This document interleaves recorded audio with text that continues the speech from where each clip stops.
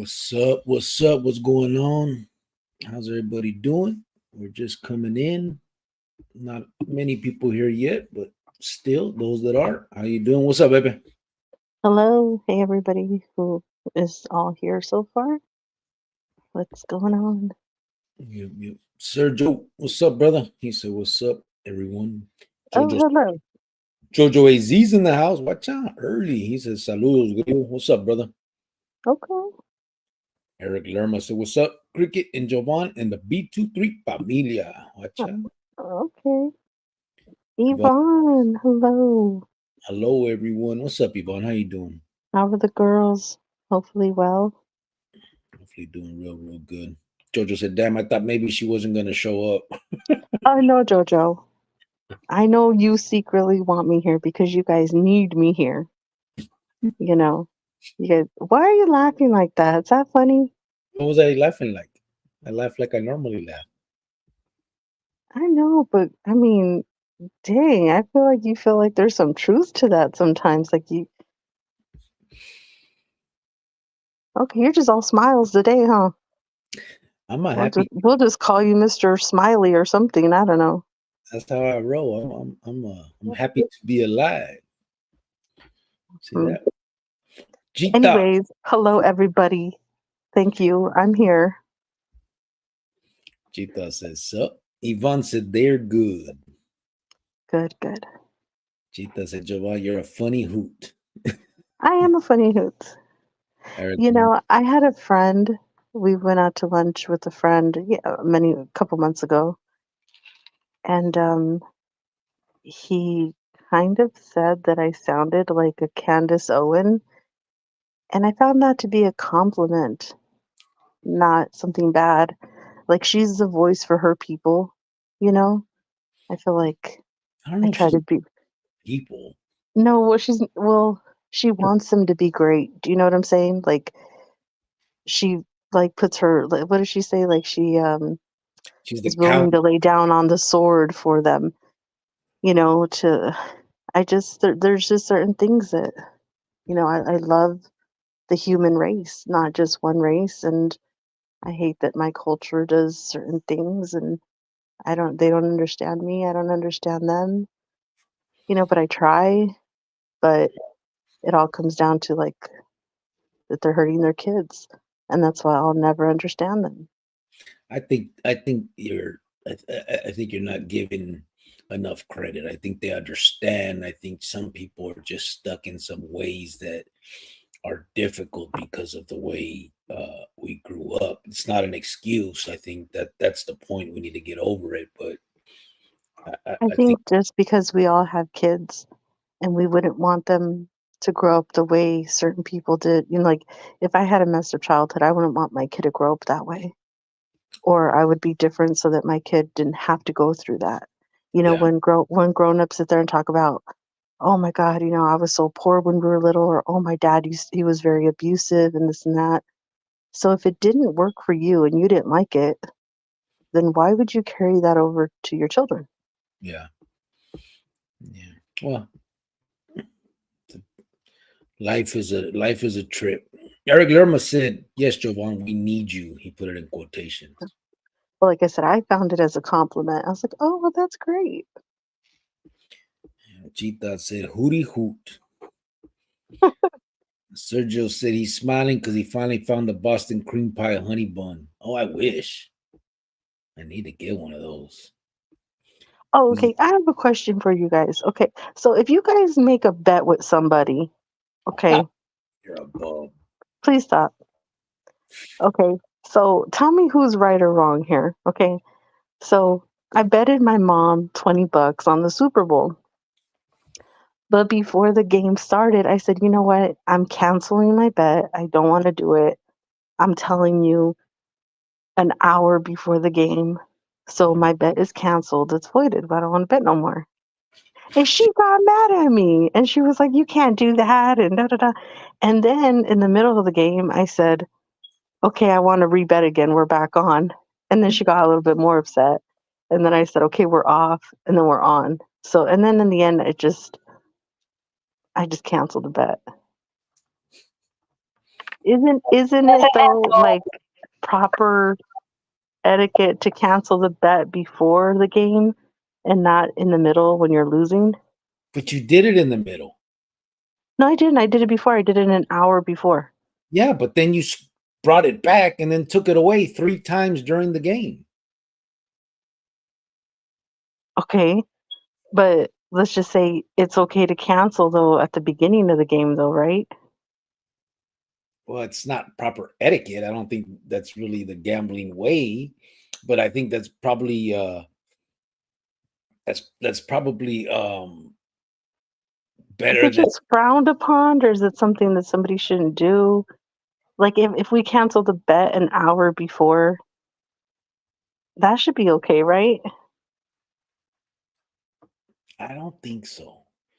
I think a bet is a bet. Once you make your bet, that's your palabra. You gave your word and you chose to make a bet. That's the point of the bet. Now, this person has already made sure that they put that money to the side in case they lose. They didn't bet with somebody else because they allotted that money to you. And now you're changing up the game. And now he's out of whatever he had decided to do with you because you decided to change it right. I just didn't see it was that big of a deal. Well, of course you didn't. I'm just saying. Mhm. Let me see. Weasel said, "What's up, Cricket and Jovan? What's up, brother? How you doing? Oh, hello. How you doing, Weasel? How you been, brother?" Francisco VP is in the house. What's up, brother? Oh, hello. And Francisco VIP. He said, "Q le Chronicles Familia y Big 23 content creator y la funny hoot." Watch it. Thank you. You go. He put law funny. Oh, Lord.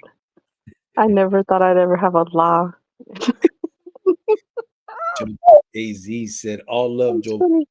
I wanted to tell you I respect how resilient you are. You deserve nothing but happiness with Manuel now." Watch out. Thank you. But why with me, bro? Like, why are you putting that on me? Yeah. What did he say again? You deserve nothing but happiness with Manuel now. I do deserve nothing but happiness now. We've been through some crazy stuff that I never want to go through again. Yeah. Jimmy Buckley said, "Salute Chronicles." What's up, brother? Salute right back at you, homeboy. Weasel said, "What's up to everyone? Much love and respect." Eric Guillermo said, Okay. "What about the game, cricketer? You really not into football like that?" I'm not really into football like that, bro. I didn't even watch it.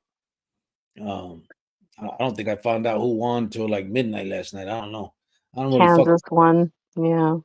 I know that now, but yeah, I don't really fuck with it like that. What we usually do, like, um, when I first got out the pinta, and for a few years, we actually played it up. Like me and Jovan, we would go get the 6 foot sub, invite people, do things that, but that was it was because it was the, I don't know, the ambiance of it. You know what I'm saying? I didn't watch the games all year round. I used to in the joint because you play the ticket. So I paid attention, in there, but I didn't enjoy it. You know what I mean? It was just something to try to win some stamps off of and shit.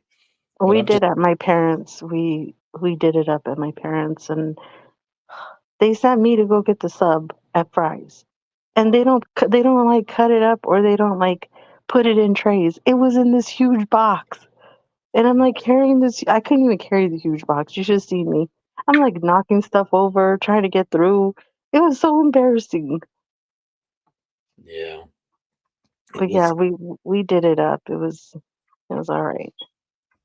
Yeah, and we usually do. Like, it's just I'm out here. It was me and my son. My son ain't really into it either, and so it's just me and him out here in the house.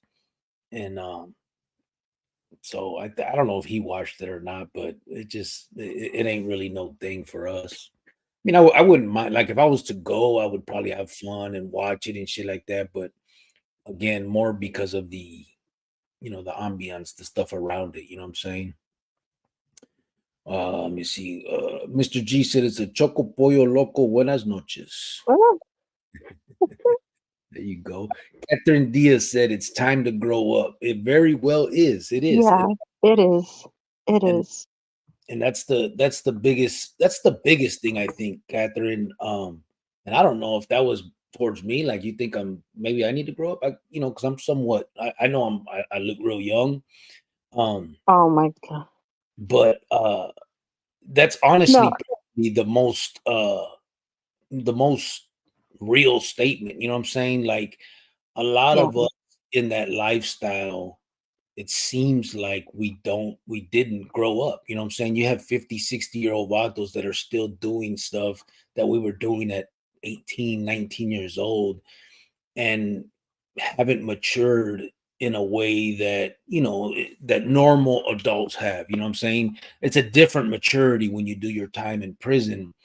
And but I don't think that's an excuse. I think even in prison you can mature in a way that is constructive. You know what I'm saying? Change your life, decide that prison is not um something to aspire to be a part of. There's a lot more um there's a lot more going on the streets, and not just that. There's so many people that hurt behind your actions alone. You know what I'm saying? You being locked up um hurts a lot of people. Yes, everybody goes on with their life, so people think that maybe it doesn't affect them, but it does. I mean, you got to think of a lot of these individuals, children and stuff, that's a lifetime of pain sometimes for some of these people. You know what I mean? These kids grow up saying, one of the biggest things of their life is that their father slash mother, whoever it was, wasn't in their life. They were locked up.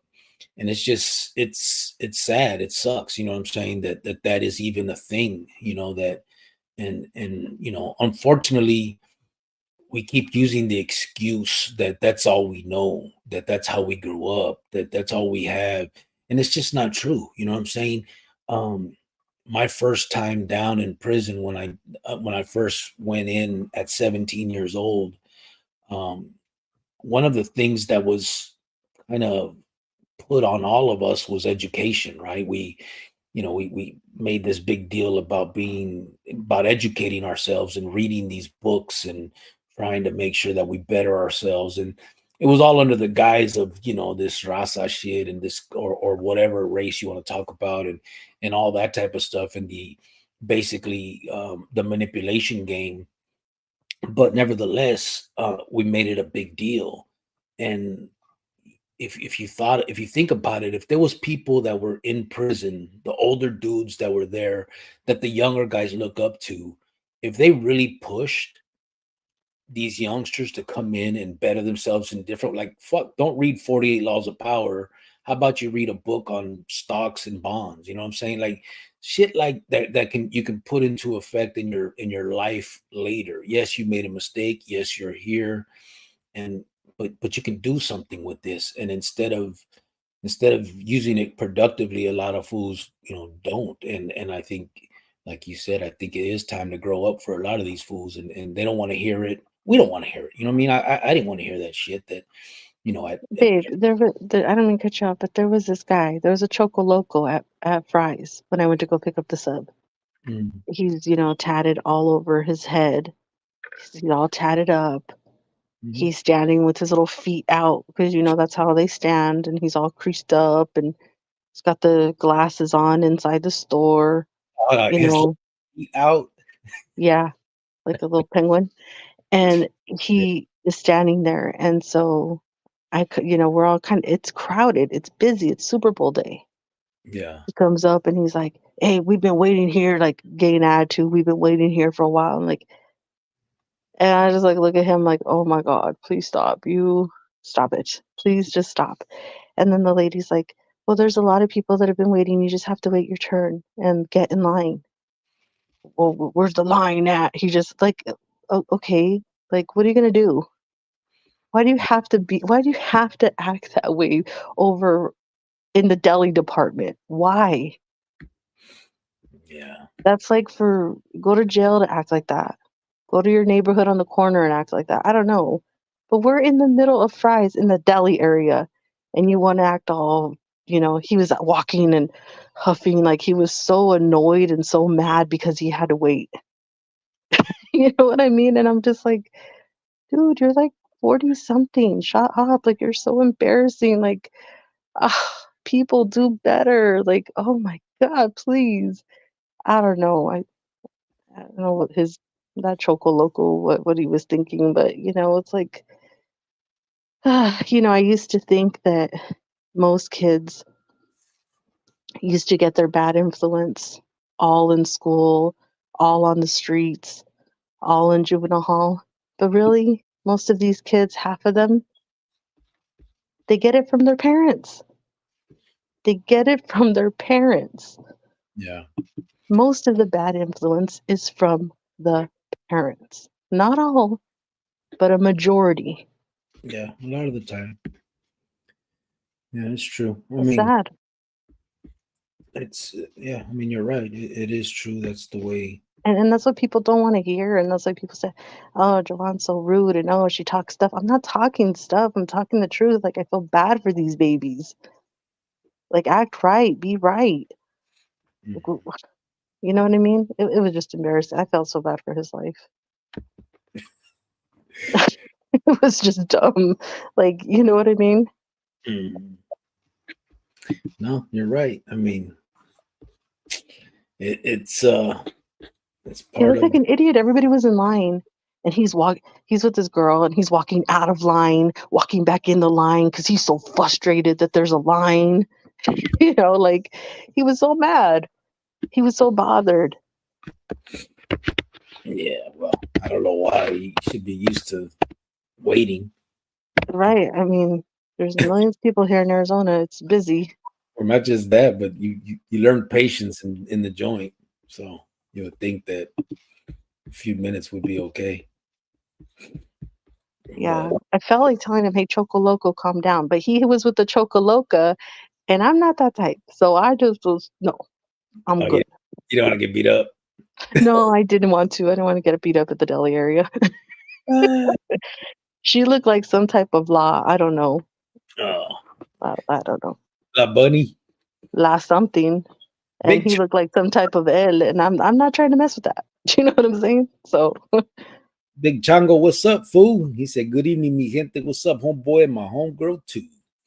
oh, hello. What's up, Chango? How you doing, brother? Jita said, "Mama said, knock you out." Hey, Chango, you know what we need to do, bro? We need to do an actual interview of you over here. Like actually get into I'm not worried about the NF stuff, just more about where you've come from and where you're at. You know what I'm saying? Because I think that's important. I'm not, not so much emphasizing that clica and all that. Everybody knows those stories. I'm talking about how far you've come from that. Cheetah said, Mama said, knock you out. Sergio said, yeah, you're 100% wrong, White Fence. Oh, you think I should give her the $20? And she did pull money out. She had her little 20 ready. You're wrong. Patricia Gonzalez said, hello from the high desert in California. I think I should just give it to her, huh? You think? Jojo said, just give her the $20, Jovan. Okay. Francisco said, you can't renege. But Eric, I thought it was before you could just cancel. People cancel plans all the time before. no, that's not a plan. That's a bet. A bet is a bet. When you make a bet, you pay the bet. Who was that from? Remember that shit? I don't know. Eric Lerman said, yeah, she had the right to be mad. That's messed up. How you gonna do moms like that? Jimmy Buck, he said, salute, Cricket. Salute right back at you, homeboy. How you doing, brother? I appreciate you. Mr. G said, all bets are game once you gave your palabra. Yeah, for sure. Yeah, once you do that, that's it. That's the bet. I mean, after that, why would you ever bet with that person again?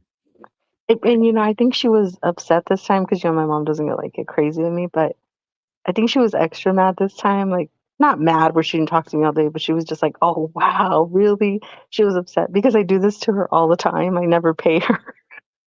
And she always pays me if I win. So I think that's why she was a little extra, salty. But You don't ever I'm pay your brother either. what? You don't. You don't What? ever. Come on, don't start.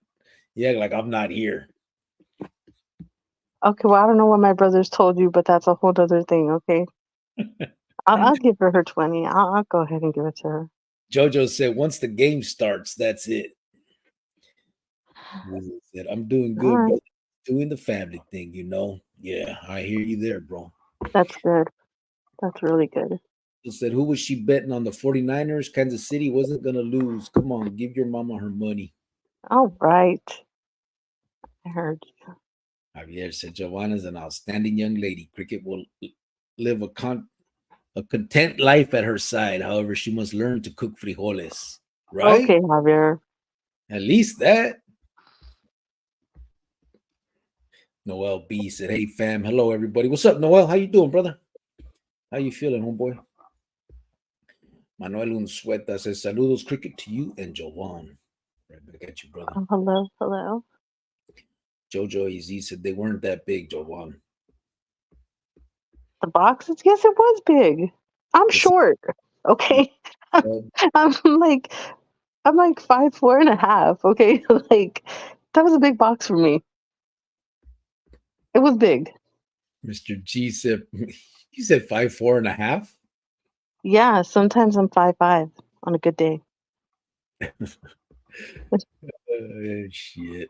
Mr. G said, por la choco, moco, pollo, loco, she has familia in KC. Watcha. I really do. Thank you. Don't start. Oh, don't even. We're not going to have a whole thing about that. Sergio said, growing up is fucking stupid. This shit ain't no fun. Yeah, I guess you're right about that part.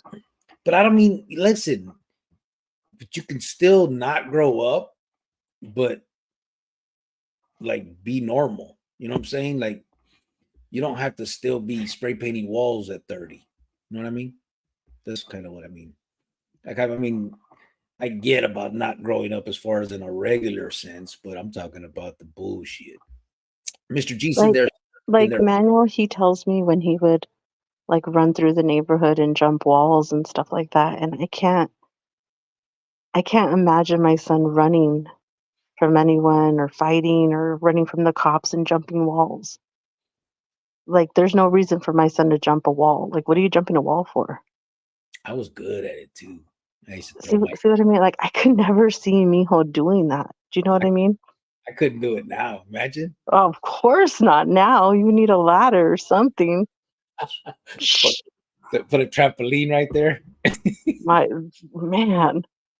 You would just have to pick a spot to hide. Forget the running. Forget the running. Talking about, I'm just caught. I'm putting my hands right. What? So just think, oh wait, Mr. G said they're stuck in their Peter Pan phase. Shake my head. I know, right? Ivan Madrid said 100%, Sergio. I agree, right? Carlo Flores said, what's up, peeps? What's up, homeboy? How you doing, brother? Hello. Francisco said, like the Godfather tried with Michael before all the treacherous stuff happened. Yeah. What happened? How the Godfather tried to make Michael not be part of that life. Yeah. Jojo, so that's one thing I used to question is why not use their influence to help the youngsters get educated and get out? A successful investor would make more money than a small-time dope dealer. Yeah, definitely, bro. I mean, listen. Well, see, if you look at it from the perspective of how these vatos talk, you know what I'm saying? How it is in the pinta as far as the cultura, right? And I'm not just talking when I say cultura, I'm saying it the way I'm saying it because of where I stood with it, but I'm talking about from every race, right? Black, white, Mexican, it doesn't matter. None of that. All I'm saying is when you go into the joint and you're a youngster, the older dudes from every race, it doesn't matter, usually try to school you, right? That's supposed to be their job, right? That's what everybody, is used to. So you go in there and they, whatever situation it is, whatever clica, whatever state, whatever it is, there's always some type of schooling involved. They try to get you to write books. Read books. They try to get you to write stuff. They give you a list of books that are the best ones to read for usually manipulation purposes and all of that type of stuff. I mean, that's the job of these older vatos, supposedly, right? That's the way the pinta works. But at the same time, these vatos are talking about, and I'm talking about every race, about how much they care about their own people, right? Everything is, I mean, that's the whole reason for this division in the joint, is because they're so proud of their self, right? Their own cultures, their own races, where they come from. And again, that's just another division tactic. But without going into that, we're just talking straight up how they talk, the situation that it is. And then, but then you have to question, like, so an 18-year-old kid comes in and he's of your, you know, race, belief system, whatever, and you're teaching them how to do bad. You're basically teaching them how to forever be in this position, locked up, no good, that. And when I say no good, I mean from the standpoint of regular society, instead of trying to uplift these youngsters and proving that you care about your people, right? I mean, if you're doing life and your life is thrown away, you're an older vato that's been torcido and you're not getting out, it's just not happening. Why would you want to see others in that same predicament if you truly care about your race, your culture, your whatever you want to call it? And I think that's where the hypocrisy comes in, and a lot of people don't call it out when it comes to that. You know what I'm saying? Like, how do you not see that as for what it is? You know what I mean? It's just another manipulation tactic. They're just trying to, it's the division shit. It's us against them. It's a way to control. It's just no one gives a fuck about their own shit in there. That the race, the people, the none of that shit it's all just tactics. It's all, manipulation, and it's a way to control. And I think that if the youngsters would open their eyes and see that shit, you know what I mean? Which is difficult because I know that these are the fools that they're looking up to. So they think that this is the best route to take. But it's just unfortunate that these older vatos use that and abuse that. You know what I mean? They abuse almost the authority they've been given just by being the older dude in the joint. It's just, it's sad and it sucks. And I think that, like Catherine had said earlier, these dudes need to grow up and truly prove that they care about, their people or whatever the fuck they want to call it. Francisco, I read that. Javier said, I matured in prison. I educated myself and I became an expert at reading minds and expressions and gestures. Book smart is good. However, learning how to generate funds legally is the ticket. Yeah, for sure. And there's a lot of ways to do it through the books too. I mean, if you're just stuck in the joint, bro, there's not a lot of ways to educate yourself except through books. But there's so many good ones out there that you can actually, maybe not do hands-on stuff immediately, but I mean, I keep going back to stocks and bonds and options and stuff because that's one of the things that I took an interest in. But it was like once I was learning that, I could do it hands-on even without Feria. You know what I'm saying? You would paper trade and you look something up and say, well, I think that this is going to go up because I've read the prospectus. I see how much money the company makes. They're going to be coming out with their new prospectus in December. I think it's going to go up, all these things. And then you can bet on it on paper. And then when the time comes and it happens, then you can be like, okay, I was right, and just learn that way. And it doesn't have to be that. It can be anything, whatever the interest is. People can learn all about engines and get out and then go to school to be a mechanic. I mean, and be ahead of the game because they read so much about the combustion engine and how it works and all this other stuff. I mean, it's a lot of wasted time in the pinta is that's the sad part of it. I just think when it comes to like having power and having money, race doesn't really matter. Oh, it absolutely doesn't. Yeah, it does. Absolutely does not matter. Yeah. And that's why people say, "Oh, how could you do that to your own people? How could you?" Because it's not a race thing; it's a money thing, or it's a a power thing. People Yeah. seem to forget that. Yeah, the whole race side of it is just, again, it's a tactic to control. You know what I mean? They Yeah. just, it's a way to keep people in line. Under the guise of we're protecting our own type bullshit, but it is what it is. 602, he said, damn, no notification. You didn't get one, bro? We just started. We've only been here 30 minutes.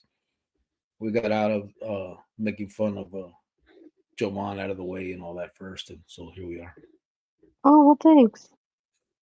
Carlos Flores says, "I'm with you, Jovan." Well, thank you. At least someone is. At least someone is, you know? Thank you. Yvonne Madrid said, "I think I misinterpreted your comment, Sergio. LOL." I said, "Absolutely, Jojo." Francisco said, "That dude was trying to intimidate other dudes like that. Make me laugh. Silly rabbit. Tricks are for kids." It really, it was just, I was like laughing more a little bit inside, but then I kind of felt bad because then it's like, this poor guy, like, Yeah. it's sad for his life. You know what I mean? It's embarrassing for him. And it's like, I don't know, I didn't know whether to laugh or feel sad for, I don't know. It was an emotion, but it just was like, what is that? In my mind, I'm like, dude, stop. But he was making like a scene just by like huffing and puffing and, you know, with his chest out a little bit. And I'm like, you're not that buff. You know what I mean? Like, it just, you know what I mean? His fists were balled up and he's got his chest out. I'm just like, oh my God, here we go. Great. Yeah. Patricia Gonzalez said that was probably his new girlfriend and he was trying to impress her. Probably. What's sad is it probably did impress her. It probably did. It's crazy. But Daniel, she looked kind of mean too, though. So I wasn't trying to get none of that. So I just minded my own little business. Daniel said, What's up, mi gente? What's up, brother?" Rick Bogarin said, "What up, fam? The city of Florence, LA. What's up, brother?" Oh, okay. Florencia. Sergio said, "So now I know why I never got my cup. She has a history of not paying what she owes." Oh, that's wow. We're gonna throw that in my face, Sergio. Damn, she got you. Okay. Wow. Javier said, "Vato passed my first message. Está ciego." Where? Come on, bro. Did I? Let me see. Your first message. Let me see. You sure? Because I've read a few from you.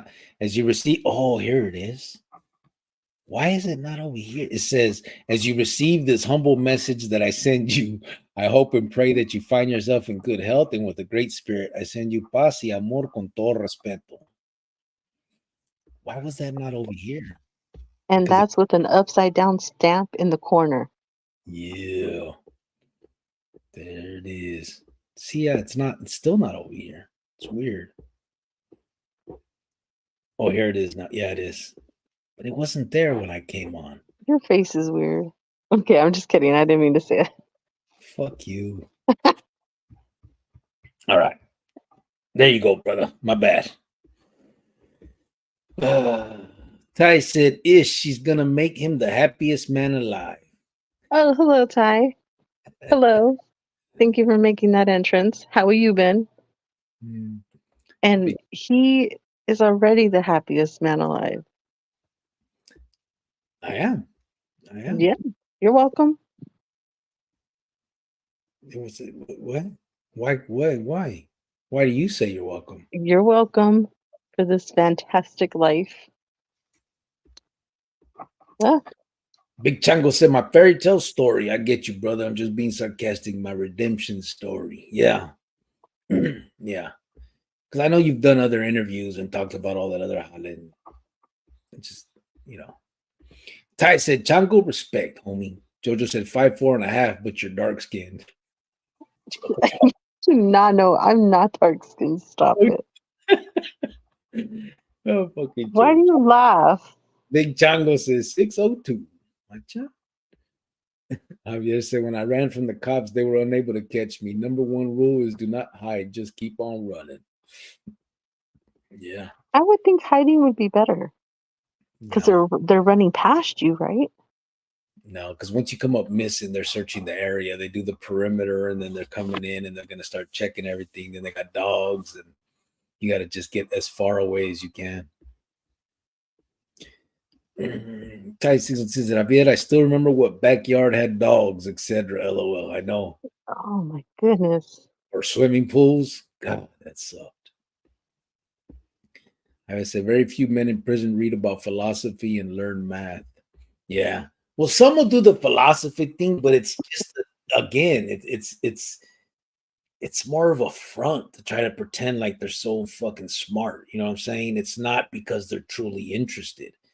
You'll get the ones that uh read about, read Nietzsche and all that. And I mean, it just seems almost like it's comedic, you know what I mean? It's just kind of stupid. Like when you get these fools coming out and they're trying to quote, these philosophers from the Greece and shit, and it's like, come on, bro, cut it out. That shit don't interest you, bro. You just try to sound like that, and it's just ridiculous, And again, I mean, it's all good to know that stuff, but that's not something that's gonna make or give a prisoner a head up. You know what I'm saying? It's almost a waste of time. Like I get it if you're a person that's interested in that and you take these courses in school along with whatever else you're studying, and that's outside world shit. But when you're locked up, bro, you can't waste time on fucking philosophy, bro. I mean, it sounds good, it makes you seem smart, but it's a waste of your time. You know what I mean? You are already behind you're behind the break. You're like you need to do some shit that's gonna better you. So when you get out, you can put it to use. Philosophy ain't gonna be it. You know what I mean? You're not gonna be, a philosophy teacher, or, you know what I mean? It's just not gonna be something that you can put into use. It's great to know. I mean, it's cool or whatever if you're interested. But some of that shit is just boring, bro. Motherfuckers just do it because they want to seem smart. And you just gotta be truthful with yourself. If you like it, orale, read it. But don't do it just to try to pretend in front of all these fools. A lot of people in prison think they're the smartest people in the world, but yet they're the ones behind bars. Yeah. Well, Just saying. the thing is because you can learn a lot. I mean, imagine 24/7 for years and years and years reading books. Yeah, you learn all the big words, you figure, but it's not stuff that you can put to use later on. That's the problem. You know what I mean? I Mhm. think the priorities are fucked up. Everybody wants to sound smart and be smart, but then they get out and they go right back to fucking shooting dope. Like it's ridiculous. Melissa Hiron, how you doing? She said, hello, Mr. and Mrs. Cricket and everyone. Good evening, everyone, she said. Oh, Hey, hello from Facebook. yes, it Hello, is. Melissa. Appreciate you.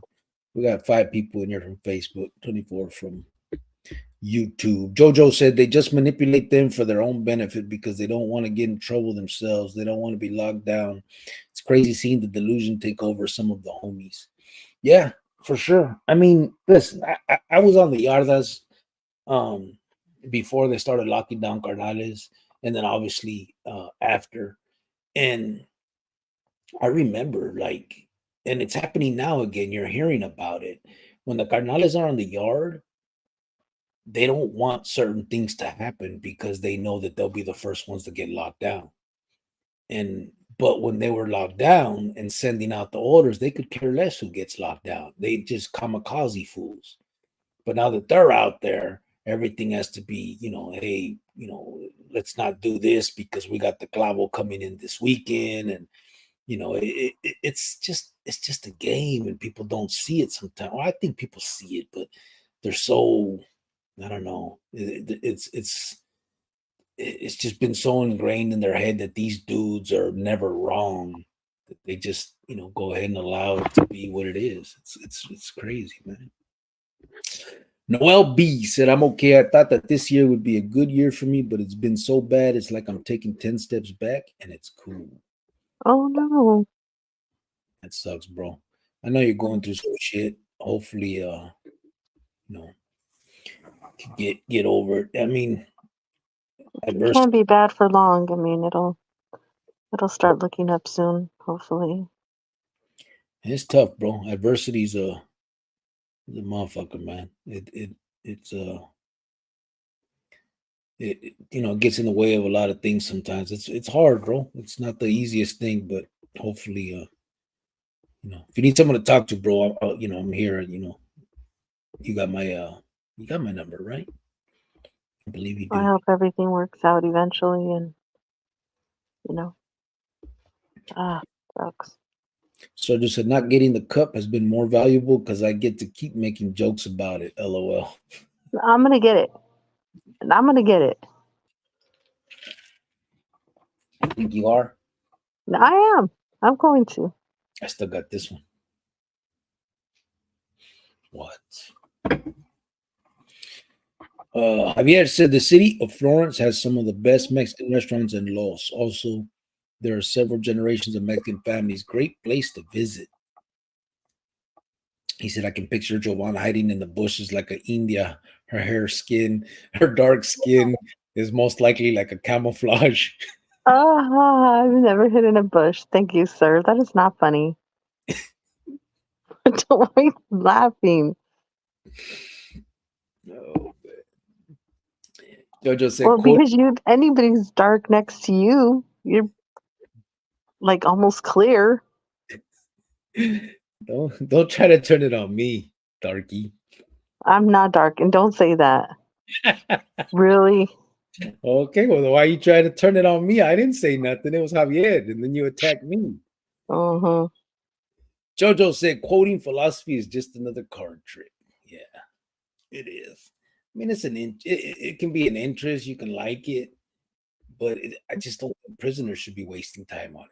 You know what I'm saying? Like, there's a lot more things that we could be learning, and I'm guilty of it too. I did it all the time. I'm not sitting here pretending like I did all the right things. I did all that dumb shit too, but that's why, now I just feel even stupider because I can see it. You know what I mean? It's just dumb, and I don't understand why we don't see it that way at the time. You know what I mean? It's Well, I crazy. think when you're younger and, just it's not easy to see that. But I think that once you reach your, 30s, mid 30s, I think that's when it's like, hey, it should hit you already. Yeah. And Yeah. for some of those, it doesn't. And then they're out here in the world looking crazy. Yeah. That's true. Sergio said Javier, LOL. Patricia said shared. Appreciate that. Eric Lerma said hit that like. Watcha. Javier said I met a client today. He was a jerk. I almost walked away. I'm glad I did not.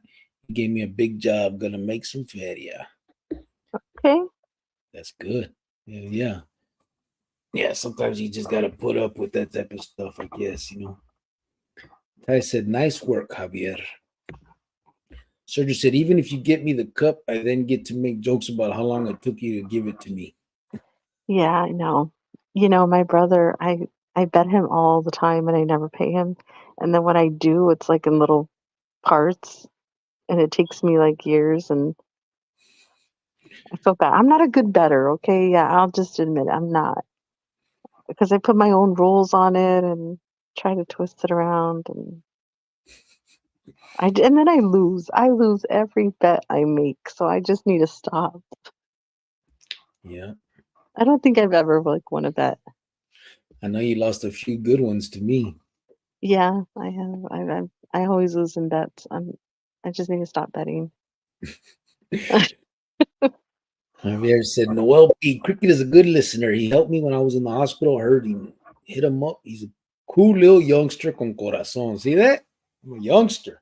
That's right. Oh, Lord. That's true, bro. I don't know about all that. That's right. You hear that, Noah? He's not lying. I'm a little youngster. Ty said it's called paying up. Yeah, Yeah. I know. I know. I know. Jojo said instead of betting, just ask to borrow instead. You'll probably have better luck. I know, right? So, There was this guy outside of Fry's, and he was like, "Hey, do you have any change or any money I can borrow?" And I was like, "Borrow? You're not gonna pay me back?" And he's like, "Well, And I was like, "Yeah, well, don't say borrow. I had a couple bucks. I gave it to him. Like, you're gonna give me your number? Am I gonna call you? You're gonna pay me back?" Like, but I really think he was probably trying to get something to eat. I'm sure that's what it He was was. outside the grocery store. Oh, yeah, I know. That's where the people are. What does that mean? No, I know because right when I gave it to him, though, like he went inside. So I think he went in to get something to eat. Okay. Oh my God. Okay, well, I give them money, okay, and I just do. Okay, I feel bad sometimes. Oh man. So let me ask something, and I want to most. I don't know how many people heard this story. In Arizona, we used to have the director of the Department of Corrections for Arizona, and he was, I don't know how to say it. I mean, he was a dick, right? He took a bunch of stuff. He changed the system in a way that you know how they are, the tough on crime type vatos, right? And that's what he did. That was his thing. And he was actually the director for a lot of years. Well, last year, I believe, or maybe the year before, this dude gets drunk and supposedly has a blackout. So cops get called to his house and they say that uh, he has a gun. He shot in the house. They were saying that he had hurt himself, like he had shot himself in the hand or something by accident. That turned out not to be true. I'll explain what happened, but he did shoot in the bathroom, some porcelain chip that hit him in the forehead. He was bleeding in his forehead. The cops came. SWAT team comes. He has a basically an armed standoff with the cops. He points a gun at the cops. The cops blast him with non-lethal guns, which is what ended up happening with his finger. Um, they had reported that he had shot himself, but it wasn't. The cops had shot him, and they took that out of his finger. They took the projectile out. So it becomes a standoff where this dude has a gun. He's pointing it at cops. They have to send the SWAT team in to get him. All this highlight happens, right? And he gets arrested. In the midst of this, in the last few years, the U.S. attorney, not the U.S. attorney, I'm sorry, the Maricopa County Attorney's Office has set up a rule that if anybody gets a whatever crime you get arrested for, if there is a gun involved, you have to go to prison. There is no probation available. Prison is going to be, part of the deal. So this dude, about 3 days ago, gets sentenced for this crime. They gave him 2 years of probation and some fines. And um, I was talking to Joanna about it right before we came on, and she was saying how, that's because of who he knows and all that shit. But it fucked me up because I know they're using the fact that it's his first offense.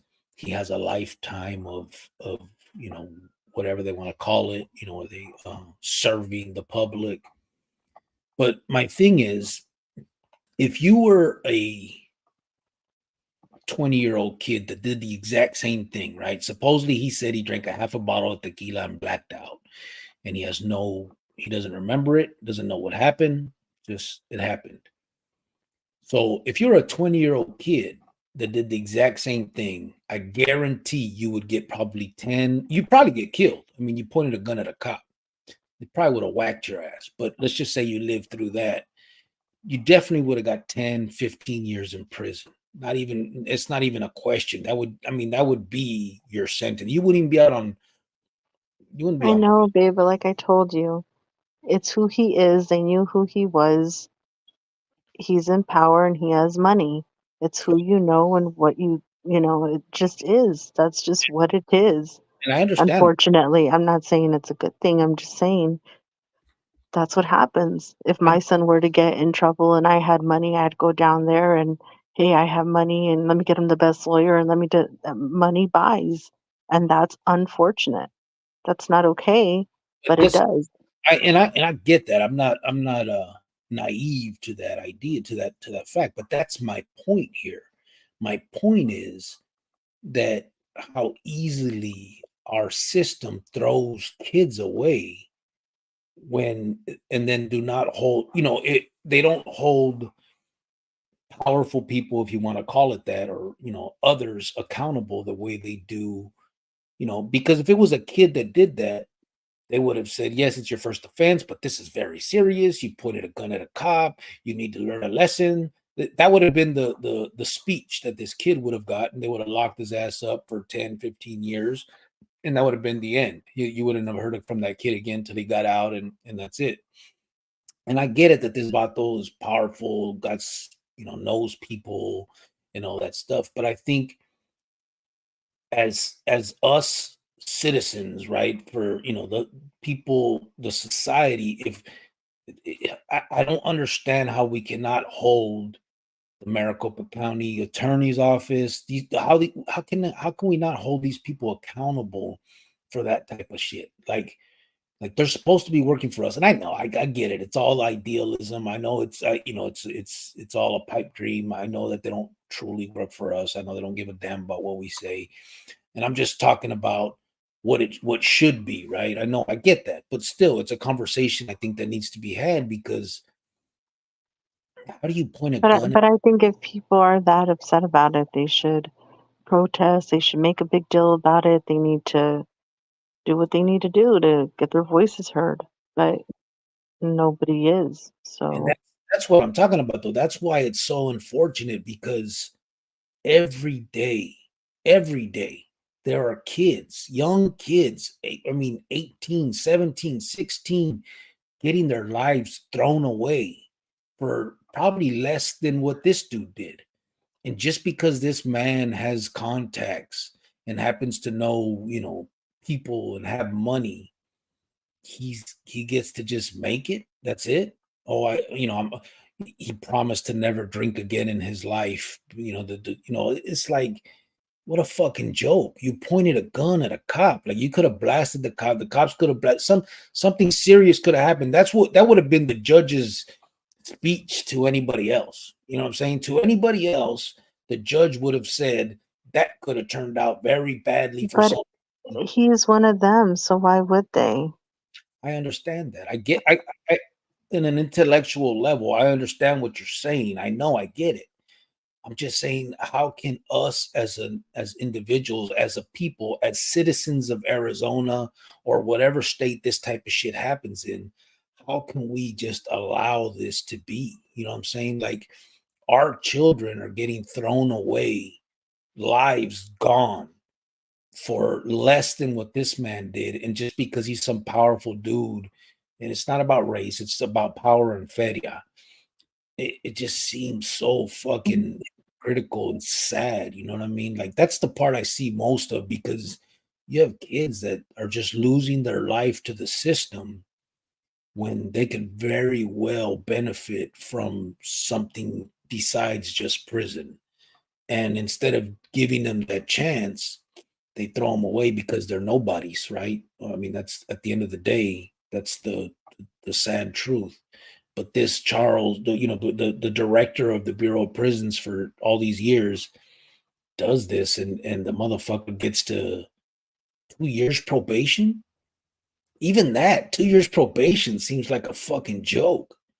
Like, that don't even seem right. 2 years probation, like, for pointing a gun at a cop, causing a scene, a standoff with the SWAT team and everything. 2 years probation. Hmm. I mean, I've been in prison and I'm supposed to be this bad guy. I would have gave that motherfucker more time. That shit's crazy. That shit don't even sound like I don't know, man. It just seems so sad, because I know that probably that same day, 20 kids between the ages of 16 and 21 got sentenced to prison for years upon years. And for something that probably wasn't even, even close to what this motherfucker did. They're making him pay for, I think they gave him a fine of $8,500 to pay for all of the, for the SWAT teams, whatever they had to pay for the shit that happened. But I mean, god damn, it just seems so ridiculous. It's crazy. It's just because, like, again, nobody's doing anything about it. They're not flooding their offices with calls. People aren't down there protesting. People aren't that upset about it. We're upset about it in our homes and things like that, but we're not down there doing anything about it. We're not putting the word out there and saying, "Hey, this guy," and try to make it trend, try to make it go viral. We're not doing that. Yeah. And So that's why they also get away with things because everything is just kind of swept under the rug. yeah, the Maricopa County attorney, it's a Ruca, I can't remember her name, Rachel something. She had implemented a policy I mentioned in the beginning of this that if you get arrested, no matter what the crime is, if a gun is involved, prison will be part of the deal. You cannot probation is just not available at that point, no matter what it is. I guess if you're still a car and you got a gun in the car and that you get a possession of a firearm or misconduct with a weapon or whatever the charge is, you're going to prison. They're not going to allow you to get. And it says the only way it's a policy, right? Not a law, but it's her policy for her office. The only way that you can not get that is if a supervisor approves, probation. And so then they ask, and she says she made the decision to allow this fool to get the 2 years probation, and she'd be happy to have a conversation about it. That was her quote, and it just seems so fucked up. Like you fucking scandalous bitch. Like I know for a fact that your office is throwing. And again, listen, I'm not saying that these kids are innocent and they're not doing criminal activities. They may very well be. I'm sure they are. But if justice is supposed to be blind and you're supposed to weigh this shit, then that's how it should be. Like if you're going to give this man probation for that, then you have to weigh that with these kids, whatever the fuck they did. The problem is, I just think that these kids, a lot of them can be redeemed. You know what I'm saying? Like, you don't have to throw them in prison. And that's the sad side of it. I think that these people are so desensitized, the judges, the prosecutors, even the lawyer, everybody, they're just so desensitized. Like, time is just nothing anymore. Here's 10 years, have fun. And again, I know that we have consequences and we have to be, we're responsible for our actions and all of that. I'm just saying, if the consequences aren't fair and aren't meted out in a way that is, fair, basically. I mean, if that man can get 2 years probation, then everybody else that has something similar or less atrocious should be able to get the same thing. That's where I'm coming from. Like, the consequences should be there's continuity in sentencing. It's crazy. I don't know. I think that's why the I think that's why you have to have talks with your kids and people that that are probably going down the wrong path and say, "Hey, I knew a guy that did the same thing as you and he only got a little bit of time." Or I knew a guy that did same thing as you and they threw the book at him. Yeah. You're gambling. You're gambling with your life. Hmm. You know, and you just got to try to be honest with these kids and people and just tell them like, "Hey,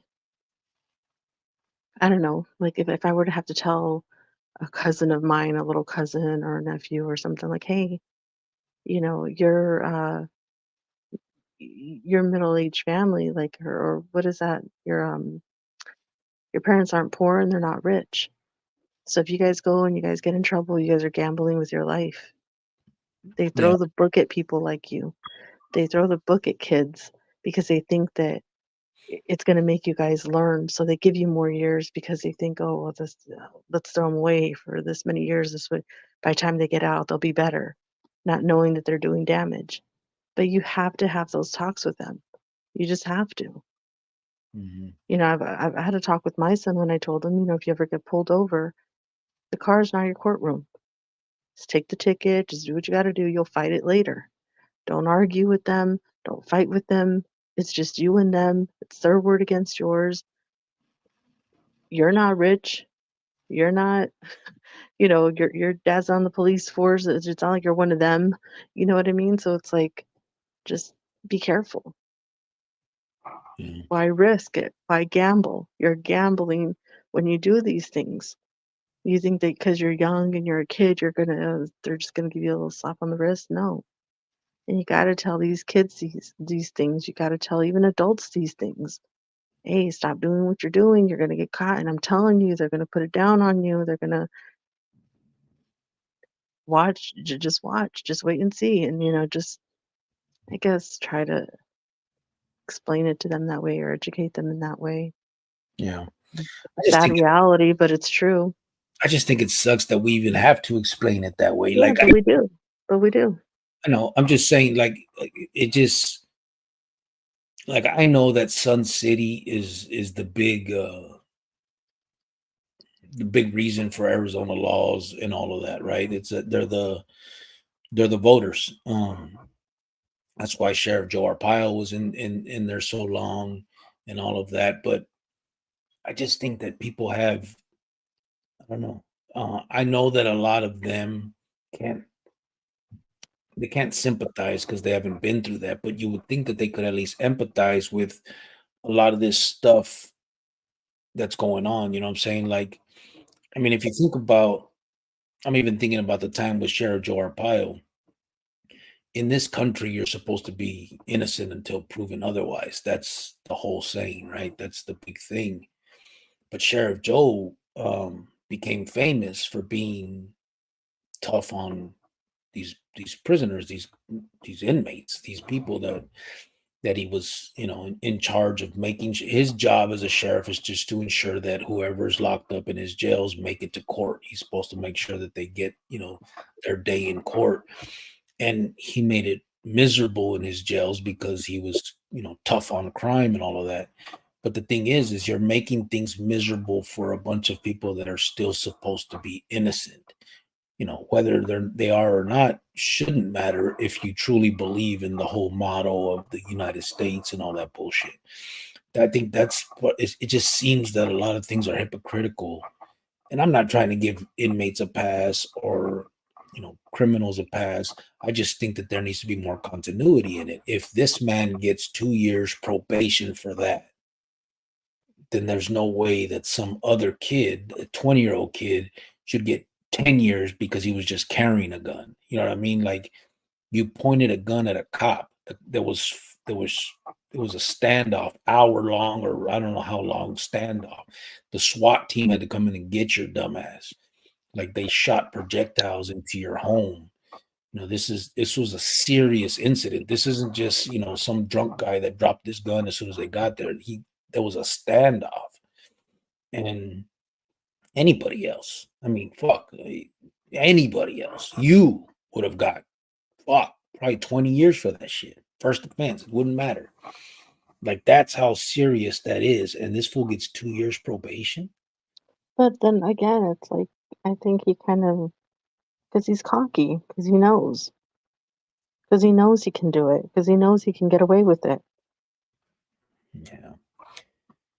It's just sad. He knew that, I mean, maybe he was that drunk or whatever, but still, when you're drunk, you know what you're doing. And that's not an excuse. He knew, though, that it would be all right. That's why And, he did, they do the things that they do because they know in the end they're going to be okay. and being drunk is not a defense in the law. I mean, that they've done away with that a long time ago. I mean, that used to be something you can bring up, but not no more. You kill someone while you're driving drunk, you're fucked. You killed that person driving, and in fact, That's why like I said, it's unfortunate that you have to have these talks with kids and with somebody in your family that's going down the wrong road. They're like, hey, man, uh, according to the courts, you're nobody. Yeah. You don't have somebody in there that's your family that's going to help you out. You don't have money like that. You don't have, you know what I mean? Like, stop. Yeah. They're going to come down hard on you, and it's unfortunate that we have to have those kind of talks, but it's what it is. Yeah, and it's sad. I mean, I get it. It sucks that these kids are even doing anything to put themselves in that position. But once they are, I just think that there's supposed to be that level of fairness. I mean, the whole statue of the Lady Justice is her with the fucking blindfold and holding the little weight thing. You know what I'm saying? Like, there's not supposed to be this type of shit going on. And it's blatant that it does, and it's crazy that it's accepted. You know what I mean? Like, people don't even, it's not even, most people probably read that and were probably like, yep, of course, of course he got away with it. It is what it is. But nobody like was Yeah, probably, but we know that they get away with it all the time. yeah, This isn't something new. That he's not the first guy. Like, oh, of course it's not a shock. Of course he got away with it. Of course, he didn't.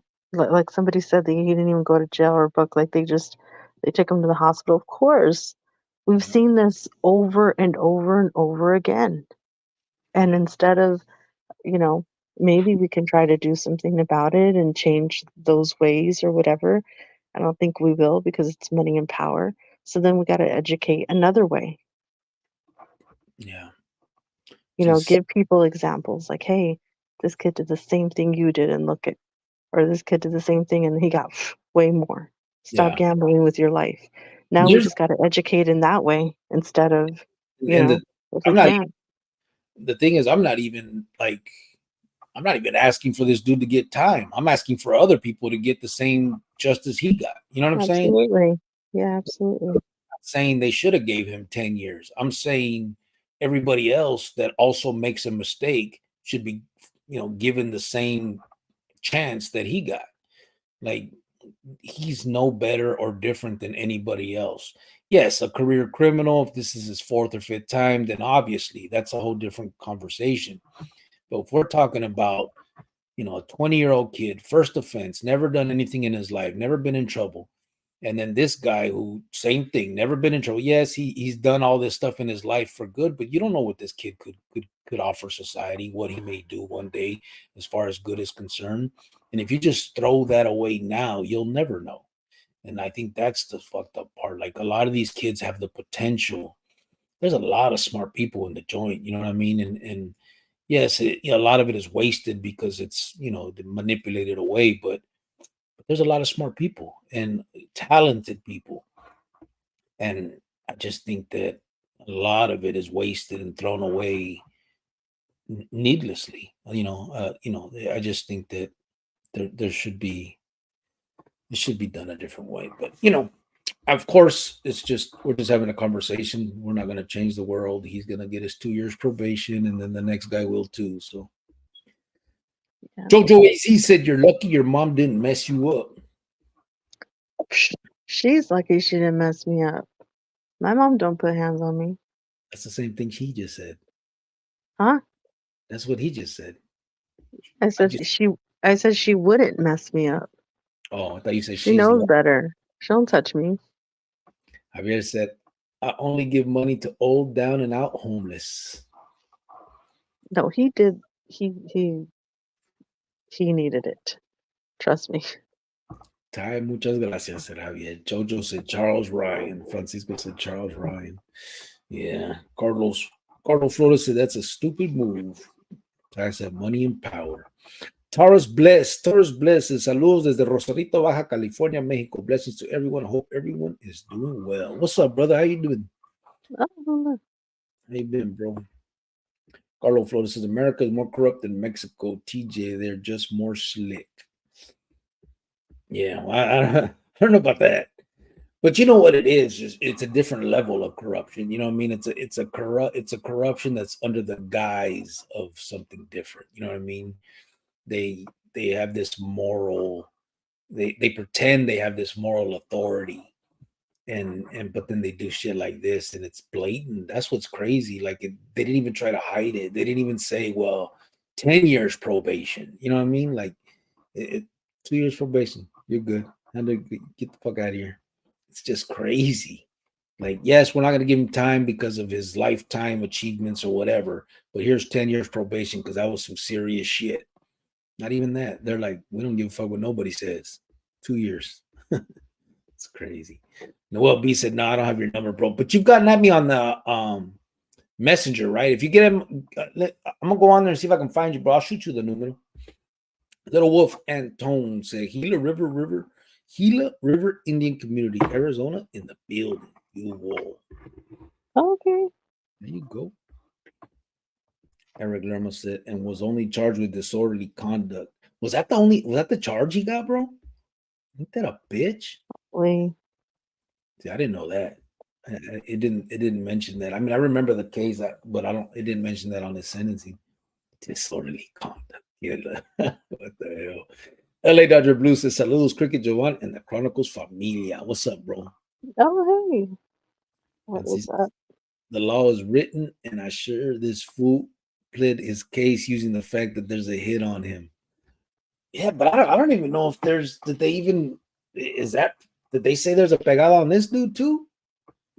I mean, I guess maybe they just assume all of them have pegadas on them, but there ain't. I don't think there's been an actual case where it's come out that this dude was on a lista. Was there?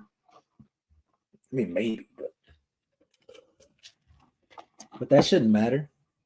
Pegadas on all kinds of motherfuckers that are locked up. Francisco said we would have Well, gotten it. I had a big god on me, and I still had to do 3 days. That wasn't fun.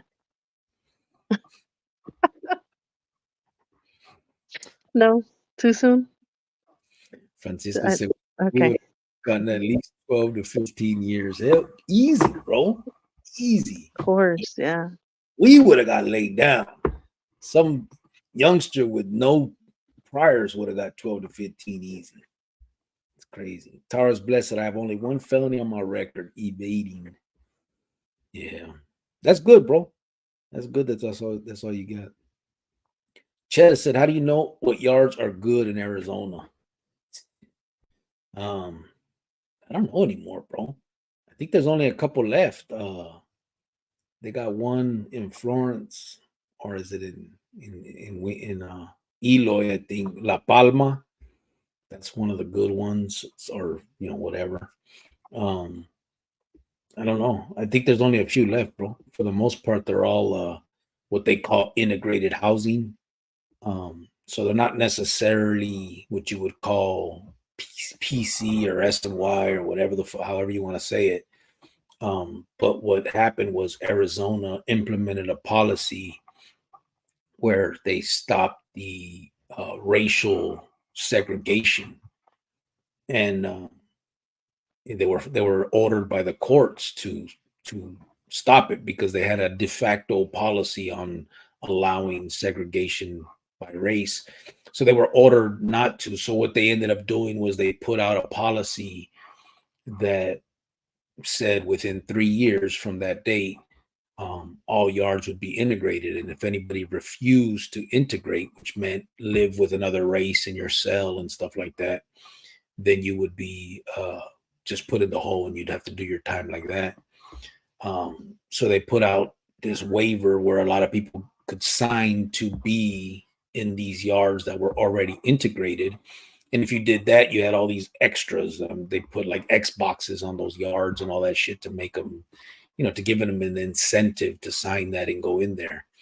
And in so doing, the powers that be, the prison gangs put out a rule that if you are on those yards, then you are no good. So they made those yards no good yards too, or whatever.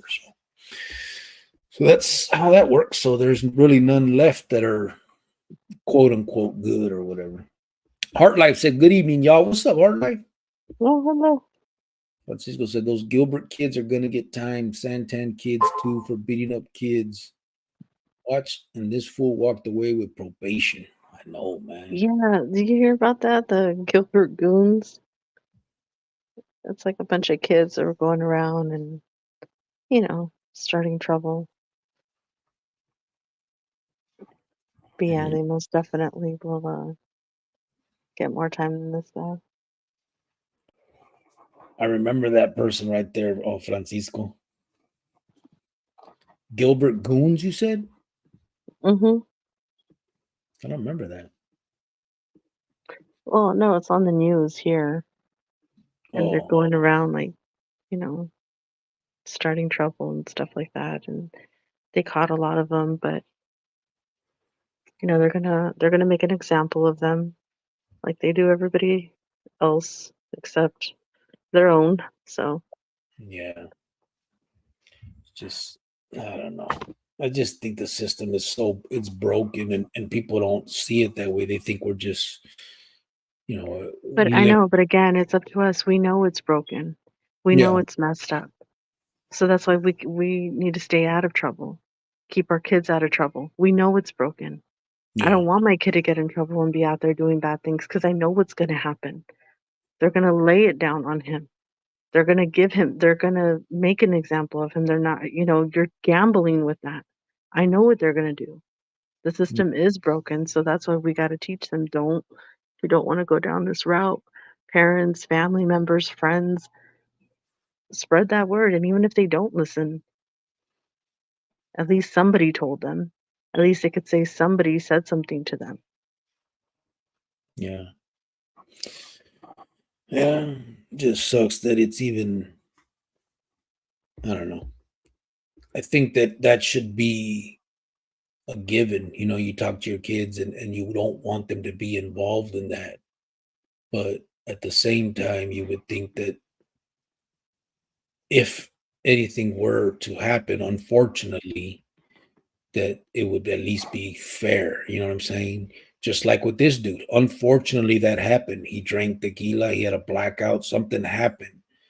And they recognized that it was a one-time thing. He got drunk and something happened, and they gave him a chance. And that's what's unfortunate, that they don't do the same thing for others. You know what I mean? They don't see But that. life isn't fair, and that's another conversation you have to have with your kids. Life Yeah. is not fair. You're going to get things that some kids don't, and you're going to work hard for things in life and feel like you're working harder than this person and they're going to get it and you're not. Life is unfair. Yeah. We've been knowing that the system has been broken and it's never going to get fixed. So that's why we just got to educate the other way, Yeah. unfortunately. Yeah.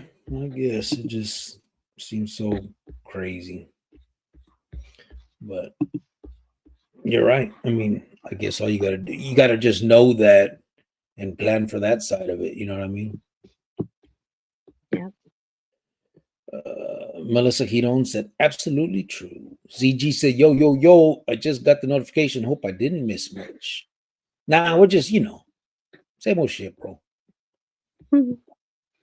Javier said, ese Tony El Bolillo. Hope you and the family are well. Please give them my regards. Okay. Let me see. Javier said, I'd hate to get busted with la orejona. Who's that? I think that's your name, baby. Oh, how do you know he's not talking about someone else? La orejona. Oh wow, Javier. You'd want to get busted with me, then I'll be like, oh yeah, you know her. We'll let you go. Go for it. You guys keep going on. I'm sure that's what would happen. Yeah, right. R. Lopez said, Cuban Spider and White Picket Fence. The Vato Choco Loco is here. There you are. Oh, hello. How you doing, brother? The one. ¿Qué pasó? He said, kind of off topic, but you think we can drive the cartel members out of the Phoenix area like either the people or government state? I don't think so, bro. We're talking about a big part of the border, like, Arizona's there's a huge border there, and it's a lot of money we're talking about, and that's the incentive. You have to look at it from the perspective of even some fool slanging, rocks on the street, right? If we're going to go with that, 20, that they're risking their lives for a few $1,000s a day, maybe. That's if they're doing good. Can you imagine billions of dollars? I mean, these fools throw, you know, loads at that border, knowing that some are going to get caught and knowing that some of their people are going to get caught. They're kamikazes, and it's worth it to them because of the value. I mean, just think of the feria that we're talking about is astronomical. You're not talking about, you know, saying pocket change. These fools, we're talking about billions of fucking dollars, bro. And on this side of the border, the there's so much need, you know what I mean? So when you're talking about that supply and demand, it ain't gonna stop. It can't stop. You can't stop it. There's just no way. I mean, you can put so much into the border, they'll find other ways, and then when those ways get caught, they'll find other ways. I mean, it's going to be an ongoing thing, and yes, they're going to stop some, and then they're not going to stop others. It just is. It's just going to be that. That's the cat and mouse game that's going to continue. But as far as Arizona's concerned, it's too big a part of that. You know what I mean? You won't get them out of there. I mean, they're needed. It's like Tijuana. It's like El Paso. You know, what I mean, those are just important sections of the border for them, and they're just making too much money for that shit. Taurus Bless said, I agree. Life is not fair. Well, It's not, and I think that those are just talks that we have to have with ourselves or our kids. If your parents didn't tell you that growing up, life is unfair. It just is what it is, yeah, you know? And sometimes you feel like, well, I do more and I do this, and I mean, later things hopefully will happen and you get rewarded, but life is just unfair sometimes. It just is what it is. yeah. Cross the Cerrale popping in to give my love and respect. What's up, Cross? Oh, hello. I will say, when I speak to young kids, my best advice is do not try drugs. Yeah, I Yeah. think that's definitely the gateway to a lot of Hale. You know what I mean? But like Mijo knows, he knows that like, because we've talked about it before. He's like, I just can't believe like child molesters and people who sexual assault, like, they don't get anything. But you have a little bit of drugs and you go down. I'm like, yeah, now you know that. You know that now. So then, with that knowledge in your head, don't do it. You know what I mean? Because you know that they're going to put the book down on you. And yeah, it's just, we've had talks like that, before, me and him, and it's just unfair and this and that. And again, yeah, it's unfair. Life is unfair. Just don't do it then. Try not to do it. yeah, Try to stay out of trouble. Try to keep your kids out of trouble because you know what's going to happen. yeah.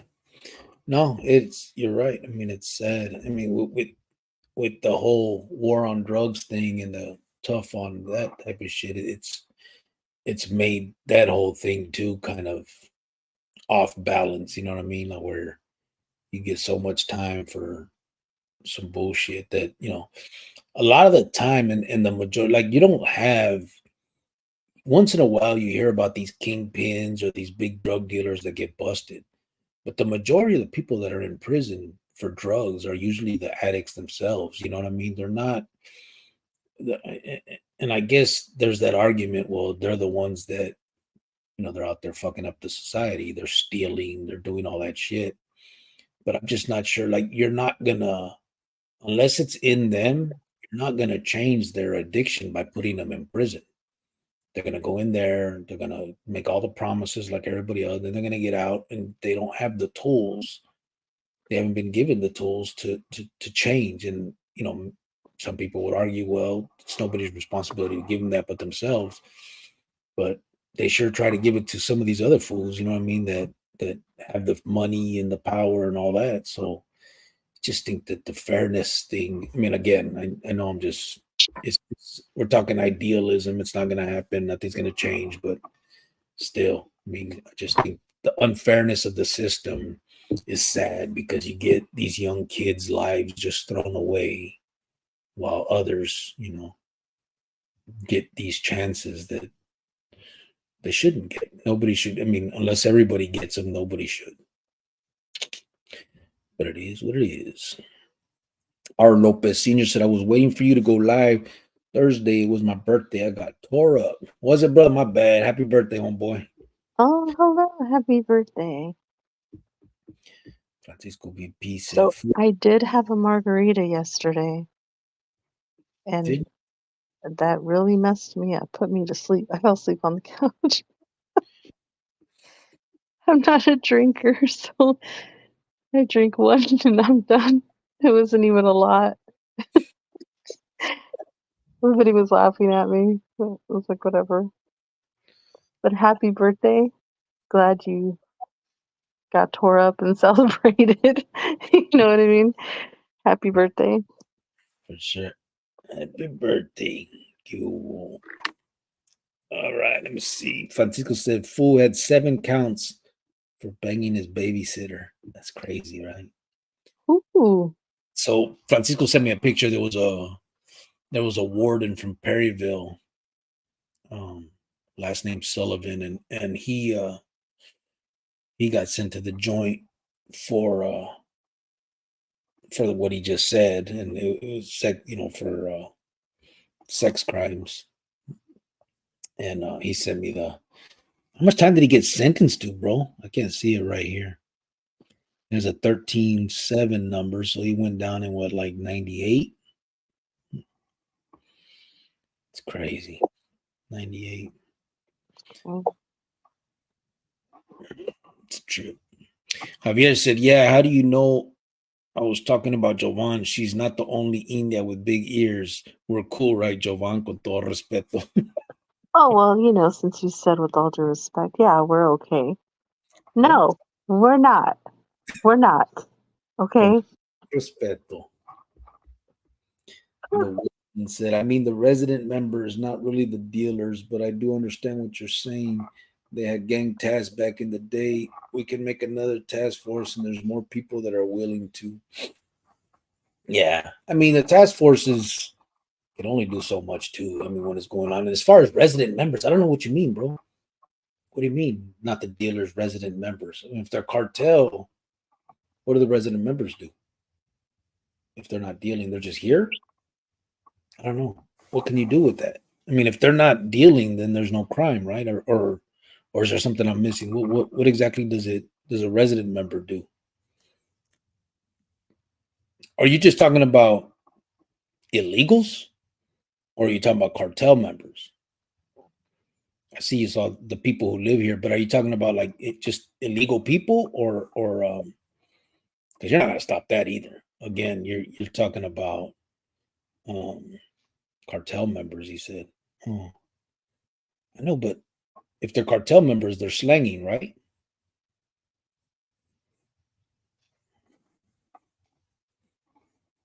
I don't know. Well, I'm asking him. I'm just waiting for him to respond.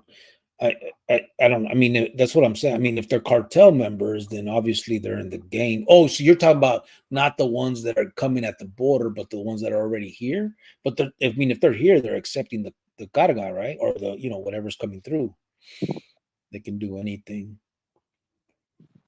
in general. Yeah, I don't know, but I just don't think you're gonna stop it, because I mean, even if you just look at illegals in and of themselves, not necessarily cartel members, they're still part of that economy. They usually pay, the cartel members to get them over here. There's an arm of them, the as far as the coyotes and stuff. So it's all just a big economy. You know what I mean? It's just money, bro.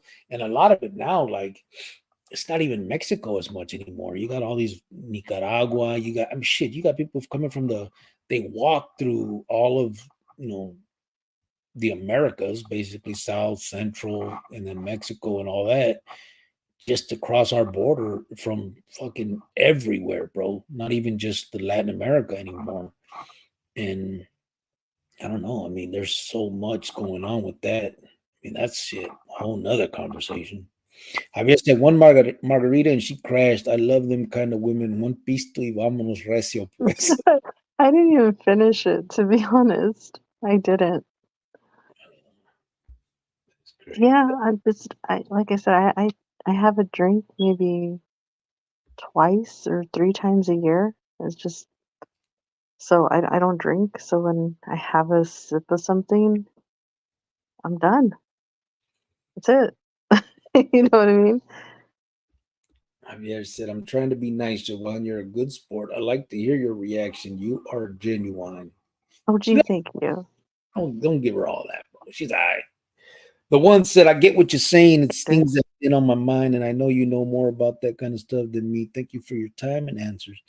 Yeah, to be honest, bro, I don't know more about that than you. I'm kind of just guessing on that type of shit too. I didn't have a lot of contact with cartel stuff. You know what I mean? Um, it's gotten a lot more prevalent through the years, and so I just watch what you watch. But I mean, a lot of it I think is just common sense as far as the feria. I mean, what you would do for that kind of money if you already have, if you already got that crooked mind. I mean, think about it. Well, if you're willing to slang dope in the United States and make a few thousand, imagine what them bottles are willing to do for fucking. You're talking about billions of dollars, bro. Like a whole economy of money. It's crazy. There's no. I don't think there's anything them fools wouldn't do, and they're doing it. I mean, they got submarines. They got fucking those. What are them things called? Them planes that they use. What do they call them? The I don't know. like the ones that you use with remote controls, the drones. They got So drones and tunnels, and I mean, fuck. There's nothing it that they. sounds loud over there what you're doing, like if you're moving something on the desk. I'm Now not. it doesn't. Oh, I scratched the top of my laptop right here. Is that what it? That, That's what it is. Yeah. just Stop it. shut your ass up. Stop. Z- Stop ZG, it. What shut does up. that do what does that do for you? It makes me happy. Oh, well, okay, as long as it makes you happy, go for it. Thank you, baby. Just wanna know what it does for you. ZG said a lot of Asian and European immigration happening. Yeah, a lot of everything, bro. Like when you watch it, it's crazy. I was watching the other day, and they had like a group walking, and it was a bunch of people from like Kenya and like African dudes and shit, and then they get like where they're going, and they're trying to fake like they speak Spanish, so they want to act like they're part of the where whatever. It's just so obvious, it's ridiculous, but yeah, it's crazy. Javier said, I used to be a heavy drinker. I started young. Now I get drunk smelling liquor. Yeah. See, and I was never a drinker too much. I did it when I was young because, it was there. Um, and then when I got out I told you guys the story, and I drank, but because I in the feds, I got into the moonshine. So when I got out, I was drinking a lot. And then Jovan started tripping, and Mhm. Just so I slowed down. Well, I just stopped after a while, but I think I was just trying to, like, I don't know, just get it out of my system. You know what I mean? And we didn't have. I don't know why were you tripping, and we didn't even have no bad times. It was fun.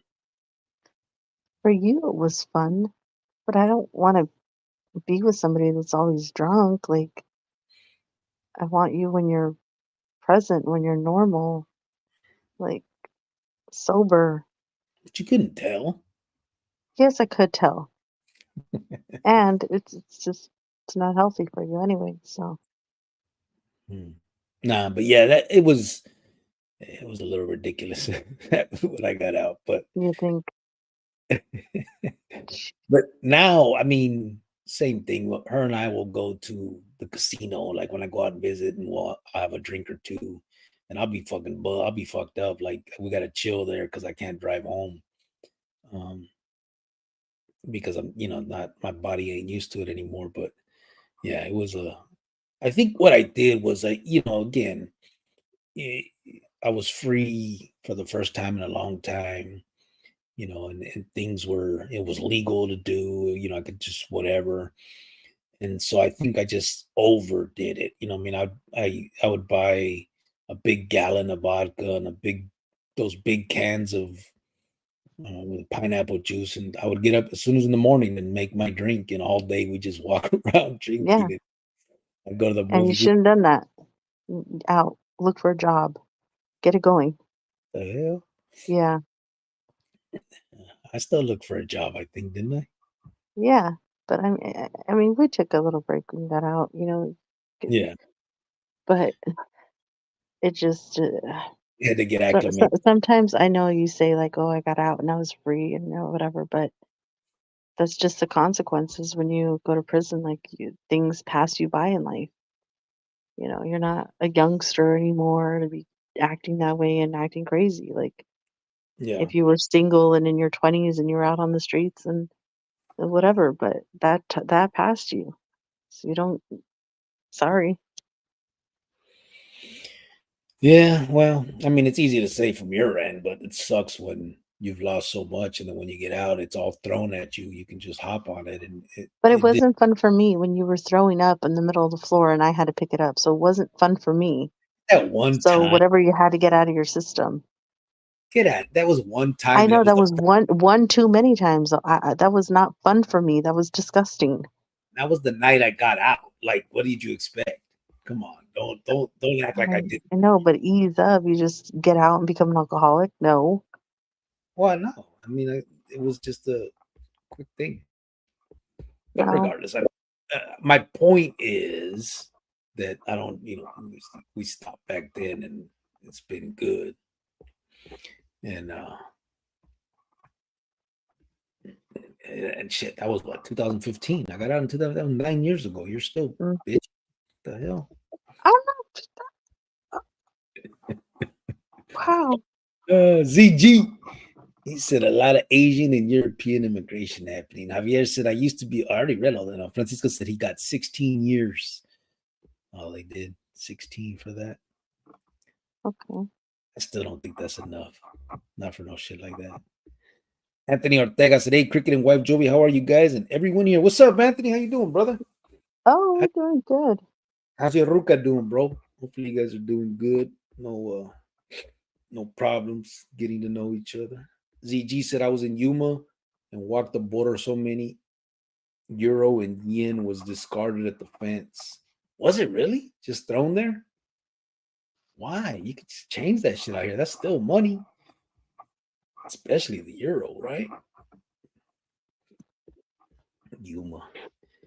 And when I was in the joint and I was in the Yuma complex, you could see the Mexican flag. You could see all of them. So it's right there by San Luis, San Luis, Mexico, San Luis, Arizona, and I don't know what the California side is. Was it? God damn it, what was it? I can remember. Um, but from the Pinta, you could see all the flags. You see the Arizona flag with the U.S. Obviously, you see the California flag, and you would see the Mexican flag. It was a trip. ZG said the Asians take flights to Mexican, pay to get to the border, and we just let them right in. Yeah, well, a lot of them are doing that. Um, the asylum, Holly. I know, like the Nicaragua fools, they're doing that asylum, and they'll give them like a pass to come in. They're not supposed to work, I don't think, but they give them a pass to come in and then wait for court so they can prove that they need the asylum from their government or whatever is going on. It's a trip. But a lot of people are coming in and not going to court. They're Yeah, here. yeah. Once they hear, they stay. Yeah, they disappear. Francisco said, "Dude was a sorry mug. He ended up married to her, but it was his ex that notified the Placas because she ended up having his kid. I think she was Chinese or Vietnamese, and that was his babysitter. That's crazy. That's Mm-mm. surprised he got that much time being an ex warden and all that. They didn't fucking make him seem like it was a poor little mistake." Javier said, "Yesterday I drove to Los for the game. It's good to be around family. My mom made some bomb frijoles. I have much to be grateful for. Last year I was on my deathbed." You were, right, bro? It's true. Yeah. Yeah, he was. He was in the hospital last year. How was the how did Yeah, y'all it was because it was right before Easter. I yeah, remember that. you know. Remember when I was on my deathbed? You were pretty much I know. Critter Maze said I've been sober for 5 months. Congratulations, bro. That's good. That good. is, yeah, that's Good real. thing you listened to me. See, I saved your life again. Oh, you talking me? Yeah, you. Why did you turn this into me and you? This is congratulations to Critter. No, I'm talking about when you were on your deathbed in the hospital. Oh, I saved your life again, so you're welcome. how did you? Good thing I made you go. The doctor saved me. Yeah, but if you wouldn't have shown up in like a day or so, they said you would have died. Oh, I was gonna go anyway. You're such a liar and a fat mouth. You weren't gonna go. Taurus blessed. That's good, Javier. The ones that today are better days. That's what matters. True story, bro. True story. Javier said, Taurus blessed. Gracias, compa.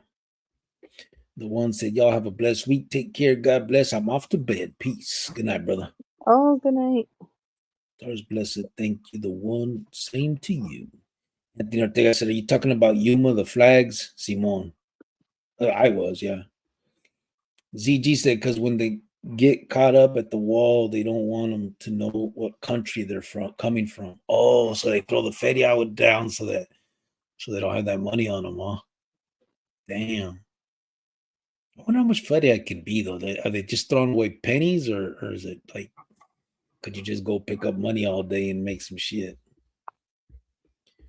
Big motherfucker said, "Cule cricket, Jawan. Good to see you guys. What's up, big motherfucker? How you doing, brother?" Oh, well, hello, big guy. How you been? I was a little worried about you, me and Manuel. We know that you have COVID, and are you okay with that, or how you feeling? I know it's been a while since we've been here, but we have talked about you you know, personally offline, hoping Yeah. that you're okay. Yep. Hopefully you're doing good, brother. CG said, yep, there's a few loopholes to where they can come in and get their hearing, then they get ghosts, never to be seen or heard from again. Yeah, I know. Yeah. That's a trip. I That's saw this thing on the news. I don't know the whole thing about it. I just know that they have such a problem over there right now in New York. But a lot of people are getting upset, because they're taking the school buses and the schools away from the kids to house these immigrants. And that's a problem. yeah. You're going to tell my kid he can't go to school because the school's it's a housing now for immigrants. That's a problem. Put them Yeah. somewhere else. I don't know, but to take away from my kids' education, the school buses and the school, that's not okay. It's not You know okay. It's a problem. what's crazy is the government is starting to get into a lot of. Did you hear about that holla that happened in Denver, in Colorado? Mm-mm. The like the city bought a hotel and they're housing homeless in there. Isn't that crazy? Yeah, but they bought like the hotel, and I don't know how they're running the hotel. If they're, I don't think they're running it like a hotel anymore. It's probably like a big apartment complex. Instead of using that money for their inner schools, right? Or for children and stuff like that. Yeah, that's what they do. But it doesn't surprise me because, Colorado, they're a little funny sometimes. Yeah, but all these states are doing it. All Yeah, every there's a lot of states that, yeah. It just sucks because we've seen it firsthand when we sit here and we do these fundraisers and we raise 200-300 bucks and we give a whole fucking music department shit that they need. And it's like, how can these people, you went and bought a whole fucking a hotel. I mean, it was an Embassy Suites. They said that's probably 200-300 room. That's a huge, big hotel. Yeah, And that type of hotel they have, it's a few hundred, yeah. yeah, plus meeting spaces, and it's huge. The kitchen, they have all kinds of shit. That's a So full service hotel. you're talking about 15-20 million dollars for that thing. And so, and you couldn't spend a few $100 to, for whatever school's music department They or can they can take that money and divide it into all the elementary schools in Colorado. yeah, it's just crazy. It's I mean, insane. It and is. especially like once you've done what we've done, like we've seen like the PE equipment and the thing, it's like not a lot of money to get them what they need. But then people were like, Well, you got to understand the government doesn't, you're talking about multiplying it by this much. Yeah, but if you got 20 million to go buy a fucking hotel, or 10 million or 5 million, you're telling me you can't get 20 schools some fucking equipment that they need? It's just sad. And then everybody wonders why kids, Or give all the teachers a bonus that year. yeah, Do you know what I mean? These teachers don't make nothing. They spend their own money.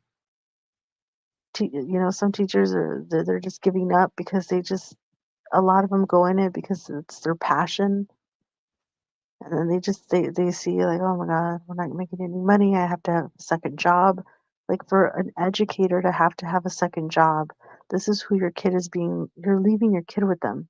yeah, Why are we not paying them enough? And again, it just goes to show. Can give them bonuses this year? No, you want to spend millions on a building to do what yeah. you're doing. Okay, I see. We see how it is. And then you look at the salaries of some of these police officers, and it's like, damn, for real. And then I know they'll use the excuse that it's a dangerous job, but it's part of statistics. And I'm not shitting on the profession. I'm not saying cops ain't necessary. I'm not saying that some of them aren't, altruistic and great and all that other shit. What I'm saying is it is not the most dangerous job. It's statistically proven that it's not. Um, Not to say that, they're not putting themselves in a position, but that's the job. You know what I mean? That's what they do. And when you're paying them 3, 4 times what you're paying an educator, the person that's in charge of our children, the person that are bringing our children up, it's just ridiculous. It just seems so fucking backwards. And then on top of that, these departments that are, the music department, the PE, that are not properly staffed or funded. And then you wonder why kids are on the street, because there's nothing going on at the school. They don't have anything. There's no choir practice because they don't have the A proper. lot of schools in the inner Phoenix area, they've done away with their music department. Yeah, They unemployed over hundreds of teachers in Phoenix because they've done away with music. So now these teachers are unemployed.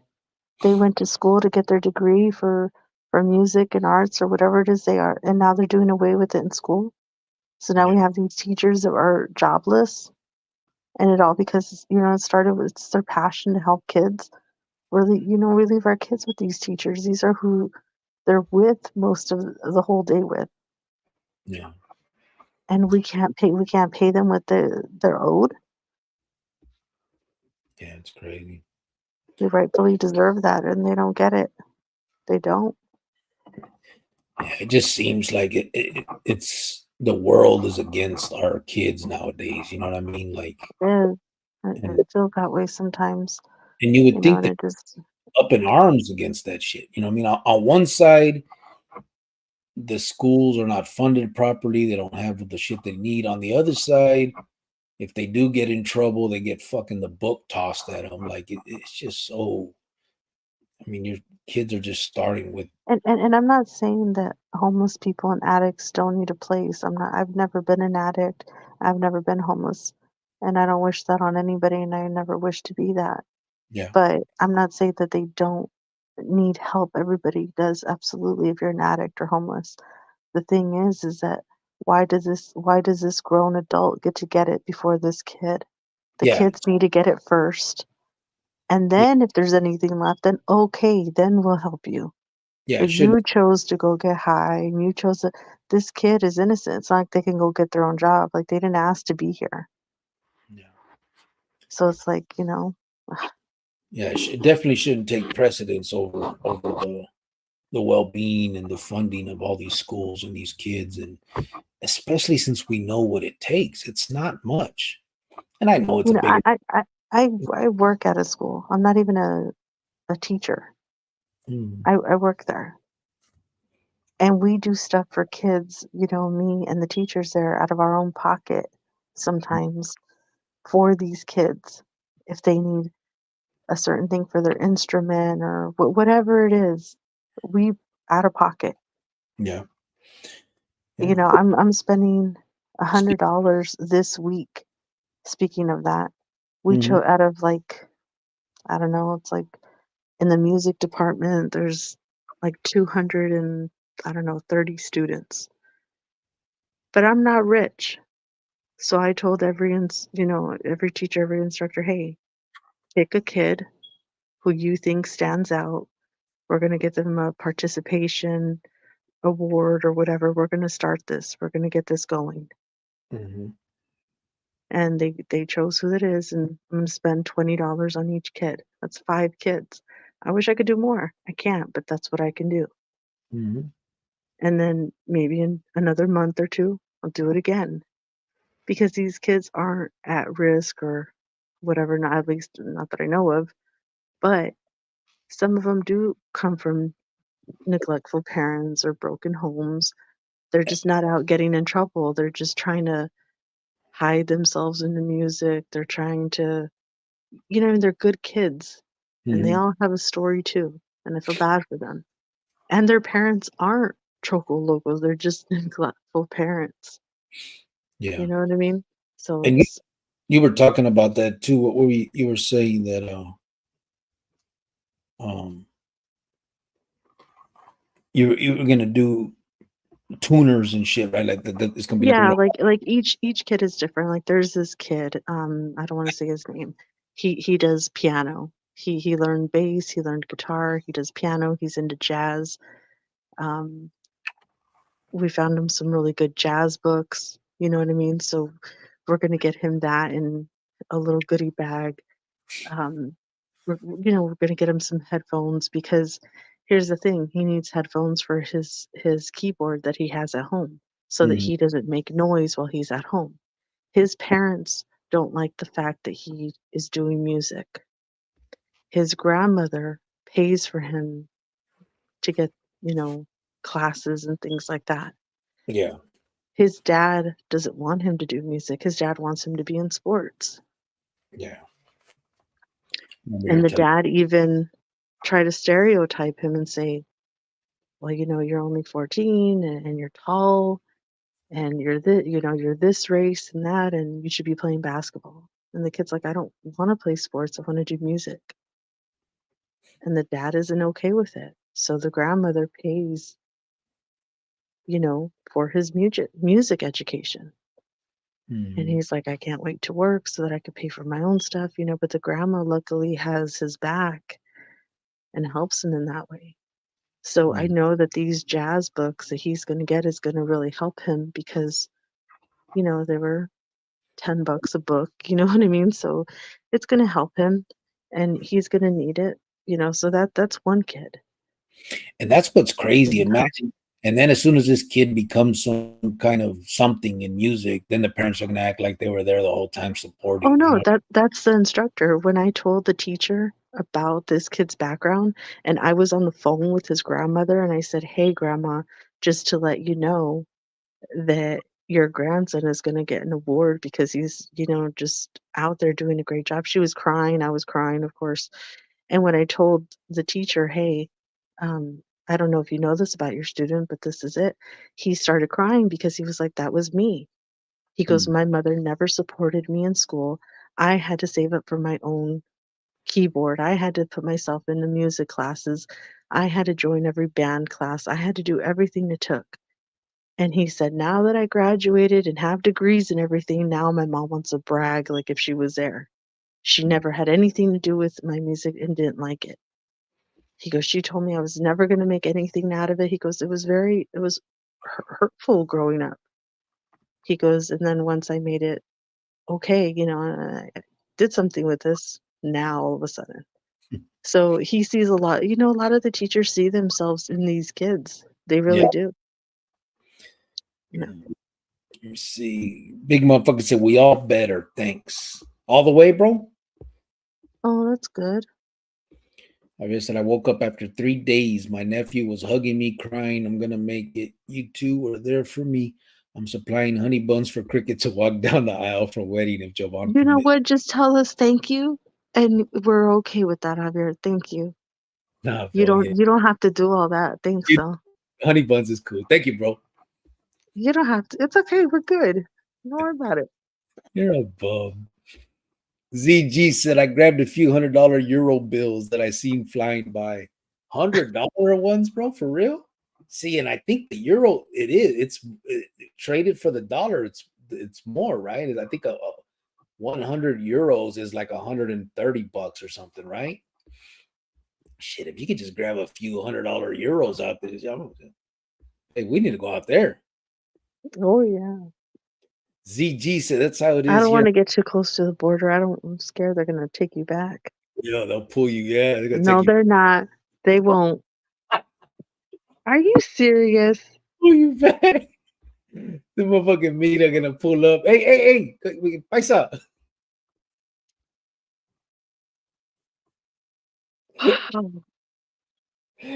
You're really? Orejona. Oh, whoa. Wow, really? Oh, Oh, man, you're Mr. Funny Guy tonight. that was hilarious. Oh, oh yeah. Z- Okay. ZG said So is here in Flagstaff. They bought out a 5-story Motel 6 and are remaking it for the bums. Damn, for the that's crazy, right? homeless. Give me what do they call it? Shut up now. Stupid. Tara's blessed. He said, "Wow, LOL." Hey, Like, bro, si se la llevan, hay que se queda contigo por un rato, ¿no? Hasta really? se la can get a coyote to bring her back. Are you? Shut up. Son of a bitch, this is groovy. Carlos Flores he's totally motivate them. Teachers are important for the kids. My son wants to be a professor, but to teach in a high school, not college, because he thinks that's where they need the most with kids that I can't afford college. I don't know if that makes sense or not, but I think it's true, and I think it's smart to do that. Yeah, it's because they have a passion. Not all people are meant to do things in life, and there's only certain people that can do it. And there's just some people that have that passion to be a teacher. There's Yeah, some people in this world that can go sign their life away for 4 years and say, "Hey, I'm joining the military. I'm gonna go fight for people I don't even know." There's special type of people, yeah, and they're one of them, I believe. Absolutely. They do it because they care and they wanna yeah. you make a difference, you know what I mean? It's evident. I mean, look at they're not doing it for the money. We know that they Absolutely. have a lot of patience because of the way a lot of these kids are. I mean, it takes somebody different to want to do that with for their. I mean that's not they're not doing that as for themselves. They do it out of I think the want to help kids or the love of children, and it's just it's sad that they're not compensated in a way that they deserve. I mean, and that it just it's mind boggling. You know what I mean? Like as a taxpayer, right? If you're a taxpayer and you have children, you would think that would be something that you'd be okay with getting taxed for. I mean, making sure that your kids had everything they needed at school. And then, but instead we approve, new prison taxes and say no to school. It's just crazy. So much, everything's so fucking backwards. It's ridiculous. Carlo Flores said, my son plays saxophone, plays jazz. He didn't like sports, and I was okay with that. I support him all the way. That's a great dad right there. That's a Yeah. great dad because some of these kids, I'm telling you right now, their parents are not supportive. And they're not prison dads or gang member dads. Like I said, they're normal parents, but they're neglectful. Yeah. And it does have an effect on these kids. I know I talk to them, the teachers talk to them, and they're unhappy because they don't have the support. When, I have a teacher that's there and he's like, yeah, when I was little, my parents never believed in me playing guitar or teaching guitar. I always told them I want to be a teacher one day and they just laughed at me. His teacher was the first one to ever buy him a guitar because the parents wouldn't. Yeah. And the teachers can relate, and like I said, it's just really sad. So it's a great that you're a supportive, father, and you're okay with him doing that. See, and here's the thing. And I'm nobody to judge, but I judge. So I'm gonna judge right here. Okay. I don't get that makes sense.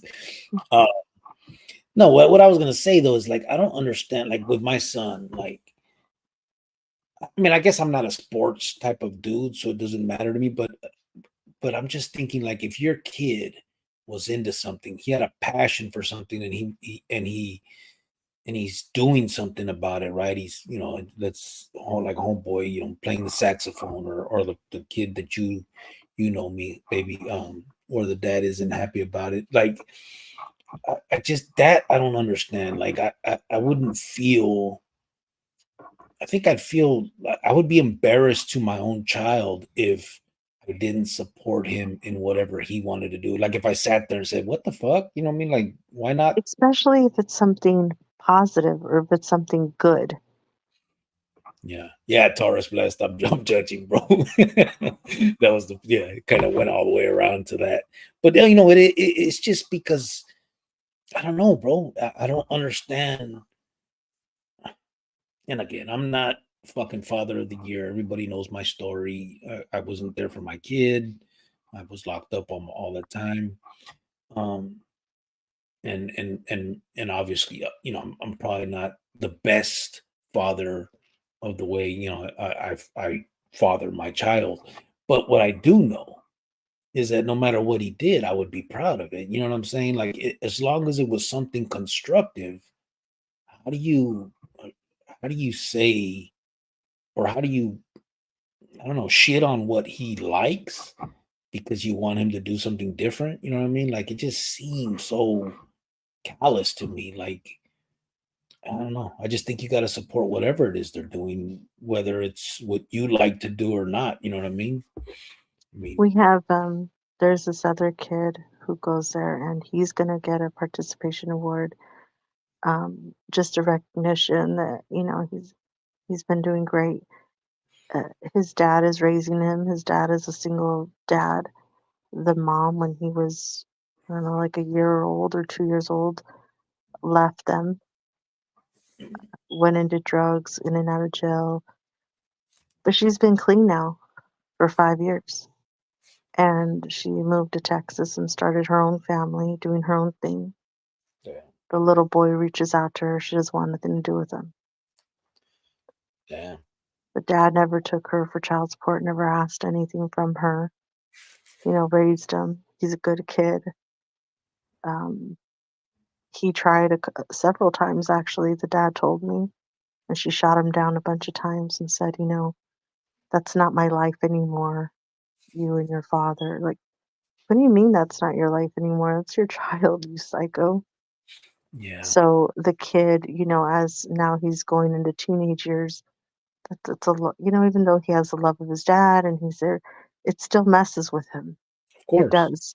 yeah, And the dad said, I'm thinking about getting him some counseling or something. And I'm like, look at you, good for you. You know what I mean?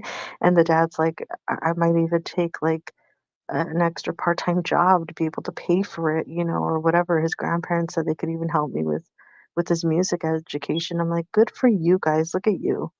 yeah, And so it's like these kids, they all have a story, yeah. and it's sad. And that's the part I think that a lot of people don't understand when they hear about the dude that's just getting out of prison. You know what I mean? We're seeing an adult that is tattooed up, all that, but every one of them has a story to tell. You know what I mean? And again, not that it gives them an excuse, but they're human, you know what I mean? And people make mistakes, but we have to remember that not everybody is as fortunate as you. And to judge someone because they made a mistake, I think is just wrong. I think compassion goes a long way for a better society at the end of the day. Like turning your nose up at an individual because they've had a hard time with life. Yes, they made mistakes and shit, but I mean, think about that. Can you imagine like your fucking mom says, you're not part of my life. I got these ones over here, and you're old news, kid. Like, what the fuck would that do to you? You know what I mean? Like, Exactly. Yeah. and And this kid's a good kid, and so he's really into Guns N' Roses. He got to go to the concert when they came to Arizona. His dad surprised him. And so I was able to find him some guitar picks that have Guns N' Roses on them. So mm, he's going to be super excited. I can't wait. Like I'm just really excited. But yeah, it's got to mess him up, and he's been having you see a little change in him these past 6 months, but not super bad, but that's why. yeah, Because the mom just in his head. yeah, It's playing through his head. And the dad's like, I tell him like, don't call her, but he wants to call her, and he's like, I know what's gonna happen. And he's like, but then I can't tell him not to call her. And then he does, and she just breaks his heart. yeah. I mean, it's sad. It's hard to tell any kid, you know, don't reach out to your mom. I mean, I'm sure he has this, I don't know, this want in his head that maybe, obviously he wants his mom to love him. I mean, there's that, but he probably also has this, he has something in his head where he's thinking maybe she'll change. Maybe she will love me. You know what I'm saying? How sad that Yeah. fucking sounds. It's I just crazy. think that as parents, we need to be supportive to the kids, even if it is their best work or not their best work. It just being supportive of what they're doing is positive, then what's the problem? Yeah. It's not like they're out getting in trouble or whatever, they want to play music or they want to be in art or they want to be in a group or something. Let them be happy for them, support them. Yeah. I my parents growing up, they supported me in everything I did, even though like my softball team, we were not good. We lost every game, but they were still there cheering and rooting on and oh, you did so great. I'm like, we lost again. You know what I mean? We never won. We were horrible. But they were still there, supportive and happy and cheering and because it's something positive. It's not like I was out doing something bad. Yeah. So it's like if it's something good, why take that away from them? Why? Yeah. Yeah. Unfortunately, there's that too, the competitive side of a lot of these parents. They almost forget what the fuck it's about. You know what I mean? When they're out there and you see those fights and just it's kind of, I don't know. It's crazy, but I don't know. The thing is that it's that those type of stories when you hear them, it just reminds you that there's so many people that have that, you know, probably not that exact story, but very similar and very and traumatizing. And then you wonder, how they got to where they got, and you just put your nose up to a person like that. It's just, I don't know, fucked Yeah. up. Scarecrow the smoker, what's up, brother? He said, listening at work, Oh, okay. Mr. liking, Turtle. liking turtles. Taurus blessed. Wow, lol. Carlos said, yes, he was in the army for 6 years. He talked about going to the army when he was 12, and I thought he would forget, but he didn't. Yeah. Oh, wow. Our son talked about it when he was little, and then, yeah, he didn't do it, but he used to talk about that. I remember he used to talk about being a cop. He used to want to be a cop. Yeah, he had a few little dreams. Crazy kid. Wow, that's cool. He went to the army, wants to be a teacher. It's Taurus neat. blessed. Go ahead, baby. No, I said that's neat. Yeah. Taurus blessed, so you're judging then, lol. Yeah, that's how. In the end, that's what worked. That's how that worked out. Carlo Flores said, I was locked up before, and my life changed when I got out and left the gangs, and I haven't gotten locked up. Touch wood, knock on wood. Yeah, yeah. I mean, I think about my life a lot. Obviously now, especially, but I think about that sometimes, because when I first went to the joint, I think that there was a window there where um, shit could have turned out different. You know what I mean? But it just didn't. It worked out how it worked out. But I'm just glad that eventually, fuck, here I am. So it is what it is. Edwin Reed said, "What's up? The topic is everywhere. That's good. The only way to make a change, join a party and express. Chose a candidate that has your answer, values everything under the sun. Oh, choose one.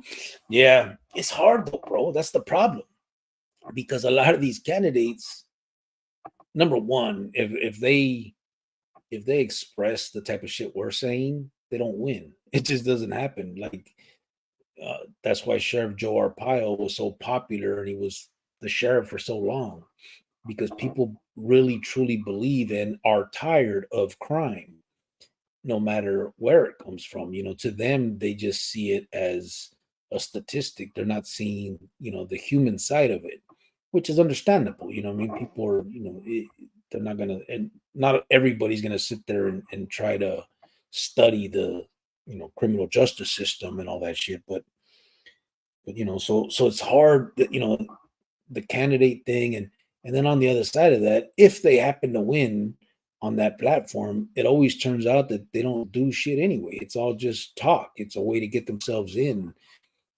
But we all know that's not the way in. Talking soft on crime and let's make sure the justice system is fair and not give kids time. That's not winning the day, bro. So as sad as it is what it is. AP's in the house, babe. Watch out. He said I'm late. Okay. Are you back? Back where? It's the United States? Yeah. I think I saw him on the news with all those people walking. Try to interview him, but he just kept walking. Why do you start shit? I'm just saying, I thought I saw him. I don't know if that was really him or not, though. No, you be starting shit. I'm not starting nothing. You do, man. What's wrong with you? What's wrong with you? Sorry for those who are new. Every once in a while, we do abuse our listeners. Shit, we don't. You do. Oh, please, you guys abuse me too, so don't even go there. Edwin Reed said the best is being independent. Yeah, I mean, I think that's for sure. I mean, the parties themselves are there to. That's almost a team thing. It's not a country thing. But independent too, bro. Like there's just no winning. That's what sucks. And it's not about winning, it's about change. And that's the problem. You know what I'm saying? Like they'll say all the right things, but won't really implement it. They won't put any of it into use. It's just, I mean, if you look at Clinton, everybody thought Bill Clinton was the savior and was gonna do all this great shit. And he was probably one of the hardest on crime, bro. Because of him and and also this fucking fool, Biden. They those the sentencing laws, the federal laws all went tough as hell. You know what I mean? It's crazy. But that's what was being called for at the time. So they did, they whatever got them elected is what they wanted to do. AP said, Buenas noches, gente. Big motherfucker said 100 push-ups, AP. AP said, Giovanna, go kick rocks. Oh, see what I mean? That's why I start with him. Because I knew he was going to say something stupid like that. I knew it. Taurus blessed. Saludos, AP. Yes, see. Melissa Giron said, yes, you're right. Crickets support them and all they do. What's crazy, Melissa, is that seems so like obvious. And it's crazy that a lot of parents don't. It's sad actually. You know what I mean? But I mean, I think that's why our system is the way it is. But whatever. AP said I can do 10. I just ate tacos.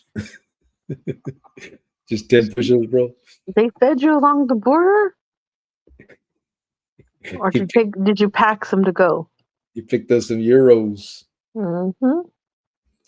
Big motherfucker laughing. Carlos said his mom was so strict to him. She wanted him on sports so bad that I got in a fight so many times with her over that. He said, I think music changed my life. Even though I was in sports, when I was in school, I worked in a guitar company and I'm around a lot of musicians. I love it. Yeah. See, Yeah. I never really had like a hobby like that. Sports wasn't my thing. Music wasn't my thing. I think it should be for fun though. But then if you see your kid that, stands out or does have a passion or talent, then yeah, you go further for them. Yeah. Sometimes the parents live, you know, through their kids. They didn't make it as a musician, so they put their kid through that or through sports. They were that high school star, and after that, they didn't go anywhere, so they pushed their kids to be that. It should Mhm. be fun first, Yeah. and then, you know what I mean? But Yeah, that is the hard side of that is when the parents are so, I don't know, I guess they're trying to live through their kids, right? They want their kids to be the best, but they do it in a way. I mean, we all want our kids to be the best, but I think they go too far when it's like if they don't make if they don't score, then what the hell's wrong with you? Go and practice for 3 hours, and I mean, they make it a job instead of anything, for fun. exactly. AP said, Taurus, saludos. Edwin Reen said, you're breaking up. Fix the mic. Am I? Yeah, it's all that movement you're doing. I'm just sitting here. What fucking movement? Where am I moving to? I don't know, but something sounds loud over there. My table's in front of me. The laptop's right here. I'm sitting right here. What the fuck? Now I don't hear it. Fix it. See what you did, Edwin? You get her to start talking, bro. No, but just like fix it. Come I'm on. just trying to fix. I'm not doing nothing. I don't have a mic. Okay, fix your attitude while you're at it. Fix your ass. How about that? Oh, okay. Well, great. We'll do that too. Francisco VP said, hit the like, everyone, especially you, Chocaloca, hater J. Well, I don't know yet, Francisco. I'll think about it. Arnold Flores said, I work for a big company called Taylor Guitars, best guitars in the world. Do Taylor's are you? pretty good. She acts like she knows, bro, because she works at a music thing. Oh my God, I do know, but whatever. So what's a better guitar than Taylor then? Well, Fender's right up there with it. Ibanez. Personally, I'm an Ibanez fan. Are you kidding me right now? You're personally an Ibanez fan? Yeah. See, you could be supportive towards adults too. You're such a hater, for No, real. No. you You don't get to do that to me. I've been working in this music school for almost 3 years. You don't get to tell me that I don't know. but you don't know about guitars. What do you know about guitars? What makes I'm learning. You don't know what I know. okay, then tell me this. What makes Ibanez No, I'm better? not. I'm not talking about it because you're unsupportive. See? Also, be supportive to kids, but also to your spouse. Thank you. You're Moving so along. Moving along. I know uh, what guitars not to buy. Rogues or Mitchell. Those are not good brands. Okay, here we freaking go. See what I mean? what if you put Ibanez strings on it? I'm done freaking talking to you. Goodbye. Oh, motherfucker. AP said Giovanna's Mexican Wi-Fi valió madre.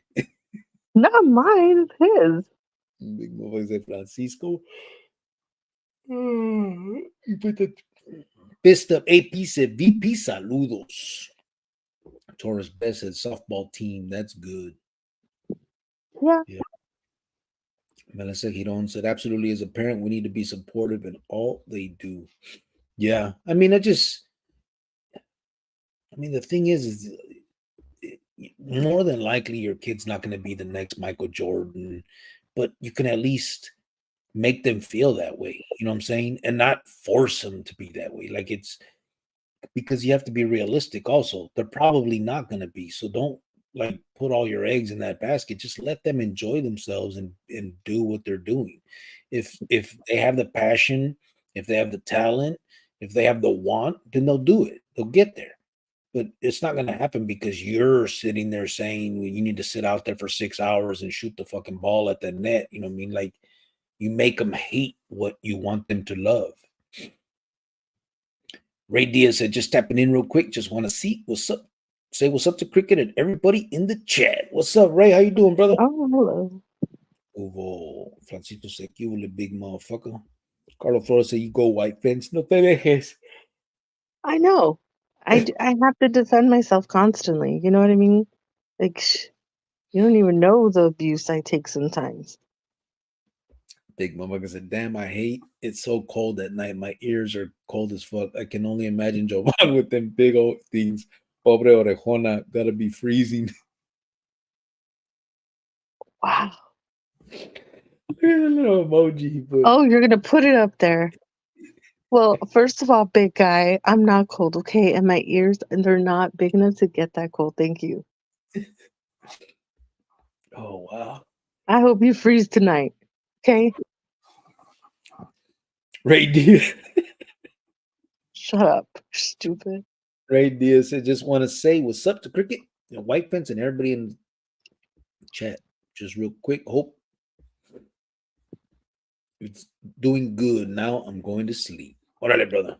Oh, Yes. good night. Yeah, we're gonna get off here soon too. We're already coming up on 2.5 hours.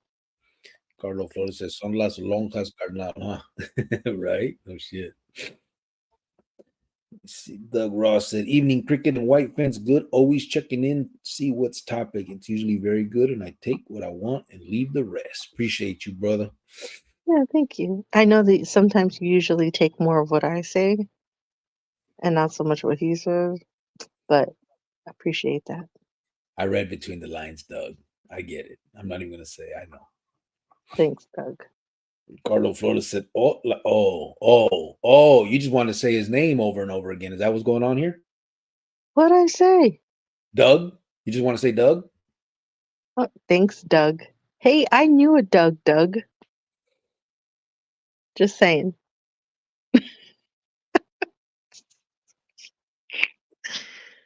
Oh, goodness. Nothing against you, Doug. Oh, my goodness. Carlos Flores said, las chichis. Oh, las chichis. Big Mama said, Francisco, thanks for the tip on COVID, brother. That vitamin C helped a lot, especially for the kids. Did it? Vitamin C helped, huh? Cool. Oh, poor babies. They got sick. I heard Joanne is the next Jimi Hendrix, said Ty 602. See. That's the word on the street, Ty. Oh, hold on. Doug Ross, thank you, brother. He sent $5. It said, what is this? Let's celebrate their 20th super on a live stream. What I mean? Appreciate you. Good. I think you missed one where Carlos said. I know, I got to go back up. I just went down for that. Oh, okay. Let's see, Francisco, thanks for a tip. Carlos said she's right, but not the best for acoustic. What's acoustic, babe? You know, with your little people play. My people? Yeah, la, la, la. That's how it goes. You know what I just thought about?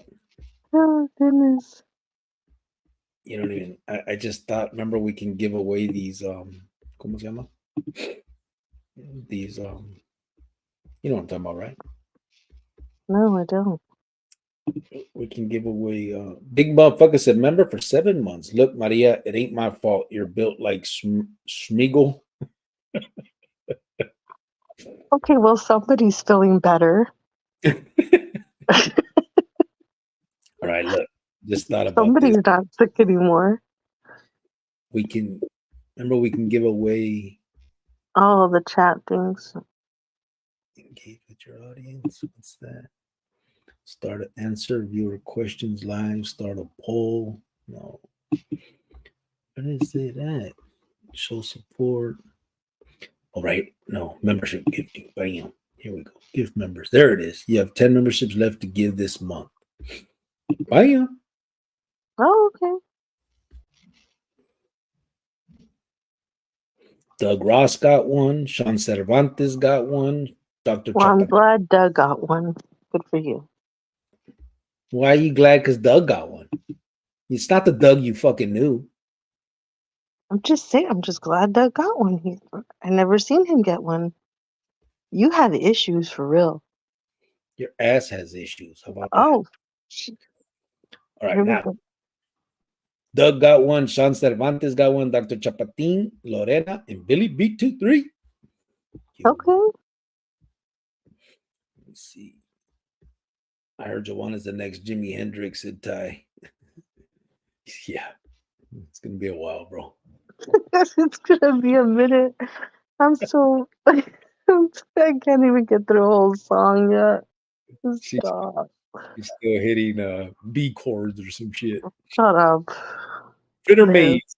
Good night, everyone. God bless. Good night, brother. Have a good one. Carlo Flores said, or Yamaha. Oh, you have to go into. Yeah, Yamaha. Yeah, right. Doug Ross said, acoustic Taylor #1 worldwide forever. I agree with Cricket. And I agree with you, Doug. I agree with you, Doug. You're absolutely right. You're trying to fight with me, huh? I'm not. What are you talking about? You're just in the middle of this, Doug, but it has nothing to do with you. Leave Doug alone, okay? His comments are great. San Martin said, che, bro. Órale. Che? You talking about Nicaraguan che? Or is that just a thing? Trouble Bless said it's 11:45 in Rosarito. Shit, it's 1:50 where I'm at right now, bro. Doug Ross, thank you for that $5, bro. Taurus Blessed, I'm going to sleep. Blessings to everyone from Rosarito. Oh, good night. Anybody ever see the parents scrapping in the stands? Always around here, hockey games usually. Yeah, shit, all kinds, football and baseball, softball. Like it's crazy, but they mess up the. I think it takes away from the fun for the kids. You know what I'm saying? Like it's not. It's ridiculous. Yeah. They do it under this. I don't know. I guess passion for their kids, but I think it's just it's hurting them. It really is. It's set up wrong. Like that, you should be teaching them that it's for fun, win or lose. There's going to be mistakes. There's going to be bad calls. That's all part of the game, even all the way up to professional. You don't, deal with that by starting a brawl. It's crazy. Carlo Flores said, yeah. Oh, let me put the big motherfucker. Carlo Flores said, yes, because Fender and Ibanez is rock metal. Yeah, that's true. That's true. You don't even know. Be quiet. You don't have to put his comment up like that. Like, we're okay. Carlo Flores said, what kind of music does White Fence like? I listen to like more pop music, old pop music, R&B music. But I do like a variety of music, but like my go-to is always first is pop, obviously. And then like old school R&B. And pop, you mean by like those pop music? I mean by like, Backstreet Boys and NSYNC, all the boy bands, 98 Degrees, Britney Spears back in the day before she went crazy, LFO, all those boy bands, all of them. Menudo. No, that was your thing. Okay, when you were over there. Dr. Chapatin, Rio Jovan, Cubule Saludos. The Blade is a jumping right about now. Hit the stroll right now on my way home. Oh. You're back on the Blaze, fool? All right. Francisco, you couldn't stay away, huh? Francisco said, anytime, brother. Hope and pray you all recuperate well. You know what?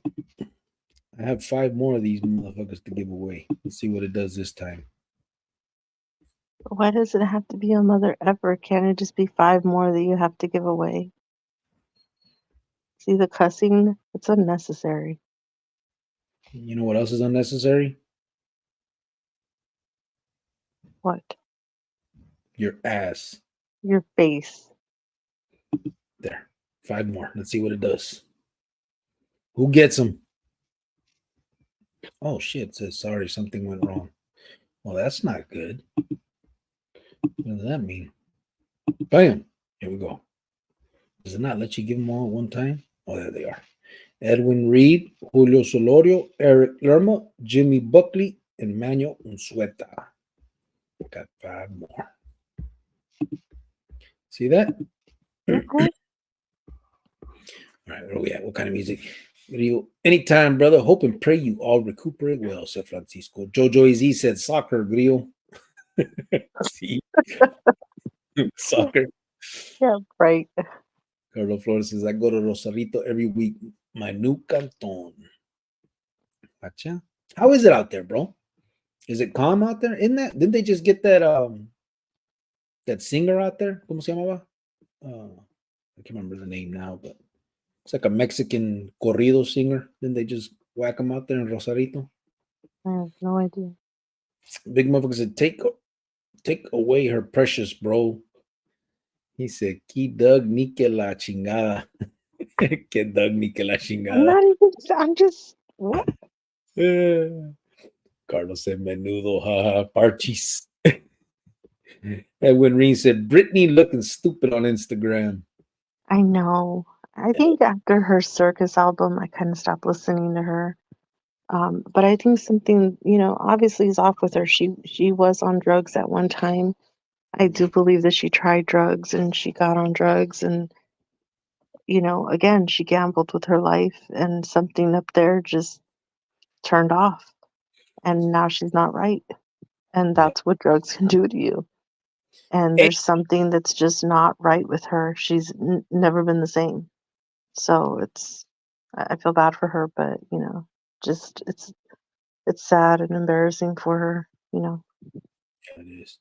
It's crazy. Rascal's in the house. Watch out. Hey, Rask, you want to come in, fool? I know it's late. We've been here for a while, but we could do a quick 30, 45 minutes together. Oh, hello. Doug Ross said, anybody win money on the Super Bowl? Nah. Well, Doug. Hello, Doug. Bitch. What did I do? I slapped the shit out of you, boy. What did I do? Fuck you doing? You're trying to piss me off, and it's working. I'm trying to answer Doug's question. Bitch. Doug, I did bet my mom, $20, and then I took the bet back. So I don't owe her anything. You're lucky I'm not a jealous motherfucker. Thank you, Doug, for your comment. You Appreciate that. What did I? What the When Reed said, good look, appreciate that. Simon, ya sabes. Rascal, salute, familia. Come in, fool.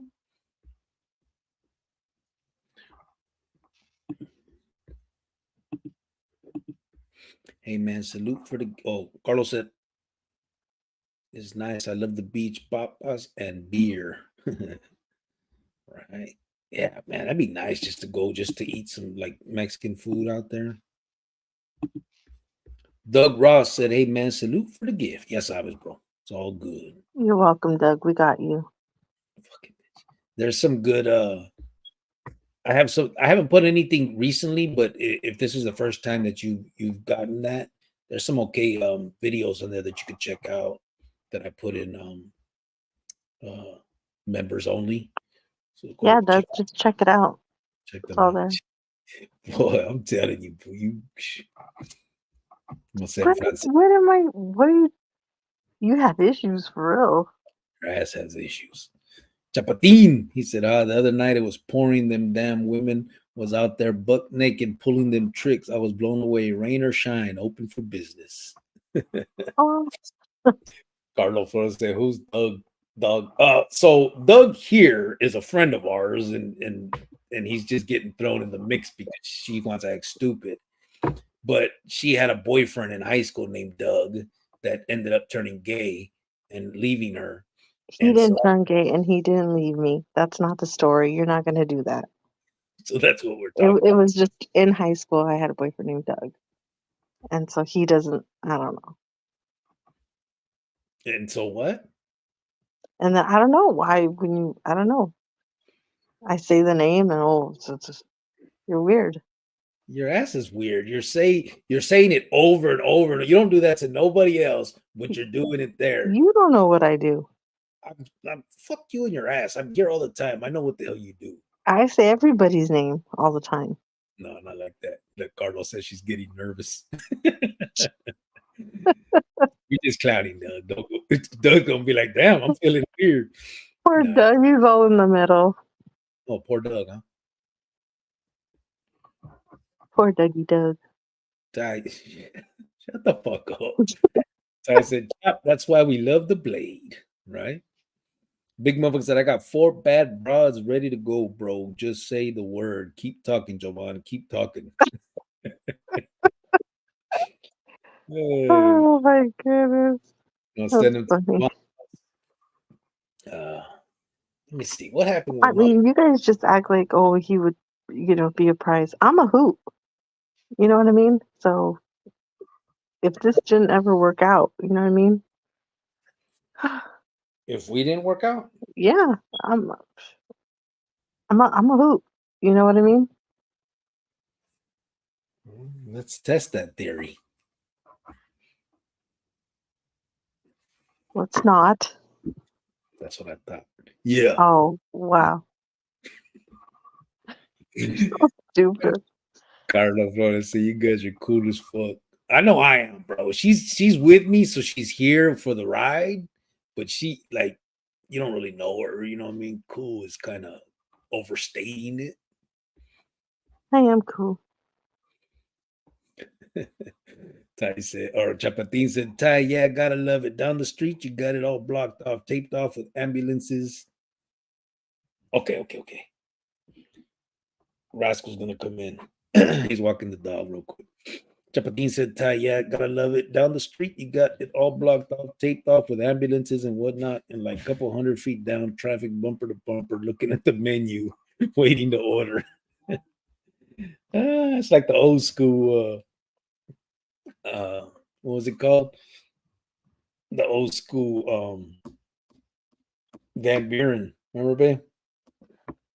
No, I don't. I never went down there, but I heard. Van Buren and Buckeye. Doug Ross, let's see what he's saying. LOL, I like it, but how was I? I can't remember. He didn't fuck him. He didn't fuck him, bro. What? There'd really be problems then. Carlo Flores says she's cool. I agree either way. Her on a lot of things, but I don't know about today. Hey, if you disagree, bro, let's talk about it. What does she say today, bro? Let's see. I wanna hear this. But I don't know that. You didn't agree with me today? Oh, he meant to say I agree with her. A lot of people do. You know what? No, Here's the thing. I say a lot of things that people don't ever want to say out loud, or they're thinking it, they don't want to say it, what he said. because but I do say things that I feel like a lot of people agree with me with.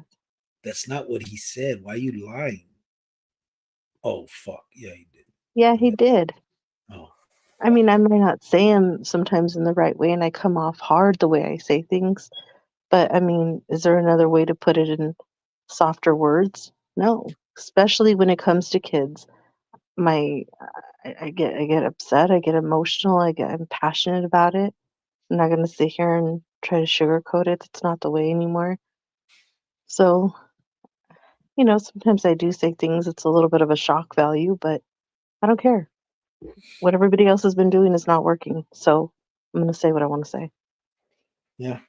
I mean, to be honest, we're talking about grown up shit. So if you can't handle a little grown up conversation, then this is probably not the place for you. You know what I mean? We're not here to sugarcoat it. We're talking about kids' lives, people's lives, not just kids. I mean, I don't want the 30-year-old Vato to get locked up and end up in throwing their life away. You know what I mean? This whole lifestyle from beginning to end is not something that is it's not conducive to a good life. It's not conducive to love and all of that with your kids, your ruca, your parents, whatever it is you have in your life, you can lose it by, walking down this path at any age.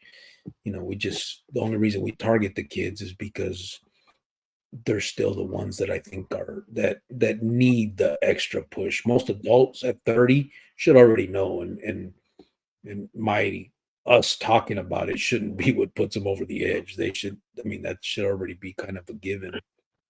And unfortunately, they may be stuck in their ways, and you're not going to change that with what we're talking about. But He said that he agrees with me 85% of the time, which is still a really high percentage. yeah, If there's ever a time that you don't agree or you want to say, hey, Javon, I don't agree with that. I see your point of view. I don't see your point of view. Try to see it from my point of view. Let's agree to disagree, or let's meet in the middle. I'm okay with that. yeah. I mean, I don't agree with a few listeners on here. I don't agree that, AP is just coming in this country illegally all the time and, sucking up our system, but here we are. I mean, it just is what it is. I don't agree with it, but it is what it is. Chapatin said the other day this dude posted a video on YouTube getting assaulted by a pimp for recording him stop mid-street talking to his worker. Oh man, that's the world. Chapatin said right there in front of the Long Wongs. Was that where it was at? That's crazy. Carlo It Flo, is. I agree with her 85% of the time. Ty said Long Wongs has bomb wings. Long Wongs is all right. Yeah. You like that shit, I'm being. Yeah, it's okay. Carlos said, I don't agree on the best guitars are Fender and Ibanez. Well, it's just Oh, like, okay. Then, hey, if that's what we disagree on, I'm cool with that. I don't I'm think okay. that either, bro. She was just trying to throw some names out there. No, you don't know. See, and I hate when you do that. Don't do that to me. Don't do that. Rascal said, no time for hoity-toity. Get in here, fool. If he doesn't want to, he doesn't want to talk to you. Maybe he's busy. I'm not talking to you. I'm telling you. Are you part of this conversation? This is two grown men talking. Just saying. Doug Ross said, cricket, any kid clubs or any places you guys getting with and bringing things that helps out, such as sports, clothes, or equipment, etc. Do any fundraisers, etc. So Who said that? Doug, Oh, Doug said that. Okay. shut the fuck up. So nobody here. Check this out. Here's the deal. We've been doing this here on YouTube. These lives like this. I've been putting videos out for I don't know 2-3 years, and I've always known that this platform is more of a platform for us that have been through that kind of lifestyle, the majority, to have these serious conversations about what's the best way to address the issue, right?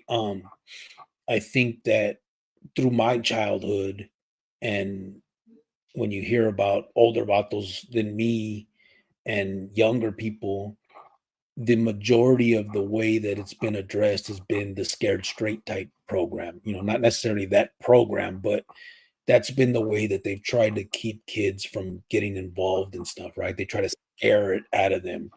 They try to tell them, let me bring Rascal in, but I'm going to, I'll finish what I was saying. What's up, bro? What's up? And so I think that and I personally don't believe that scaring kids out of that situation is necessarily I don't think it works. I just don't. I think if anything, at that age, you're so into the peaceful shit that it's more of a how can I put it we kind of take that more as a challenge. You know what I'm saying? Like shit, ain't no Bubba gonna rape me. You know what I'm saying? All that bullshit that people, that's how we hear that shit, and it's just not gonna happen to us. That's how we think about it. And then when you get there, you realize that all of that was just scare tactics. It wasn't true. So then you fall into this sense of I'm a badass because that shit didn't happen to me that them fools used to say. So I just don't think Mm. that that's the way that it works. I think the way I wanted to do it and the way that I plan on. So that's for these conversations here. But I also know that our audience isn't the 15-year-old kid that's in trouble. So what I've wanted to do is kind of put myself out there with this, and then hopefully be able to then go into these facilities, talk to kids and stuff. We did start a nonprofit organization that I hope that we can use to start some type of programs, to maybe have some type of building where we can offer sports and stuff. But that's something that you have to put your 100% into. And at this time, I don't have that. Me and my girl, we got a mortgage, we got a child, we got bills, so I don't have it in me to be able to just quit my job and go 100% into that. And because I just don't, I'll lose my house, I'll lose everything. So we haven't been able to do it that way. What we have done is small fundraisers, right? We've done Christmas gifts for kids that are otherwise not going to get, the greatest Christmas. We've done Easter baskets for kids. We've done, we did hygiene for homeless. We did gifts for parents. I mean, I'm sorry, for battered women. We've done, did you fall off? We've done, Okay. stuff like that is what we've done. This next one that we're planning on doing will probably be Easter again. But I am hoping that I that this that at least this platform puts me out there enough to where I'll get invited to do different shit like that, right? To go, hey, will you come talk at the school? Will you come, stuff like that, which has happened. And then logistically, I haven't been able to, or like I put in to go to Adobe Mountain, which is our juvenile facility in Phoenix, and they denied me based on my record, which I knew would happen because if you look at me on paper, all you see is my record. You don't know all this other stuff about me, and you don't know if you have to protect the kids that are under you, and so you don't know my intentions by looking at paper. So that's kind of been where we're at with that. I wish we could get something going like that, where we can offer that, but it takes people, time, and it takes money. And so when we get there, and I'm sure we will, I have no doubt, the Facebook page has gotten a lot more attention. We're up to like 101,000 followers. So I'm hoping that I can kind of parlay that into more of we can get people involved and start things over there. But again, it just takes time. And so sometimes that, Joanne and I don't have, you know what I mean? We both have full-time jobs. We both, like I said, we got a mortgage, we got bills, we got everything that everybody else does. And then on top of that, we try this, we're trying to do this, and we hope that it becomes what we want it to. But in the meantime, we're not able to work as hard for it as we wish we could. And I'm sure that if I could quit my job and do this 100% of the time and reach out, and then yeah, it would become something. But then I'd be homeless and probably be needing help my damn self. So that's the only problem with it. But yeah, we have done, you mentioned sports clothes or equipment. We have done that. We did it for a school on the west side of Phoenix, kind of, No, central. it's on the east side of Phoenix, right? It was 10th Avenue, baby. Oh, Yeah, that's considered the west side. But so we did it for that school, and we did sports equipment, PE equipment, and all those pictures are posted on here on the community page. We did a bunch. I can't remember it how was much we. like what, $900 worth? It was a little under 1,000. I don't know exactly the amount, but the receipts and everything are on here too on the community page. We spent a little bit under $1,000 and got them a whole, basically a PE equipment room. We got them a cage to put their balls in and shit. I mean, we got them all kinds of balls, jump ropes, cones. I mean, all kinds of stuff, flags. I mean, so much stuff that it's ridiculous that they can't do it. That the city itself can't do it. But either way, we did that. We did music equipment for the music program About $1,000 to the Olive Freya High School the band room. yeah, and so we were able to do that. We were able to do that for that school. A few, and so we're doing things as we go and as we can. we also don't like coming on here and asking for money often. You know what I'm saying? We try to separate it because a lot of the people that are in here are the people that have been with us from the beginning, the same people. It's not like it's a bunch of different people. And we know it's hard. You know what I mean? That we ourselves, when we do these, we can only put up a couple $100 here and there. And so we know that that's the same for you guys. And so it would be, it just wouldn't be right to be on here trying to fundraise every time we got on here and be like, just give us money, give us money, give us money. We just do it when we can and when there's a cause to do it. And usually we use some type of holidays to do that. Or if something happens to come up, then we'll do it then, and we'll talk about it here and try to figure it out. But Yeah, um, well, this month we did again for the high school for band. It's just because it was something that they needed. So it wasn't like a holiday or anything like that. But we typically try to do things around the holidays for kids because we don't want them to feel left out. yeah, this is the last thing we did. It was a keyboard, Yeah, we got them the keyboard, we got them that. the microphones, the little foot pedal. This was Christmas. We did a bunch of Christmas gifts for all kinds of uh different. We had 40 kids total. Those are the receipts for it all. This is I'm supposed to look like that, but obviously I don't. And Um, I don't even think those are all the receipts. We still have a lot where we cashed at people, yeah, um, but we don't want their names out there and stuff like that. It was just easier to cash app them in another state. They go get the gifts and, it's from us before we spend, a lot of money sending them out. So, but I yeah. mean, if anybody were to ever come and say, hey, you know, I, I don't believe you, I want to see it. Okay, personally, we'll send you an email if you want to see it.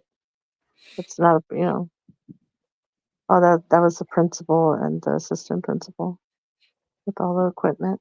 Rascal said he had bad reception. He's gonna hit us when he gets home right now. Yeah, that's when we did the all the PE equipment to that school, which was this one, Bethune. Was it middle or elementary school? Elementary. Oh shit. Um, Yeah, so that was that school, Bethune Elementary, and that was them receiving all the stuff we gave. So that's the type of stuff we do, bro. It's not, huge, it's not life-changing, wish it was. But I think it's something that we can do, and so we do it. You know what I mean? I think it's still impactful for some of these kids. I still remember being a kid and being in juvenile hall and getting gifts for Christmas and stuff. And no, it didn't change my life. Yes, I still continued being who I was, but it was always something nice and that, a good memory. And it could have changed my life. That's the bottom line is we don't know what it could do for these kids.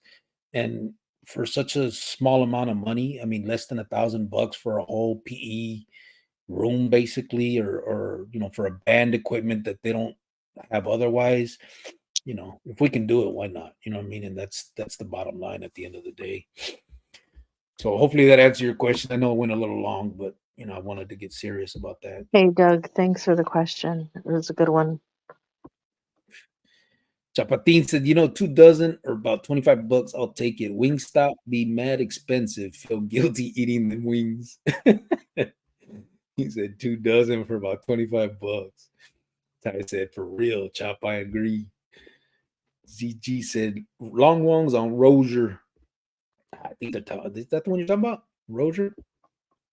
Carlos Flores said, there's Doug again. Javier said, P plus plus. What's P plus plus? You P, know, PP? P plus plus? Carlos Flores said, White Fence, what did you like about your man the most? What got you? Oh, let's hear this. his loyalty to me. No, that's not what got you. You didn't know that when we first met. You show me you're loyal to me. Well, um, I guess when we first met, I don't know, we had good conversation on the phone. We were different. It was something new. I never met anybody like you, where we had nothing in common. Actually, nothing in common. Mhm. Um, I don't know. Took a chance. He took a chance. Two different people from two different worlds, and it just happened to work out. Yeah.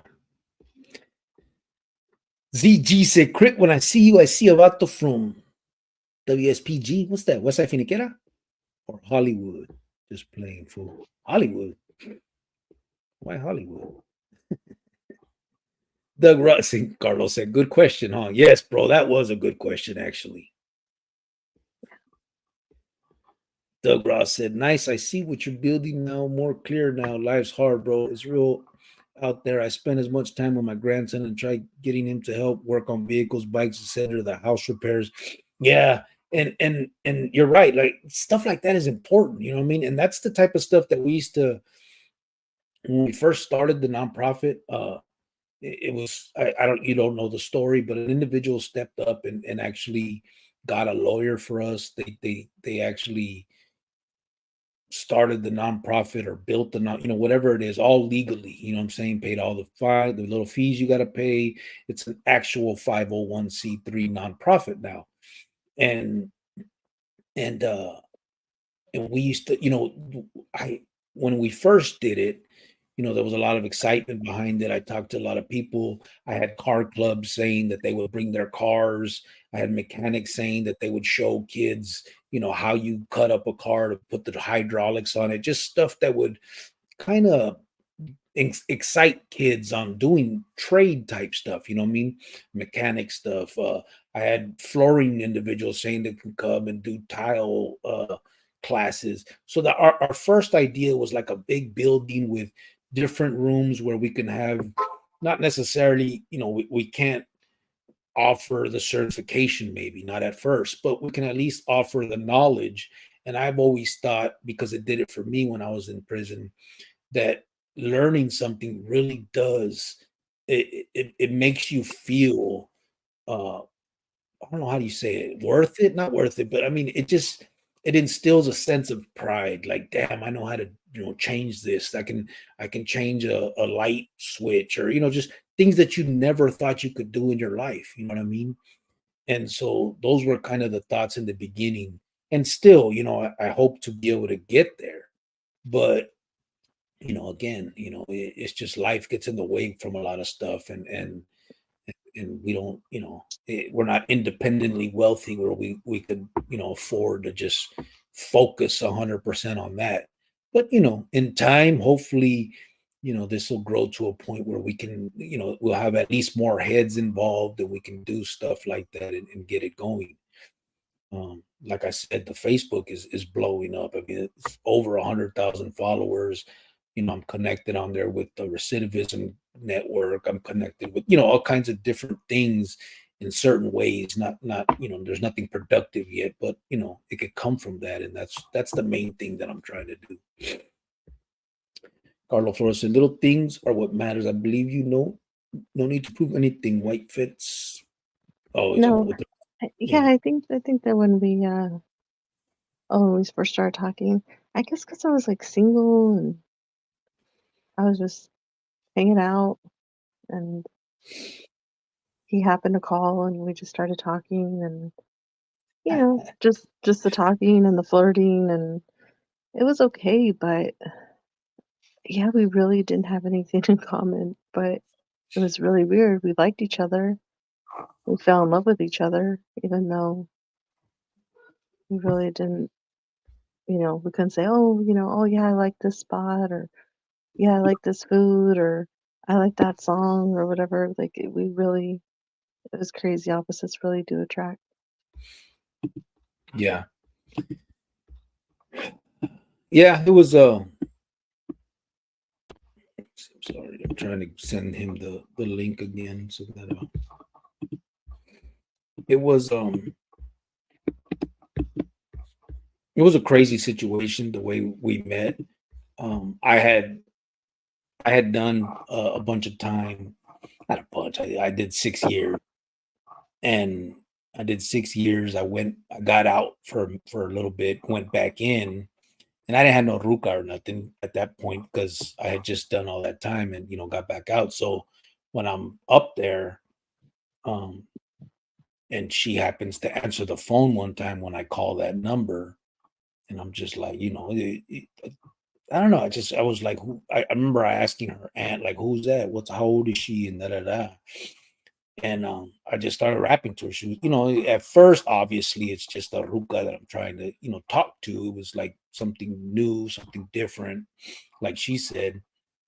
But she was cool, you know what I mean? Like she didn't seem stuck up. Like I'm locked up in the joint. Oh, I was in the county. We're in the county jail at the time. But I'm locked up. She's, she didn't act all stuck up and like, I'm better than you type shit. And then we just started rapping. And then on the phone, I'm okay, right? I can talk and shit. In person, I'm shy as a motherfucker. So I've never been that type. Like when we go to the homies to the mall or something, I never been the type that could just walk up to a bitch and be like, "Hey, how you doing? Let me get your pager number." So, so when she came to visit, I was a little standoffish, but it was more, I was shy, and she took it like I was being stuck up on her, and so I think that even strengthened us. You know what I mean? Like it was a incident quickly that showed me she liked me because she started crying and shit. And so it was just that's how it started. But yeah, obviously it got deeper after that. I look back at us and I think that, like, how did two people like us end up together? You know what I mean? But we did, It's the and B23 magic. the B23 magic, it just worked out. Like it's so crazy that it worked out. If you would have, we weren't supposed to make it. We weren't supposed to be together. My son wasn't supposed to have his father. Yeah. We were facing all the odds. You know what I mean? We were facing craziness. So it's to sit here now, and he's been out for almost 9 years. It's just, I don't know, just the happiest time of my life. You're welcome. See, I try to be nice and I'm having a freaking moment, and then you go and say stupid stuff. Like, just let it be. Keep talking about Doug, fucker. Oh my God. He's a listener. Leave him alone. I'm not talking about this one. You know what the fuck I'm talking about. Can we give Doug a wrench? Can we all vote to give him a wrench? Oh yeah, ready? We could do that. Chapatin said, I got the one on 28th Street. Carlo Flores said, good question. Huh? Doug said, I have no trust issues. No way. I was in the juvie system as well and locked up at 17. I really like having the kids around better than them running streets. Yeah, for sure. Yeah. I mean, listen, most of those kids, most of us at that age, we didn't mean no harm. You know what I'm saying? We were just living a life that we knew. You know what I'm saying? Like it's unfortunate that we did some of the things we did, but none of for the most part, we didn't mean no harm. You know what I mean? We just thought that was the way it was supposed to be. You know what I mean? And even when you beefed, like we're beefing with vatos that we don't even know. It was never personal. It was just the way it was supposed to be. And so we weren't black-hearted and just, yes, there's those, the antisocial nutcases, but for the most part, that wasn't the majority of us. You know what I mean? The majority of us were just kids fucking playing a game, you know what I mean? Living out a fantasy that was just open, passed down and taught, you know what I mean? That's Would you agree, Cricket, that for a lot of us when we're younger, and like you said, we're just kind of in the mix. We're not emotionally invested. We're just doing what people like us do, right? What our friends do. Uh, and then somebody gets hurt, right? Then you get jumped, or then your homeboy gets killed, or whatever. And all of a sudden, it becomes very personal. Uh, and now you are emotionally invested because these guys hurt you, right? So it's not about the history of the fight anymore. Now it's about, I got skin in the game. yeah. I don't know if you Your thoughts on that? So I agree on one sense, but on the other sense, I still think it's not personal because for usually the vato that killed your homeboy isn't the one that you then go after. You know what I'm saying? He's gone probably in prison. You're only going after this name and these group of individuals because they're his friends, but it's not personal. You don't know these dudes. You don't have hatred for them personally. You have hatred for what they represent. And, Exactly. There you and go. so yeah, I guess in one sense it can be personal, but that's why I think it's so easy sometimes when you watch on TV back in the day where they would get the Crips and Bloods together to have lunch and say, "Oh, we're having a meeting and we're gonna have peace for a week," because it's not personal. They don't hate each other. They just don't know each other, and it's just supposed to be that way. But if you happen to get that group and this group together, and then they realize that they have more in common than not, and until one knucklehead says, "Man, fuck these dudes," and it gets back to going what it was. But again, it's just because that's the way it's always been. I don't think it was ever. I mean, yes, there can be some personal situations. Obviously, if that's the group that jumped you and you're blasting back at one of the fools that jumped you, then there's probably some personal feelings there. But I still think it, it it's easily set aside. I don't think it's a lifetime hatred like everybody pretends it is.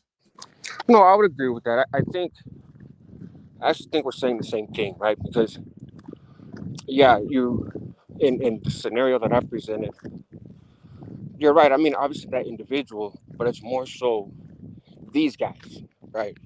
Those guys did this. So yeah, it's a now it's just fun and games. I don't like that group because of what they represent, right? So yeah, no, I'd agree. I think we're kind of saying the same thing, but it's from different angles.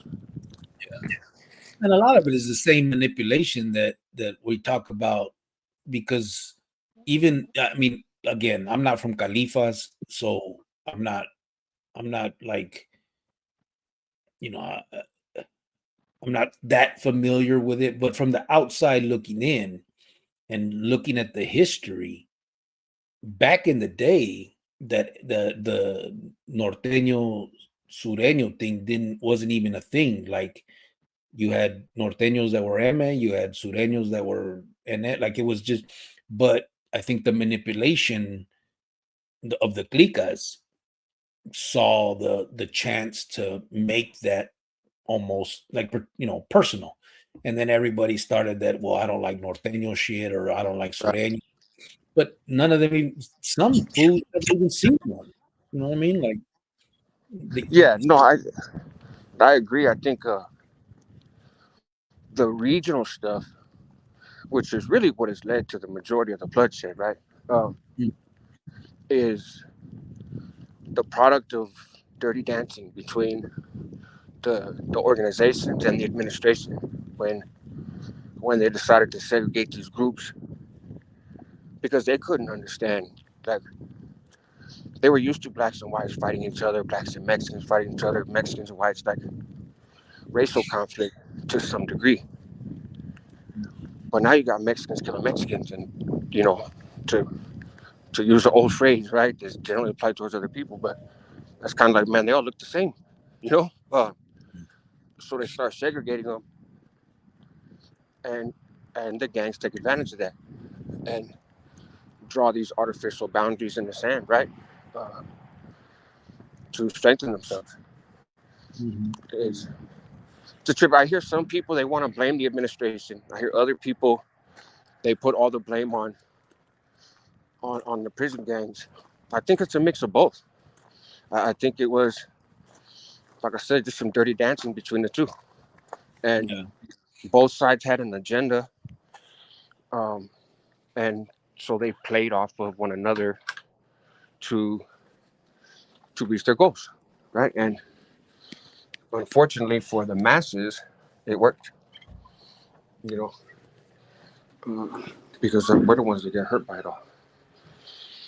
So, Yeah. And that's at the end of the day is the reality of it is like all they're doing is hurting themselves with it. You know what I mean? Like, and usually not for, we've talked about it before. Like, there's no cause, there's none of that. So at the Right. end of the day, it's all for nothing. You know what I mean? Like, it's just become a routine now more than anything. That we don't like these guys because we've never liked these guys, and that's it. And you see how quick these organizations can switch the script, right? Like That's what I was about to say. And my whole time in prison, the inmate was the devil, right? And if you even seen a Southsider who you thought was a Sureño and was getting the Southerns organized a little bit, fucking blast that dude, because they're dangerous and yeah, they're the devil, homie. They're the devil, and it's what we were told. I'm not saying that they are, but yeah, that's what we were taught. And then all of a sudden, my school unity, we're on the yard together. yeah. It's like it's which goes to show you that it's dude, we're dying over circumstantial shit that we don't have. You fell off. But yeah, I mean, no, I get your point. But You're back. You're back. You fell off for a second. oh, I was just saying, it is what it is. People got to do what they got to do to survive the environment that they're in. So far be it for me to lecture anybody, but if we take an honest look at it, but you're right. We did it because that's what we were taught we were supposed to do. And honestly, I mean, the lecture is needed, bro. Like that. I mean, that's the point. Once you've been through it and you see it for what it is, you have to speak up. I mean, if you truly care the way we've all said we do our whole life, then it comes a time when you have to prove that. Really care. Talk about it. Say what it is. And that's the truth, brother. Like, how can these enemies be your enemies and they're so regarded as I mean, the worst of the worst words you can use, and then the next week we're getting high together because it's it makes our prison stay comfortable, which is what happened. And so now everybody that gave up their life, because there's a lot of people that did pegadas and picked up life sentences behind this so-called war, and people that have gotten killed behind it, all of that. And now we have to play nice because you guys want to stay out of the hole. I mean, what happened to the cause and to all the rest of that shit that they talked? And it just shows the hypocrisy of what it is. And I think that's why it's become so, the whole dropping out thing and all that has become so prevalent, because I think people have smartened up and see it for what it is. Who's going to give up their life for somebody that can easily switch up and say, all right, now we're good? You know what I mean? Like, the cause is over. Like, it just, I don't know. It's there's no goddamn way that a smart individual would do that. And I think that's why I think that's why S and Ys are filling up, and that's why so many people are walking away from that whole life. Like, why would you give up your life for something that they so easily set aside? I'll say this, and it's all anecdotal, right? Like it's just from my observations with the conversations, that I have. So it's not scientific, right? But I haven't seen. Hold on, let me mute this real quick. I'm sitting in front of my computer now, but I'm gonna pull up the live on the computer so I can see the comments at the same time because I'm on the phone. But excuse me, I haven't seen anybody who has gotten out in the last handful of years and is like, yeah, fool, I'm rocking with the big homies. I'm gonna do this. Everybody that I talk to that comes home is like, fool, I made it, bro. Like, I made it, and yeah, bro, they're like, bro, don't go back. I'm not going back. How do I not go back? Like this, and even amongst youngsters, when I was young, we there was an aspiration to be important, right? There was an aspiration to be a big homie. We didn't Mhm. have a real understanding of the NF and all that shit, right? But we knew that prison was a place for serious people, right? That's you earn respect going to prison. You know, that's just the reality of it. And so a lot of us, to some degree, I guess you could say, wanted to go there, but more realistically, we just knew that we would. We didn't fight the inevitable, right? Yeah. So I'm not gonna walk outside today and try to go to prison, but I'm not gonna be surprised if I get arrested and I wind up going to prison. You know, it's not a big deal. And then I remember after I had, shot the dude that I caught this case on, and I knew that I didn't know I was getting told on, but I knew that the cops were kind of heating up. I was like, fuck, if I'm gonna go to prison, dude, I'm gonna be working out. Like, I'm gonna get swole. I'm a skinny guy, right? And I've always been a pretty skinny guy. And that's even before all the cancer surgeries. So I was like, dude, I'm being there pressing iron, food. Like, I'm gonna have a bigger chest than my old lady. You know what I mean? And I'm gonna be with the homies, bro. Like, if I get busted for this, I'm probably gonna be in there for a while. You know what I mean? So I, I'm gonna be somebody. I didn't know what that looked like. I didn't know what somebody was. I didn't, it's. I wasn't around a lot of, like, in the streets. I was never around like NF people out there schooling, that kind of shit. But I was around people that had gone to prison, and Mhm. and I was like, "Fuck, like this dude might die. Like I might catch a hot one and go in there for life. Maybe he doesn't die. Uh, I'll go in there for a while though, and I'm gonna be a badass. That was my thing, right? Like I'm gonna go in there and I'm gonna be a fucking super Norteño, right? Mhm. And and now I think about that mindset. I'm like, dude, I'm scared to death to go to jail. Like I that that would be catastrophic. But at 19, shit, let's go, right? And I don't hear a lot of younger folks, it late teens, even into 20s. They're out there taking penitentiary chances. They're out there doing stuff that they shouldn't. But I don't hear any of them talk about going to prison and being a big homie. Like none of them.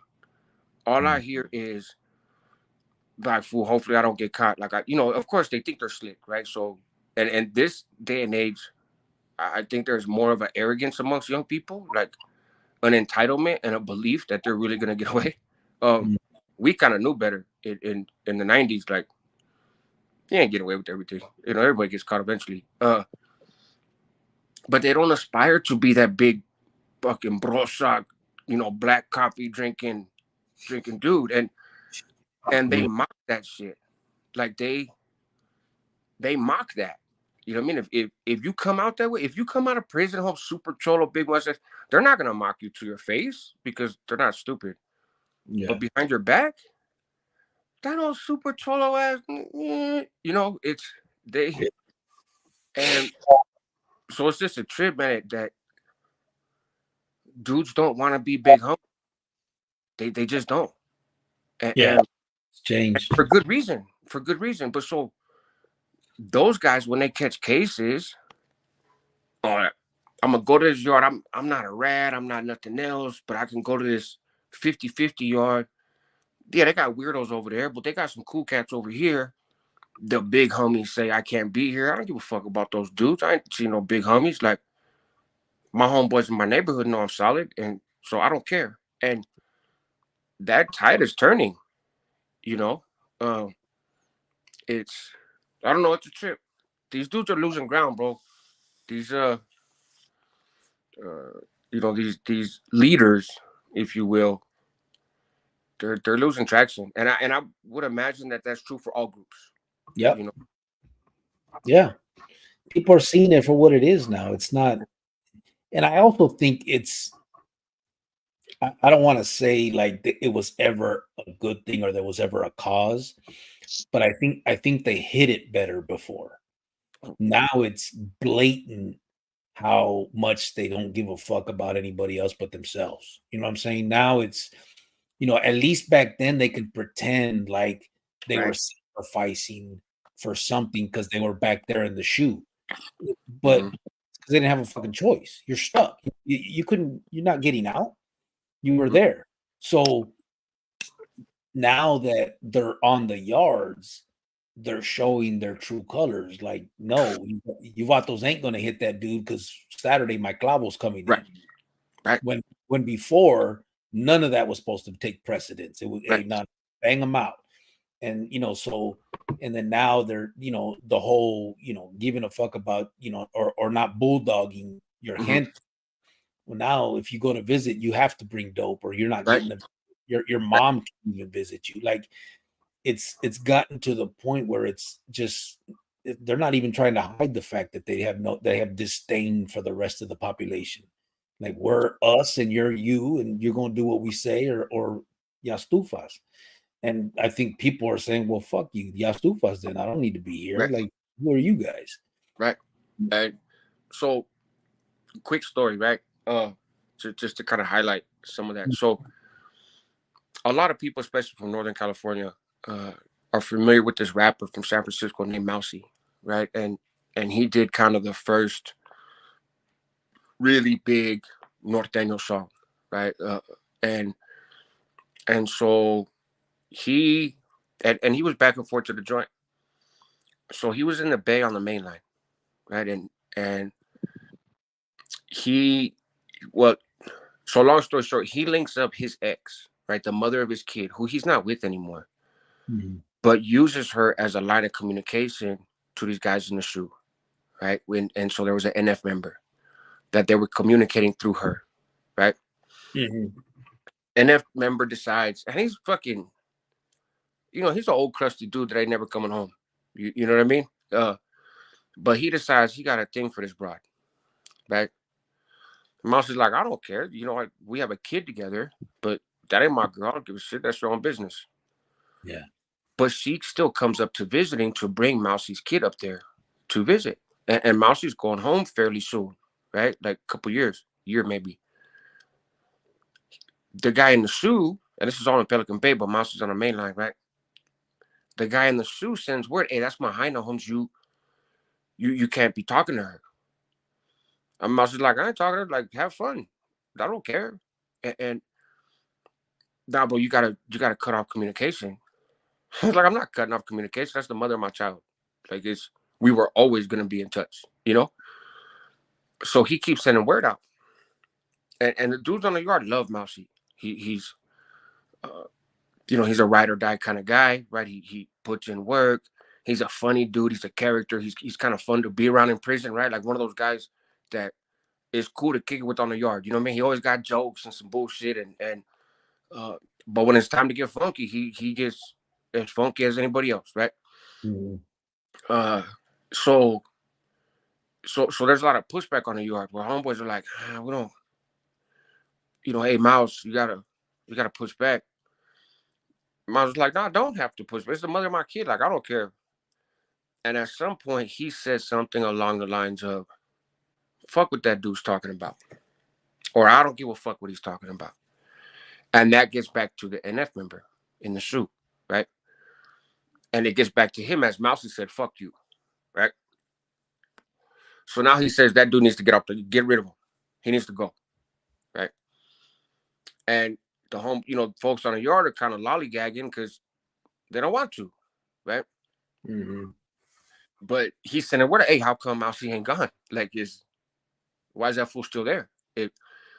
And finally gets to the point of, if you guys don't get rid of him, you're all fucked. All your careers are over. Like, I'm deeming the whole leadership, right? And this better be no little, pussyfoot and slash. Like, it's kill him. Kill that dude. And so Mousy knows, right? He's not stupid. He's been around. He knows what time it is. Folks have been getting at him like, Mouse, you got to pull back, this and that. They get at Mousy Selly.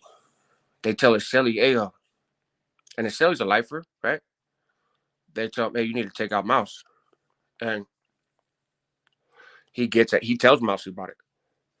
And he's like, hey, bro, these dudes told me to take you out. But I'm not going to do it, bro. I'm going to lock it up. And this is a lifer that has had a great career, quote unquote. You know what I mean? Like, stand-up guy. And it's not that he was scared to take somebody's life, but or attempt to. But that's his Selly. He got love for that fool. So he's like, look, dude, I'm not gonna do it for him. I lock it up, and I suggest you do too, because this ain't right, you know. And Mouse is like, nah, man, it's all good. You know, do what you got to do, but I'm not locking it up for shit, you know, because I haven't done anything wrong. So obviously, the folks on the yard know that the celly didn't bust a move, right? Because now it's yard time, and here comes Mouse coming out to the yard, Mhm. and the homeboys come and pick him up. Hey, let's spin a lap, right? And he's got two people right there. You know, let's spin a lap. They spin a lap. They're kind of making small talk. At some point, Mouse is like, "Look, bro, this shit is awkward. Like, we all know what's gonna fucking happen. You know, let's." And his thing was, I'm not gonna make the first move because you're not gonna be able to accuse me of taking off on a homeboy, right? But if you take off on me, I'm gonna try to defend myself. And it was only because Mousy was very good at defending himself that he didn't die. Like, he got air flighted out of there. They laid open his gut. They took it very serious, you know. But it caused a huge dissension on the yard, right? So I say all that to say, and then Mousy winds up going to the hospital. He paroles. He goes out to the streets. He gets his name cleared. Oh, never mind, bro. That was a bad call. Like, you're cool, right? And which I've never understood being that way. Like, I know a little bit about Django's story, right? Like, I couldn't be in those shoes. Like, I don't get it. But so and then he winds up getting deemed later again. You know, he's had a checkered, you know, experience with the homeboy since. But I say all that to say that dude is on the main line now, right? Like that's what you're dealing with. Yeah. So you go to visit, and one of the quote unquote big homies is in a visit, like, hey, damn, Cricket, your old lady's fine, homie. All right, so how we gonna get rid of Cricket? You know what I mean? It's and oh man, your carnal is bringing in the clavo. We say, how do I get rid of you and keep her? Right? And those things are happening. Yeah. Right? It's not everybody's that way. I always, when I say stuff like this, I always get pushed back later. Man, there's some homeboys that don't do that, this and that. Yes, I know. Yeah, I know. But I'm talking about the ones who do. Right? And here's the problem though, bro. When you say that, it's the same the same mentality as when people say, well, there's good cops. Simon. Right. But Right. if there's a bad cop and the good cop sees that the bad cop is doing bad shit and he don't do nothing, that Right. makes him bad too. And Exactly. it's the same thing with any of these clicas. You can't be a good carnal and let another carnal be bulldogging your gente. You just Right. can't. That's supposed to be one of the rules. That's implemented in most of all of their rules. So you would be within your rights to stand up for the vato, but you know you can't because you can't stand against your own carnal. So you let him do that shit, and in the end, you're a bulldog just like him because you allowed it. That's the thing, is my understanding of those rules, and I, you know, I was never an NF member, but you stand with your brothers first, and your only brothers are other NF members, right? And the same thing with the M, right? It's nothing comes between you and your canales, right? Yeah. And that includes the masses of foot soldiers, right? Mhm. And their loved ones and everything else. It's a very elite group, and I don't say that in a way of like accolades or praise, but just elite in the sense of there's not many of them, and it's hard to become one. And when you do become one, your priorities are each other, right? Even though they politic against each other and get each other killed and all that shit too. But And the face of it is yeah, it's each other.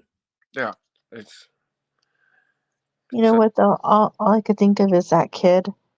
How old is the kid? yeah, And his mom had to be where she was, and his dad almost died because of his mom. that's a good point actually. And one time that his dad could get out, you know, he might not have his dad because of his mom. Like, he's gonna grow up and know that, and one day that's gonna come and slap her in the face Yeah. Yeah, because you wanted to talk to another dude in prison. Why can't you talk to some other dude in the street? Why? Why do you have to be that way? Why do you have to be that one? And she was young and cute, and it's not that matters, right? Like, you could be old and ugly too, but it's she uh it's this But, dude but I older just, than her great grandpa, you know? yeah, but we just talked about this on the live 8 days ago. Like, I mean, I met Manuel, yeah, and I was single and stuff, and we had a kid together. But I'm not gonna take my kid to see some other dude, Right. and my kid is not gonna get on the phone with some other dude in prison. It's just not gonna happen. Right. Yet alone one of his friends. Do you know what I mean? Or somebody that he knows in there. Right. And And when you have a kid, it doesn't matter how young you are. A light bulb should go off and say, "This is my kid." And after everything that happened to that dude, if she's still talking to that guy, that's what I was thinking.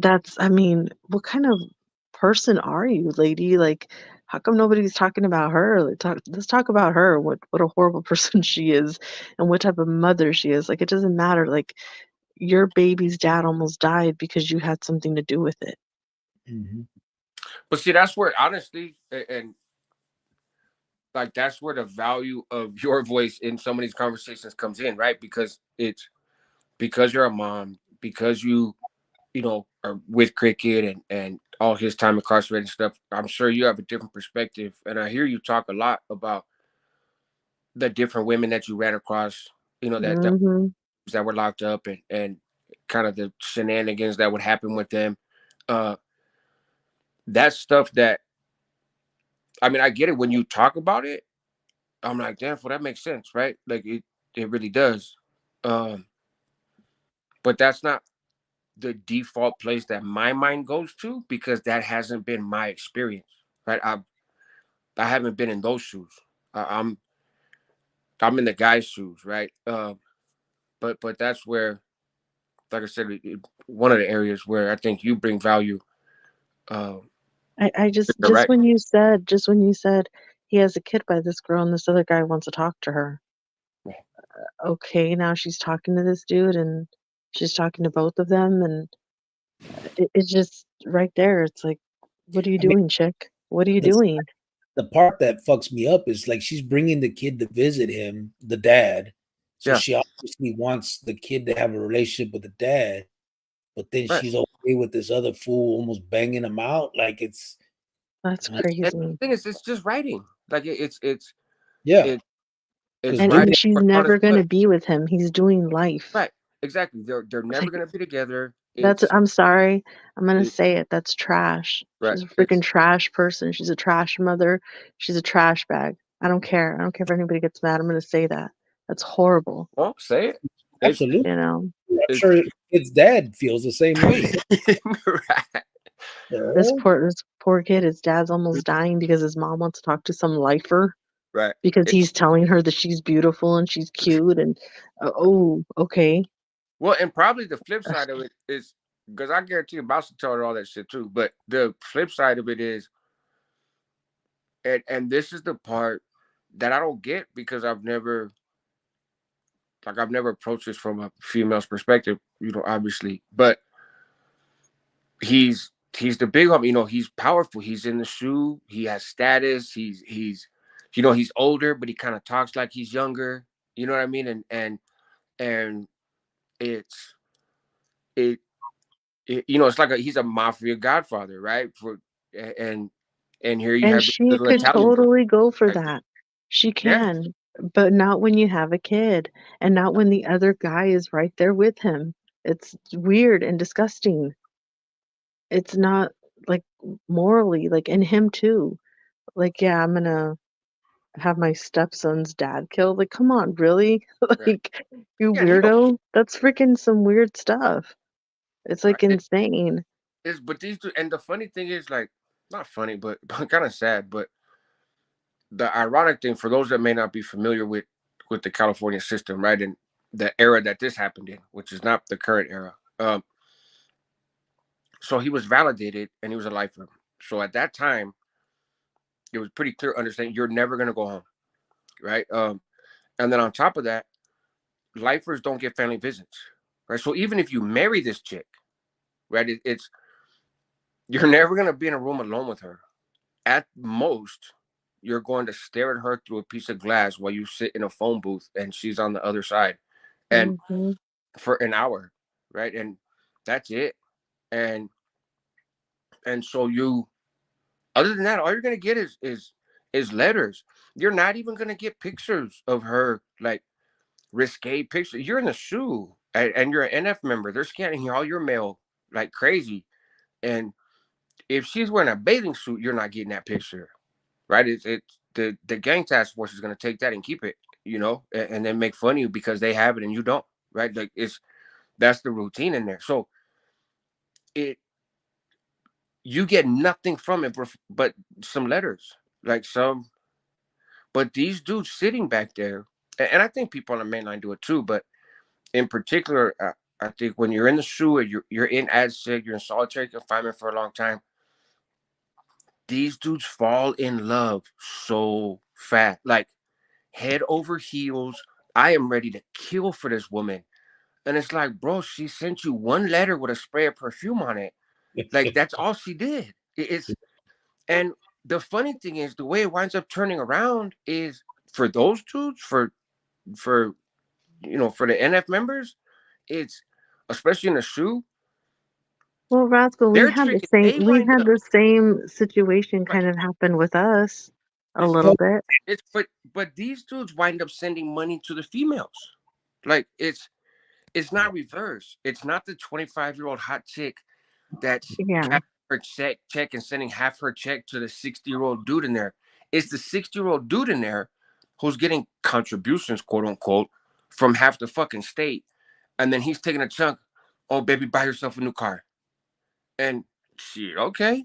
And write me another letter and tell me about the dream you had yesterday. You know what I mean? Like Oh and my God. that's all it is.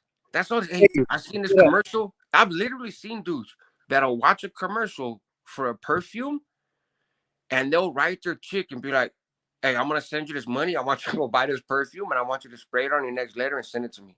So that way, anytime I see this commercial, I think of you." And obviously, it's hot girls in a commercial, right? Like that's the kind of stuff that happens. And you're right though. The father of her kid is almost getting killed. It's so that she can write this dude and this dude can write her. Really, so this dude can write her. But yeah, I think you're right. She's going along with it. But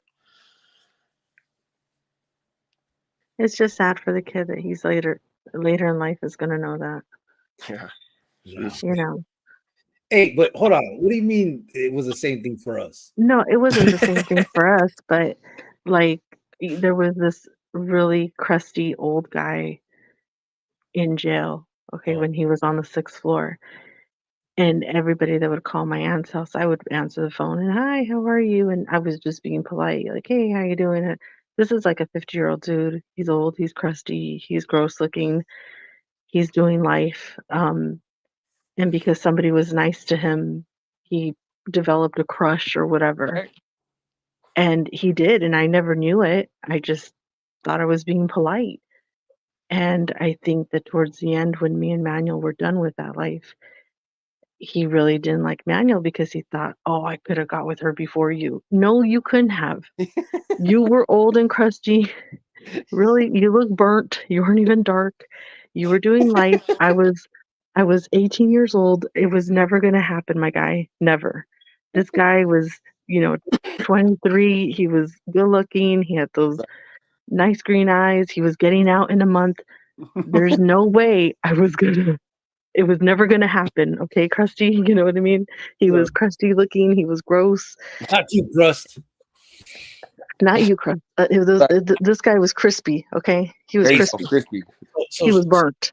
the person, And so bro, listen real quick. I'm not gonna say who it is. I don't want to get into all that, but I have a letter now that I got, I don't know, a few months ago from somebody that I write that's in the dropout yardas, right?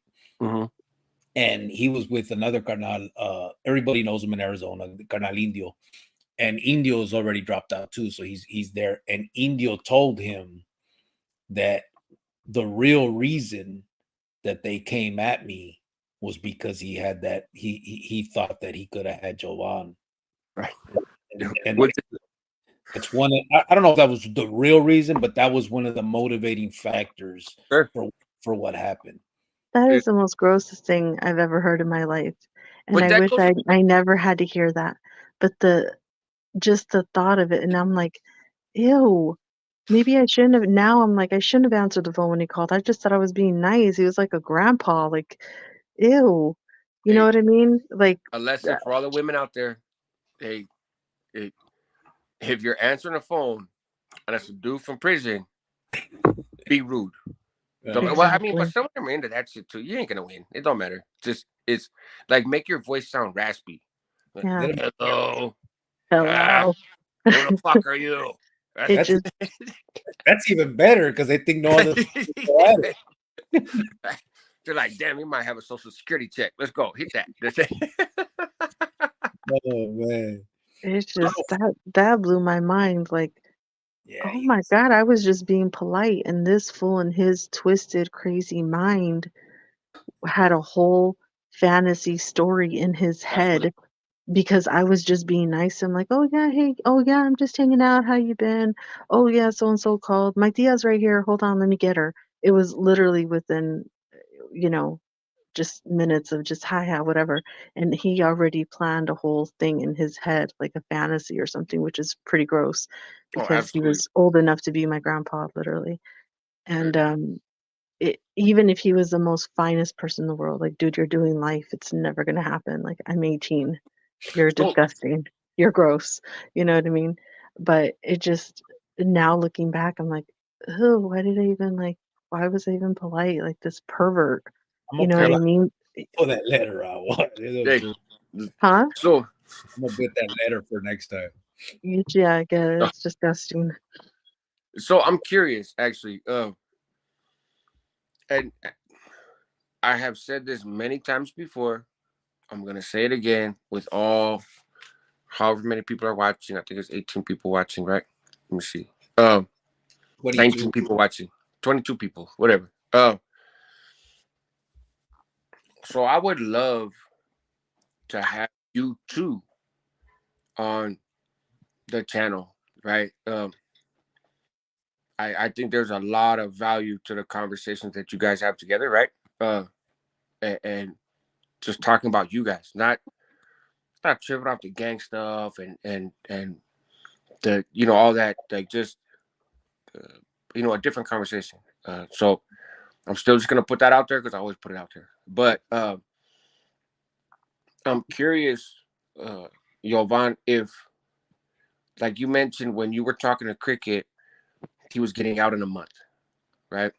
Um, Hmm. and obviously closer to your age range and that kind of stuff too, right? So I'm not trying to compare him to other people, but if he had a couple years to do instead of a month when you guys first connected, Yeah, when that do you think No. you would have kind of Mm-mm. fallen for him in the same way, or would you have put a wall up, like you know, was him being short to Well, the house a yeah, factor? first of all, when I did ask, like, who is that? They're like, oh, he's getting out next month too.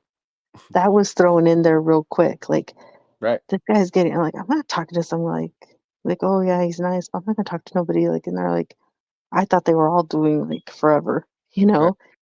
And, he just, the stars aligned and he got lucky and he got lucky he was doing a month and happened to catch me when I was single because I was only single for 4 months. I had just got out of a 2-year relationship. So he thought that, Did you want Cricket to he, whack that dude? hey, what? Did you want Cricket to whack that dude that you just got out of the relationship with? Were you like, oh, I'm gonna Actually, get with this guy?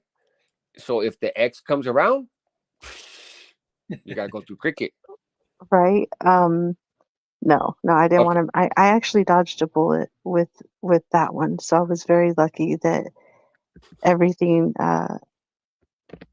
just planned out. You know what I mean? He was no good for me. It was a 2-year relationship. It ended. I ended up going to California for like 2, 3 months to get away from this person. And when I came back, that sounds I kind was, of toxic. If you gotta yeah, leave the state to get it away from, was. No, it was. And I was very happy that it worked out that way.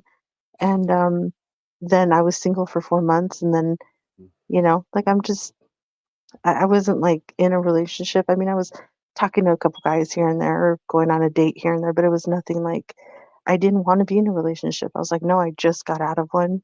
Right. I'm just single. I've been, like with somebody for 2 years. I Enjoy just being want to be single. free. And Yeah. it was my first real relationship. It was the first, for everything with that. So I just wanted to be single and do my thing. Sure. And when I started talking to him, I was like, oh, that's cool. Talking on the phone, like, get to know somebody that way.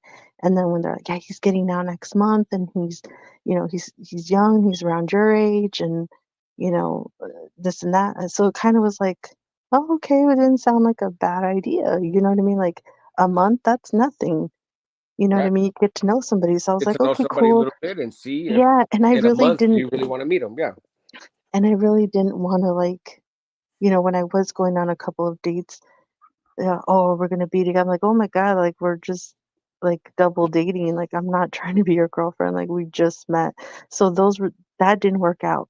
So me talking to him on the phone was kind of like, oh, this is nice. Like, he's not trying to hurry up and get with me like that, or, like we're just talking, getting to know each other. Well, and it So was safe, right? it Like, was, yeah, it was safe. It worked out. I was like, good, but if maybe he was doing 6 months, maybe, but like a year or two, I don't know. I I mean, wouldn't. I was young. I was very, Right. very cute. It That's just wouldn't have happened, you know? Right. listen here. So look at this real fast. And speaking on how fools do all that shit, right? So when I started talking to her, uh, she had another friend that she had talked to through her tío, and he was torcido in the joint.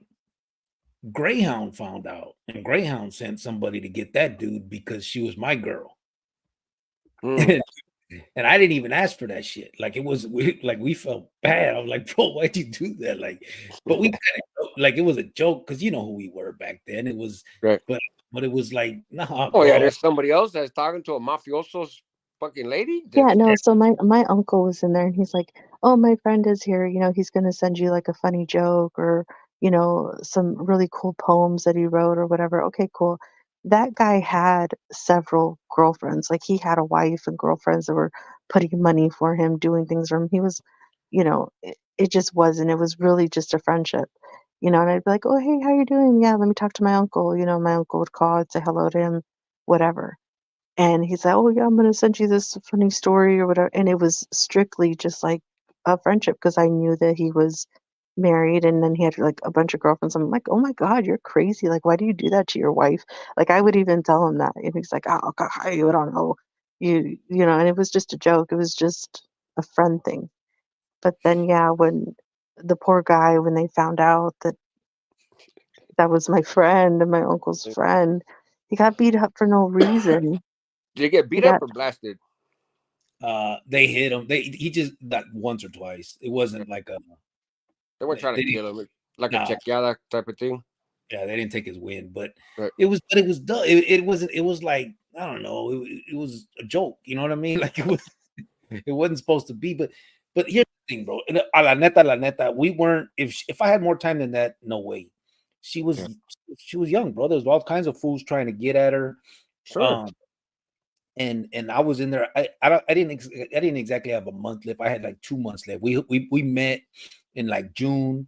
By July, we met like in May. By June, we were like talking a little bit more serious. I got out in July, and then it even got stronger because when I got out, the carnal who was with her tia, the way I met her, Mm-hmm. he was headed to death row. He was through. He died on death row, but he was real like he was him and her tia were like really really together, right? That was like her fake husband and all that stuff, right? Right. And so he asked me, "Hey, carnal, I need you to go stay at her chante and help her out a little bit and da da da." Well, I'm like, "Ooh," because her niece is there. You know what I'm saying? Like, I got you, bro. You know what I Right. mean? Right. Yeah. Hey, this is a really great assignment right here. Yeah. Wow. Right. Twist my Wow. arm, homie. Twist my arm. Okay. Fine. Let's go. Any- Anything for the least more. Right. I'm not Why? here for you. I'm here for business. But Yeah. nice to see you. I Well, mean, we can hang out. right. And Oh, wow. I gotta lay down somewhere. So that's so we hooked up. But you know what was crazy, bro? Is she was so like I don't want to say innocent and shit. You know what I mean? She was young and naive and different, bro. Like Mm. I had told her one of my favorite things was like egg McMuffins when I was a kid, and that I hadn't had none in years from locked up.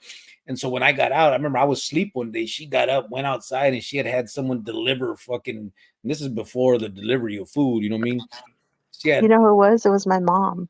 I know. I didn't want to say. I didn't know if you wanted me to, but Oh, yeah. No, it was my mom. I told her, before you go to work, can you stop at McDonald's and get me these things? And she's just like, okay. yeah. You know, right. She's like, well, whatever. Yeah. Brings me an egg McMuffins, and I'm like, what the fuck? This girl's crazy, right? Like it was like it just seemed. I don't want to say childish, but young. You know what I'm saying? Like it was like cute type shit. You know what I mean? And Huh? Did you feel like, damn, like she really pays attention and she cares? Like she Yeah. cares about shit that I don't even realize I care about, but I do. Yeah, because it just seemed like such a nothing. You know what I'm saying? Right. Right. Like Simone, we had talked about that while I was torcido. I'm in the county jail, but it wasn't like, I didn't expect her to have Of the shit course. delivered in the morning. You know what I mean? I just figured maybe one day we'll stop and get one if we're ever awake past 10:30. Right. but it was shit like that started like I was like, damn, she's a good ruka. It's kind of like how I started looking, and I've never been the type of fool that I didn't get with the cholas from the barrio. You know what I mean? Like I mean, yes, I had, whatever. You hook up with what's around you, but Sure. I didn't want to have like my main girl was never gonna be no gangster bitch. You know what I mean? It just wasn't gonna happen. And so when you didn't want the Bonnie and Clyde up. Yeah, it just wasn't, because you know what that is, bro. Right. You know what I mean? That only lasts till you're back inside, and then they're body to Their someone Bonnie else. and Clyde with somebody else. Right. Yeah. But also too, Bonnie will catch you a fucking case, because then they're walking around and you can't say shit to me. Look who I'm with. Like, come on, bitch. I'm just trying to fucking go to the store. Like, but anyways, no, go ahead. So it was just a trip, you know what I mean? It was just different, bro. When and like I said, like she said, I mean, I did total on that one like 7 months. I was fighting a bullshit case, but I was on parole too, so I couldn't get out on bond. I was stuck in the county having to fight this bullshit case. It was a marijuana charge, but I was stuck. I couldn't get out because I was on parole. Right. And so I just up there and I'm like, well, I kill my parole on this day. So I get out. I have 2 months left. And then that's when her and I started talking. Like I knew my date. I knew I was getting out. I wasn't fighting nothing crazy. It was some bullshit case. I'll be out. And it was what it was. And then so when I got out, we hooked up, I mean, it was like, and then it just, it got more serious as I was out there. Right. And then what I liked is, again, is because she was naive, bro, but she didn't question me. You know what I'm saying? Like I'm doing crazy shit, and she wasn't sitting there like, you really need to stop. Where you been? What are you doing? Who you with? Right. None of that. You know what I'm saying? Unless it was like if she got jealous over a bitch, that's what she got mad about. And I'd be like, what are you talking about? Like I've been sleeping in the car with Sinner all night, staking out a house. Like I'm just trying to whack somebody. I ain't your brother, rods, right? And that's what I liked though. I was like, she ain't like some of the carnales rucas all fucking tripping about where you going tonight? You're gonna be gone all night. Like, yeah, she would get upset, but it was just like, man, shut up, stop tripping, go to bed. You know what I mean? And it was, she just did it. It was whatever. Now she's different, but yeah, she now found her it's voice different. now, huh? She's like, look, Now, I rode with you for all these years. You gonna hear me now. But yeah, it was a trip. It was cool. It worked out in a way that was unexpected. And then but yeah, I tripped out when the homie wrote me and was talking to me about and I kind of knew anyway, because I remember like he would come to my cell and be like, "Hey, let me see them pictures you got of your girl," and like he wanted to see, and I'd be like, "Nah, bro, I ain't showing." You know what I mean? If I had Right, any like kind of crazier pictures, right, right. like, "Nah, I'm not. What the fuck? You Right, tripping?" that's weird. Right. And I was like, that's my girl. It ain't just some trampa. You know what I mean? Like, I'm not Right. gonna just show my girl's pictures around. But it was, yeah, it was. But I didn't expect that was one of his motivations. But that's the juego. You know what I mean? Exactly. It is. It is. What's even worse is when homeboy went to death row, her tia went to a whole different fool. Oh yeah. Yeah, Like from a different clica or just a different dude within the clica? With same his friend. Yeah. fuck So yeah. so Jovan, actually, I've been curious about this, right? You and I tease and joke, right, and other people do too. But your parents, your upbringing, your values, right, was different than folks like me and Cricket, right? Like uh, and and that's pretty clear, and that's great. Um, was was your aunt who communicated with these guys and seems like kind of the vehicle for you to communicate with these guys? Was she just sort of like the black sheep of your family? Like she kind of went rogue? She never was, which is weird because she was married for 12 years, had 2 kids, they had a great family. She was a hard worker. Um, and then when my uncle went to prison, that was like a shock to our family. That was something devastating to our family. We went through, it was like a death. Yeah. And when she started talking to people in there, and she actually started a relationship with someone in there, she was actually living with my grandmother, and my grandmother kicked her out because of it. Hmm. And she told her, like, I don't, this isn't okay what you're doing. You're not getting letters from people in prison here. This Hmm. isn't what's going to happen. Like, I'm not okay with your lifestyle. So you got to go. And she did. And, we all try to talk to her and say, like, what are you doing? Like, this isn't right. She didn't listen. And then she started involving, like, the kids, like, come with me to visit. And we told her too, like, that's not okay. Like, So just to rewind, the family stuck together and stopped talking to her. But me, I would tell my mom, like, oh, well, I'm gonna go over and babysit while she's at work. And my mom's like, okay, like, I guess that's okay, but don't be getting involved in any of that, crap or whatever. Like, mm, I'm like, yeah, yeah, yeah, whatever. You know what I mean? And I just started, going over, hanging out. And then, like I said, just occasionally, if the phone rang, I'd answer, like, oh, no, my aunt's at work. Uh, she'll call back, call back or whatever, and that's it. And I would just tell her, like, oh, so and so called. And when she started talking to this guy in there, it got more serious to the point where she did marry him. But he mm. was planning on getting out. He had like a year left or 2 or whatever, so she was planning on being with him. But then I don't know if the jail thing went to her head, and then she started talking to people higher and higher, and Right. then she just went nuts. And I've had conversations with my cousins about this. Like, I've sat with them now as adults. Like, we just had this conversation probably about a year ago or so, or just recently.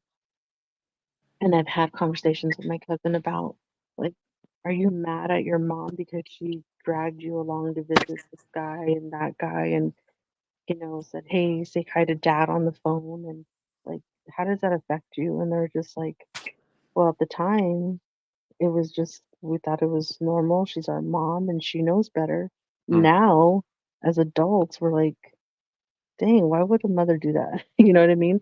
right. And my aunt did 3 years in prison because of these people that she was never even with physically on the streets. Oh And wow. so my cousins had to write their mother in prison, go visit their mother in prison, and one of them did hold a big, like, she Right. held her That's mother to that. She was very angry and sad with her for many years because of it. So I have had conversations with them about it, and I'm like, you guys are like the people that I talk about. Like my aunt sometimes is the mothers that I talk about on here. And the way I talk on this live, trust me, I talk like the same way to most Oh, family members. And my family members, if they need to hear it, I will talk to them the same way I talk on this live. mhm. I don't care. I don't care who they are. I'm And gonna, what and if they don't like it, then they don't have to listen to me anymore, you know. But Right. what yeah, happened? What how it all started, bro? Is obviously her Theo ended up in there, and while he's down in Well, and this that's my question, right? So the is she aunt the went to go married for visit my years, uncle. Yeah, right? she went to go visit my uncle. And then my uncle's like, hey, this guy, he's gonna call. Can you just make him a call? And, freeway. he said he would, you know, hook me up with this and that or whatever, whether it was store or whatever. And then my aunt was like, yeah, yeah, whatever. And then So when she got he, put in that way. Fuck. yeah, And what and happened to then the uncle? he's doing life in prison. And she left him and No, wound up climbing up the food chain. that was her brother. Oh, your brother. Okay, when you say aunt and uncle, I was thinking married couple. So your aunt was married and had kids. And So she divorced just after 12 years. And okay, but that there she dude, goes again. She was, in her 40s. She was divorced after 12 years with two kids. She right? goes to visit her brother who's Oh, going okay, away forever. Some guy in there sees her at visit. Hey, that's your right. sister visiting, and he's like, yeah. Oh, let me talk to her. She's, da Okay, I see it now. again, she's older, she's Right, divorced. He gets on the phone. How are you? I saw you at visit. You're so right. pretty. You're so Of course. yada yada. You know what I mean? And then that's how it starts. Okay, now it makes sense. I was thinking that it was her husband when you said uncle. I was thinking it was her husband after Oh 12 no, no, years they were that went in brother and there. sister. They were That's why I brother was and like, oh, sister. that fool got in the mix somehow. But okay, so they just got divorced, and her ex, the father of her kids, went off and kind of did his own thing, but he was a civilian. Then she visits your brother or her brother, your uncle, Mhm. and he's in jail doing his own thing. His homeboy sees, hey, fool, let me talk to your sister. And then the rest is kind of history in terms of her communicating with Yeah, people. Yeah, yeah, when That, she started putting in the blow up lines, and then more and more people mm-hmm, used the phone, and so then it got up to right. us, and that became our the way that we would call. Yeah. And then so then I'm up there, and they're like, and I'm I would call, and one time Jovan answers the phone. So then Yeah. I tell her, Tia, like, who's that? She's like, that's my niece. So I'm like, how old is she? And she's like, oh, don't start, cricket. I go, man, how old is she? Right. And she's 18. She's about to be 19. I was like, let me talk to her. She's like, no. I said, man, come on, let me talk to her. So then Right. we talk, and I just started talking, and then I pull her, and that's how it works. oh my You know what's god. funny is I heard you earlier, right?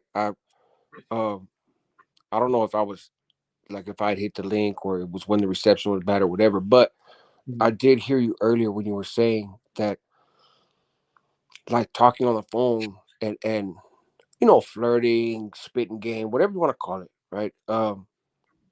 It kind of the gift of gab, right? Yeah, Is there. But then in person, very awkward. And yeah, and how you said like I'm not the dude that would just go out and holler at highness and shit. It's funny because that's my story from a child until yeah. now, right? Me Like too. it's I there's one time in my life, bro. One time in my life that I picked up this broad.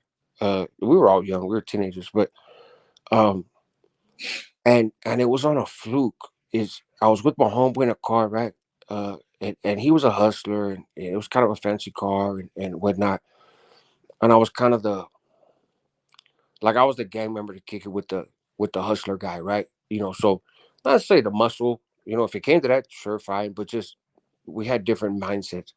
Mhm. And he was kind of a ladies' man, and I was just the gang member, right? And this girl's walking across the street, and at the high school, but we're all young, right? We're all minors, and she's walking. And I was like, "Damn, fool, that is bad, right?" And she was. I was like, "Hey, fool, holler at her." I was like, "I'm not hollering at this, but like, that's not what I do, right?" And I was like, "Man, huh?" So he kind of got me all pumped up, and I hollered at her what I thought was very disrespectful, but Yeah, I did it on purpose because I never expected her to take an interest in me. So I was like, I'm gonna be abrasive and just like not take this serious from the beginning because it's gonna go bad. Like at least I won't be so embarrassed. If I'm an asshole and she turns me down, then okay, cool. Like I didn't even try. I was an asshole. And so I was like, hey, and I called her over to the car. I was sitting shotgun, right? I was like, hey, come here.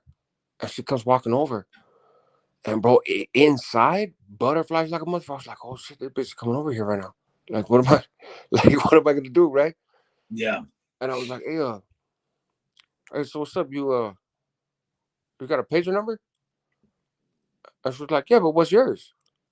Like she was aggressive, like Yeah. it's she was confident, and I was pretending to be that way, but Yeah. she really was that way. Like, and I was Yeah. like, oh shit. So I gave her my number, and she texted me, wound up linking up a little bit and whatnot. But aside from that one situation, which really happened on a dare, if I was in the car by myself, I would have never talked to that girl ever. Yeah. Right? Like, That's how, But bro. you see, and that's the it's thing with him. When I met him, he was a different person because he was shy and all that stuff. And yeah, sometimes that was when you're like, shy and you're quiet, it comes off as being like, oh, you think you're too good. And me, I was just like, I think I cried because of coraje or something. I don't know. When I was like, oh no, I did not get dressed up to come see this guy. Like my standards, I lowered them to come visit some guy in jail. You know right. what I mean? Like you're in jail and you're acting too good for me. Like, No, am it's I insane? And I'm just like, oh my God, like I've been single to put up with this. Like all those things ran through my head. And I'm like, are you freaking kidding me? But see, bro, You and know what I mean? there, like, remember, I just brought in chains, right? They uncuff one hand, they cuff you to the table, and then they give you, then with the one hand you can grab the phone. right. So I'm already feeling like, she just watched me That's walk the in. awkwardest shit, right? Yeah, yeah, two cops, one on each Mm-hmm. side, all this bullshit. So then, as I'm sitting there, I'm kind of like I can't look her in the eyes, bro. Like I'm looking around, like I'm socially awkward. No matter, like I'm Right, not the type of I'm not no like life of the party type of dude. I don't sit there and talk to right. people. I'm gonna be the one sitting in the back in the corner, quiet. You know what I mean? It just is what it is, unless I drink.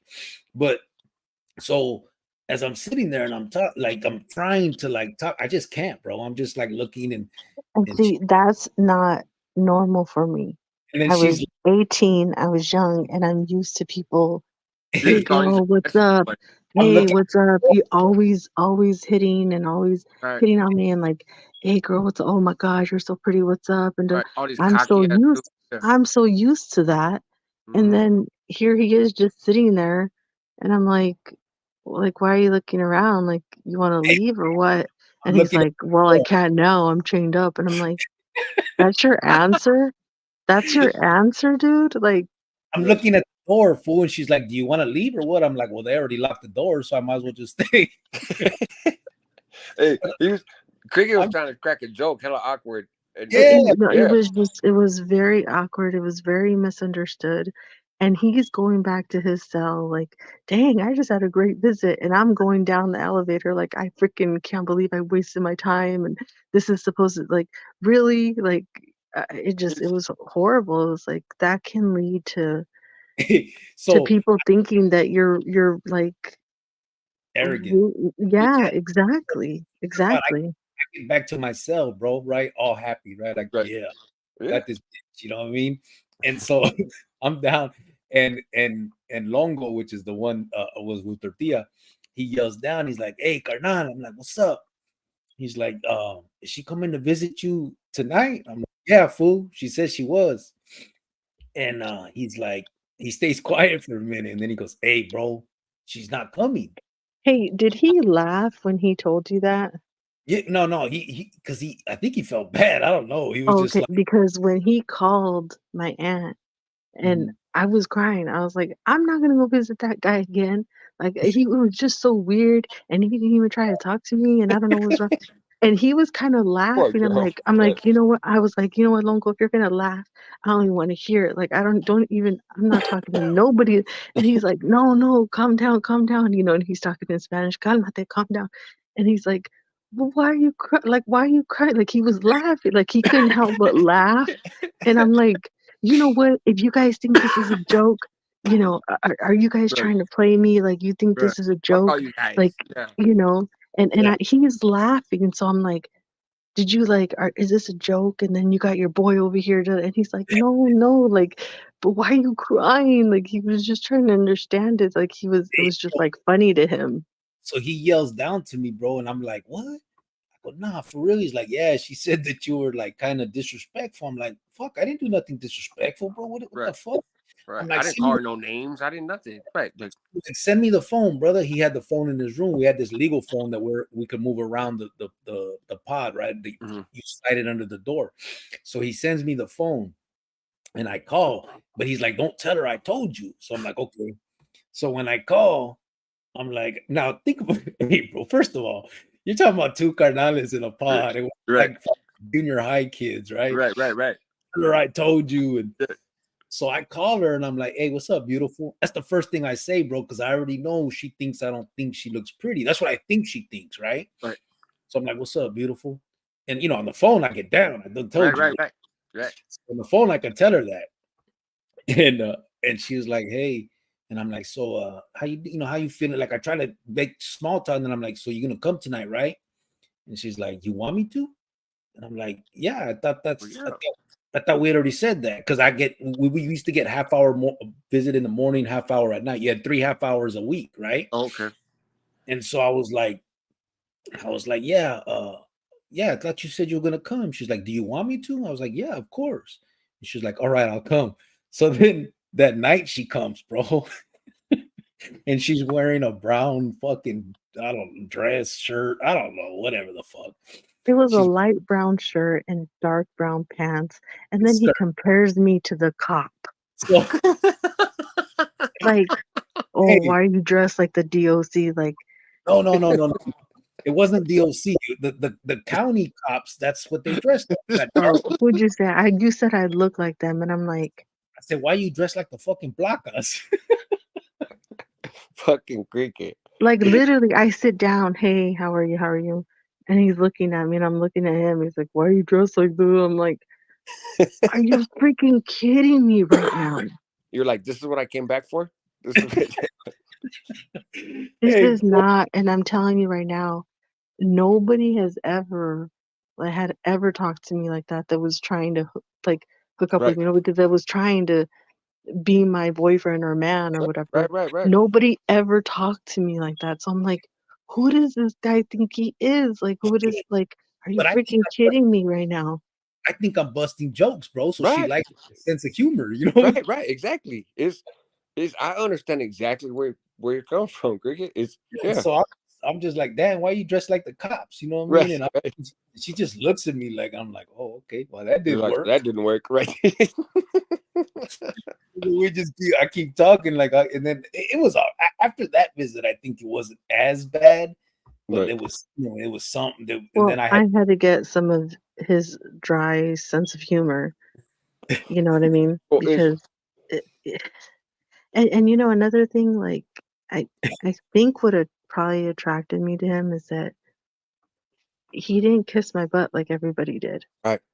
which He wasn't saying all this shit. I always had my family kissing my butt, my boyfriends, everybody always, "Oh, come here, I'm sorry, I'm so," like, literally begging, like, "I'm sorry, let's be happy, let's," even as a kid, I could throw a little tantrum and, "Okay, okay, I'm sorry," and he didn't, and I don't know if that maybe was, like, a challenge for me, or, like, Doug says, "Okay, "Oh, why? Why not?" hey," Right. Doug says, "Oh fuck, man, Trooper Jovan." Right? So Hey, Seriously. it Seriously. reminds me. So I was in the Bay, right, and my mom was a part of all these support groups, like and some of them through the church and the community of other women who had their sons or their husbands or whatever incarcerated. And she was out there protesting like the building of new prisons in California in farmland, and she was out there telling me, like, look, I used to work these fields and you think it's a good economic opportunity, but your sons are going to be the ones that are going to fill these places up, right? Uh, so she was in there, all these little networks, and she links up with this other lady whose daughter's incarcerated, right? Mhm. And her daughter's locked up because of a DUI in which a bunch of her friends died, right? Like Oh she, no. she was the least drunk of the group, and she hits a telephone pole. She breaks her back. Um, she's still walking and stuff. She's not like a wheelchair thing, but she breaks her back, She was the and driver. and she was a driver, and a couple of her friends die, right? So she gets like 8 years, which, as you serve four. It's crazy in California at the time. If if you were a female and you got a sentence, you did half time, no matter what the charge was. But for a guy, it varied, and so um, Damn. and her family had a little money. They weren't rich, but they were upper middle class, right? And so she had been locked up, and she did an article for like Cosmopolitan magazine, or one of those magazines, whatever. So, but my mom was like, "Hey, she's bad. Like that might be the one." And I was like, "Cool, show me a flick, right?" And it's like a visiting room picture. And I was like, "That is probably makes like she makes visiting room clothes look good." You know what I mean? Like it's um. So we start writing, but of course the letters have to go through our parents, right? Like it has to go from me to my mom, Yeah, and then my piggyback. mom gives it to her mom, and then her mom sends it to her. Um. So we're writing, and on paper, oh, bro, we're flirting big to like we're damn near planning our wedding, homie. You know what I mean? Like Oh it's it's God. it's like and it's crazy because she was paroling like 2 weeks after me, right? Um, and so we're getting at each other, and nothing too crazy because the letters are being passed through our mothers, right? See, So it wasn't like crazy letters, um, but definitely we definitely built a rapport on paper, right? So then I get out, and I can't wait for her to come out because I'm like, I'm gonna hook up with her. But I wasn't thinking just in a physical sense, right? I was like, I built a connection with this person, right? Like it's she's kind of my girlfriend, you know what I mean? mm, And so, but I never met her, and and so she gets out, but her getting out was more complicated because the families of the victims, even though they were all friends, the families of some of the kids that died were like, "Hey, we don't want her living in the community," basically. So her parole got transferred to a whole other county, and it really fucked up her whole plan because she found out like a week to the house, like you can't parole to your parents' house, you have to go somewhere else. So it was real tricky, and she was real stressed out. But I was excited for her to come home because we built this report on paper, right? mhm, And so at that point already, I have a car, I have all that shit already. I've been home, a couple weeks, right? mhm. And so she gives me directions to this pad where she's staying at, her family's pad, and I'm driving, and I'm getting lost. So I'm getting lost. So I'm hella late getting over there because I don't know. It's everything's new to me. I got fucking Google Maps printed out, and I'm trying to drive to this other area. Like it was overwhelming already. He said, "Print it out." You got a map. Yeah, yeah. No, Exactly. yeah, you could print It's out the Google Maps. yeah. This was like 2005. So Yeah. we didn't have ways and smartphones and shit yet. So I finally get over there and I meet her, and she's gorgeous, bro. Like she looks the same way in the pictures. And but it's awkward. Like now that we see each other face to face, Yeah. it's like you Sitting there looking at the so floor. right. So we're like, yeah, sorry, I'm a little late. Like it was kind of hard to drive over here. It's Yeah. kind of different. And she's like, yeah, I don't even have my license yet. She's barely home a couple days. But her mom and my mom are like best friends, right? So it's there's a lot of outside pressure of like this is the couple, like it's they feel like they did their fucking Chuck Woolery. We hooked them up, Yeah. and we go to eat at this little spot, and it was cool, but it was hella awkward, like really fucking awkward, bro. And I was like, damn, and I left there like I don't really know what just happened. Like it's we we've been writing for like 2 years. That was the Like, divorce. right. I was like, we've been writing for like 2 years. Everything's cool. And it's funny, just the chemistry that we had on paper Yeah. didn't necessarily happen in person. And then it was wild is the same time I proposed to my ex-wife, right? Like that little trip out of town. It was a Mm, trip out of town to go kick it with her family. And mm, she showed up. And by that point I've been home for 8, 9 months. She'd been home for a while. Like, and then I'm over there at this like 3-day weekend in Tahoe at this cabin that my mom's family and her mom's family kind of put together, right? mhm. But I'm with my Hyena that I just fucking proposed to on the drive up there, right? Like, and I see her up there, and we're kicking it, fool, chopping it up, like it's like good old times on paper, but now in person. And I was like, son of a bitch, but I just proposed to this bride. Like, you know what I mean? Uh, it it just took a little time of us being both out of prison, and so then it was super flirty, super all this stuff, but I had to draw a line because I'm with this Yeah. this broad that I just proposed to, like, you know what I mean? Like, uh, So they so work out. so yeah, it didn't work out with her and I wound up getting married. Then the marriage didn't work out, so I probably should have just gone with the fucking broad from prison to begin with. But I uh, mean, it's easier on it's paper and yeah, on the like man. it's a different world, but that face to face shit. But I've always been that way. Like it, even as a kid, homeboys would be like, "Hey, bro, that broad's into you." Like, Yeah.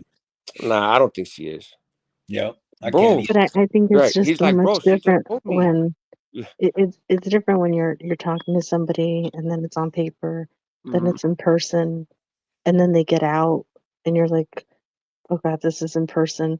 You know how many times me and Manuel fought, and he's like, I swear to God, when I get out, I'm gonna slap you in your face. I was like, you ain't gonna do nothing. He's like, I swear to God, I'm like when we'd fight, he's like, I swear I'm gonna get you. I'm like, no, you wait, yeah, I can do nothing. We'd sit there and fight, and then he gets out, and of course he doesn't, but it's just You like know. it's just different, paper, visits, living together, Right? and then having a kid and living Yeah. together, You, and you, then growing up together. Like we literally grew up together, like became adults together. Yeah. So No. it's been one wild ride. You know what I mean? When I got out, right before I got out, I'm in the county jail. Right. This is my release date, and I come out for my hour. Right. They let me out for my hour. It's like 5 o'clock in the afternoon. They still haven't released me. I call Jovan, right, and she's mad at me, bro. I'm like, "What's up? You're mad?" She's like, "I thought you said you were getting out." She thought I had lied about my release date, oh, and I'm like, "What do you what?" I go, "I don't fucking know. Like, I don't roll the doors. Like, they'll right, let me out when they're ready, man." right. And she's like, "Were you lying to me?" Da da da. And as we're on the phone, they call me over the intercom. Madrono, pack up your shit, and I'm like, Yeah, "You're calling me. Come get me, man. I'll be out there probably like an hour or two." And then right. I got out, but it was like she's a fucking little nutcase, bro. I was not. I wasn't in that case. I think I was just, well, I was just probably a brat or whatever. Yeah, But probably. but after we had our son and we would talk and stuff, and he We he'd be fought like, man, it out. yeah, we would fight. He'd be like, you wouldn't be talking like that if we were in person. I'm like, yes, I would. Yes, I would. And of course I wouldn't, because when you're on the phone, you're Right, brave. So, right, um, but we had those fights, and like I said, it's just different when you're on paper and then in, in the visiting room, and then when you have to actually live with the person. right. Yeah. And so it's How it's the hell did quite an experience. But we are at 4 hours and 30 minutes, and I do You, need to get to bed. yeah, I'm yeah. gonna I finish. haven't been on here this long, but you guys sure have. So, Yeah, but I'm cool. If you want to stay with me, Raz, let's kick it. I want to read these comments. Good night, Rascal. Good night, babe. I will okay. talk to you guys Good night, Michelle. tomorrow. All right, Bye. I let appreciate you. me see. Carlos said a while ago, fuck, my bad. Hopefully he's still around. FYI, whenever you guys are ready, I can donate a Taylor guitar GS me. Hey, that'd be cool for like the next big fundraiser, like Christmas, because then we can maybe raffle it off on here or something and get the feria for the gifts for the kids or something. But what other big one do we got? That's it. I mean, Christmas is the biggest one we do, really, Yeah. where we the more money the better. Um, the Easter baskets and stuff and all these other ones, they're usually not that much. And I really don't like people sending too much money and then I don't know. I feel some type of way about it. I mean, Sure.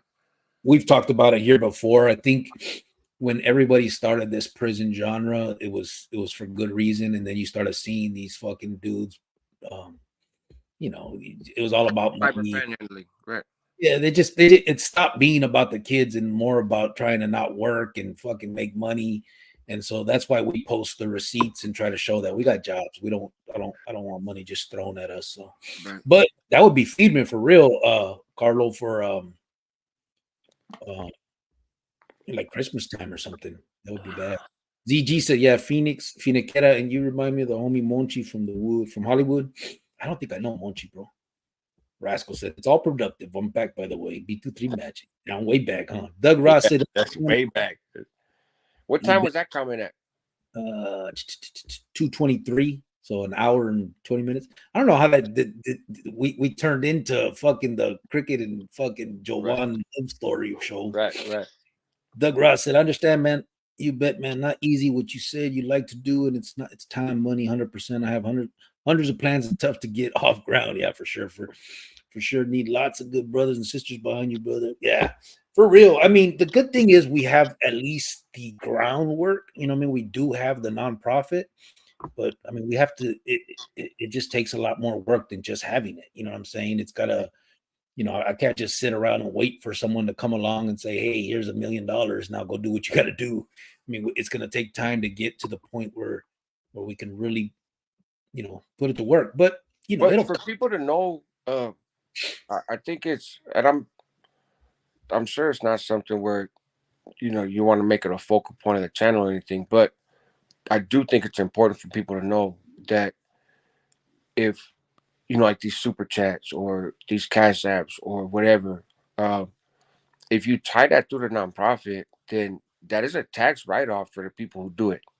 for sure. right? And um, for some people, that's important, right? Like it's uh, there's a whole tax strategy there, right? And so if you have a lot of tax liability and you're looking for a write-off, you guys are a legitimate, way to kind of run that money, and then it helps people on their taxes. So if if you cash out my me, or you super chat my channel, like, I really appreciate it, but there's no tax benefit to it, right?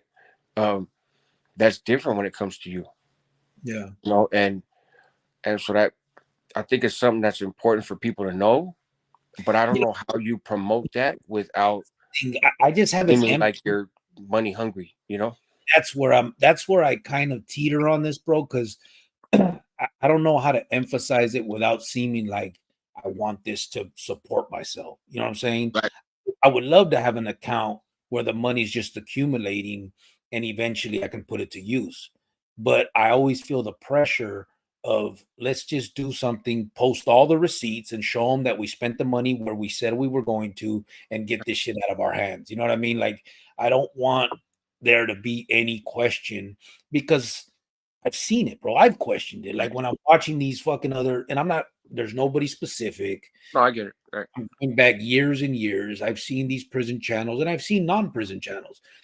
They'll do some fundraiser for the kids, but then they want to take 30% for themselves. And Right. like, why, bro? Like, it doesn't cost you anything to do what we're doing here. Right. Like, my lady don't have a car. She's out there. She doesn't have a car because she's not here with me right now, but she'll take it takes a stupid Uber to Walmart, buys all the toys for the kids, and then we do it on Amazon.com and send we can send cars, we can send the gifts. I mean, it doesn't cost you anything to do that. So to Right. take money, I just think it makes it seem like, I think it cheapens what you're doing. You know what I mean? Sure. Not saying that some of them it may be, they may need that. I guess. Here's the other side of it. If you're straight up about it, like, hey, watch out, I'm taking 50% of this shit, then cool. Right. But a lot of them weren't doing that. A lot of them were pretending like we're gonna do this because we want to do this for the kids. And then on the 21st, they want to lay a fucking wad of money on their shoulder and show off all this money they got. You know what I mean? Like, it's like, what the fuck? Right. Whatever. So that's the only reason her and I have done it the way we do it. We try to do little things, post all the receipts, show everywhere the money's going, so nobody could ever come on and say, hey, where did my $50 go? Or it's all right here, bro. Like, Well, and I don't know enough about tax law. Like, I do my own taxes and that kind of stuff, but I don't know enough about the law in terms of, if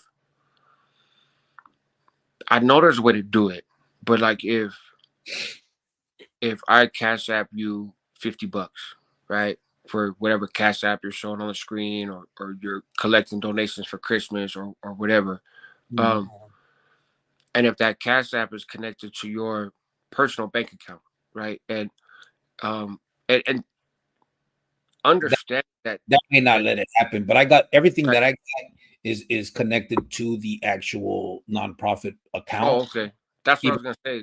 Even though there's zero money in there, but it's there, right? And we keep it open for that purpose in case anybody ever wants to say, "Hey, can you send us the paperwork for it?"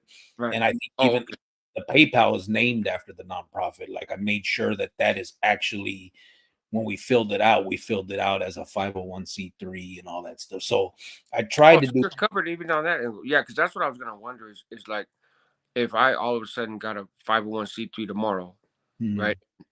Then turned around and said, okay, well, when you send money to the homie hangout, I'll count that as you sending money to the nonprofit.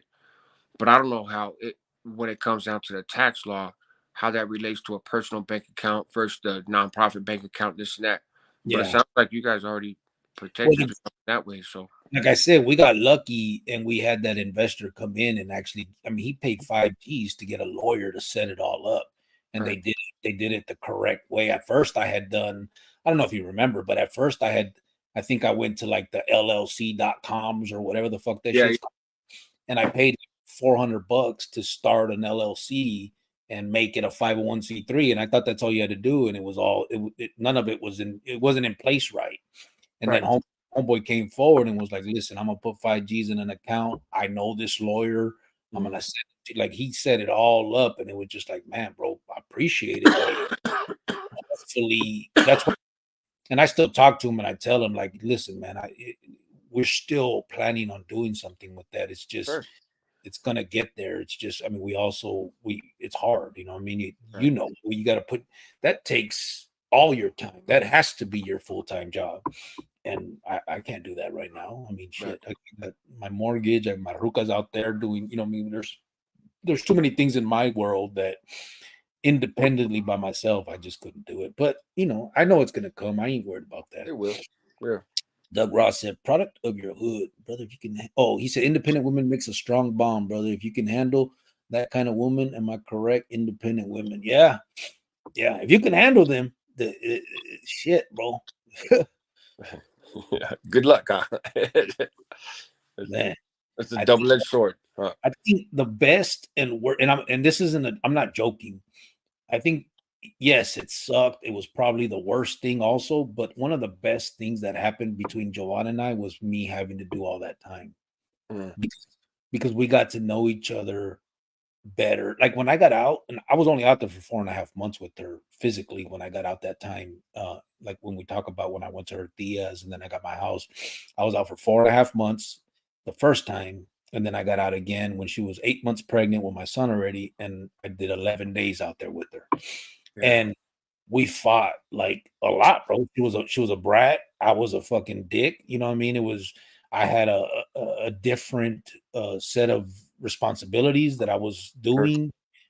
She had to deal with a lot because of me. We got raided. You know, she was there when I mean they parked the fucking the one of the military tanks in the fucking front yard and called her out and she was cuffed up. Like I mean, there was so much going on that she had to deal with, and then so if that would have continued longer, I would assume It would have she would fallen apart. Right. have had to, bro. I mean, it just baby or not, pregnant or not, she would have had to have protected herself. I wasn't there for that.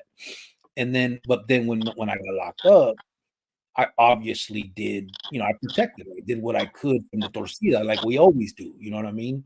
And then in the time that I had to do, we got to know each other better. She got to know what makes me mad, what makes me happy, all that same shit that you get Right. in a normal relationship. So, I mean, it was tough, obviously, being torcida, but that's on my end. Oh, hers too. I know she was a single mom and all that drama, but I'm just saying, as far as the relationship, it probably was something that it made us strong, I mean, in the end. Because then when I got out, we still fought a lot because, then she had different expectations and I did too. But by then we knew we could fight and we didn't have to worry about, well, she's going to walk away or I don't know. I mean, like the old day. Ross said, agree from my area. Exactly, homie, hang out. I found once we reached in our 20s, we found out we can be around each other. We're men now, not boys. That's my personal opinion. That's right. Yeah, when you have beef with other fools from other neighborhoods, Right. yeah, you start noticing that you guys have a lot more in common than you did not. And it gets easier to do the whole let's have peace. You know what I mean? It's crazy. Big motherfucker said my little brother was like that. All he talked about was going up and getting his Daytons. That's so many people, bro. Right. That was my story. That was, man, Yeah. all of us in juvenile, all of us growing up, Right. I'm gonna be that guy. Yeah. yeah, and especially I will say this, and as corny and as stupid as it sounds, after those fucking movies, American Me and all that shit influenced so many kids Sure. to go because that opened their eyes to something that they hadn't seen. They've heard little things, but that shit made it that glorified it. I That mean, made that's it real.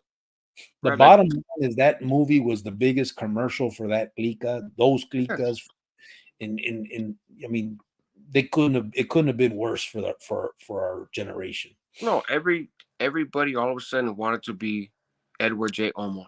Santana, Right? yeah. And everybody wanted to be Miklo. And everybody wanted to be JD. And Yep. everybody wanted to be these characters. Right. And because you watch these movies and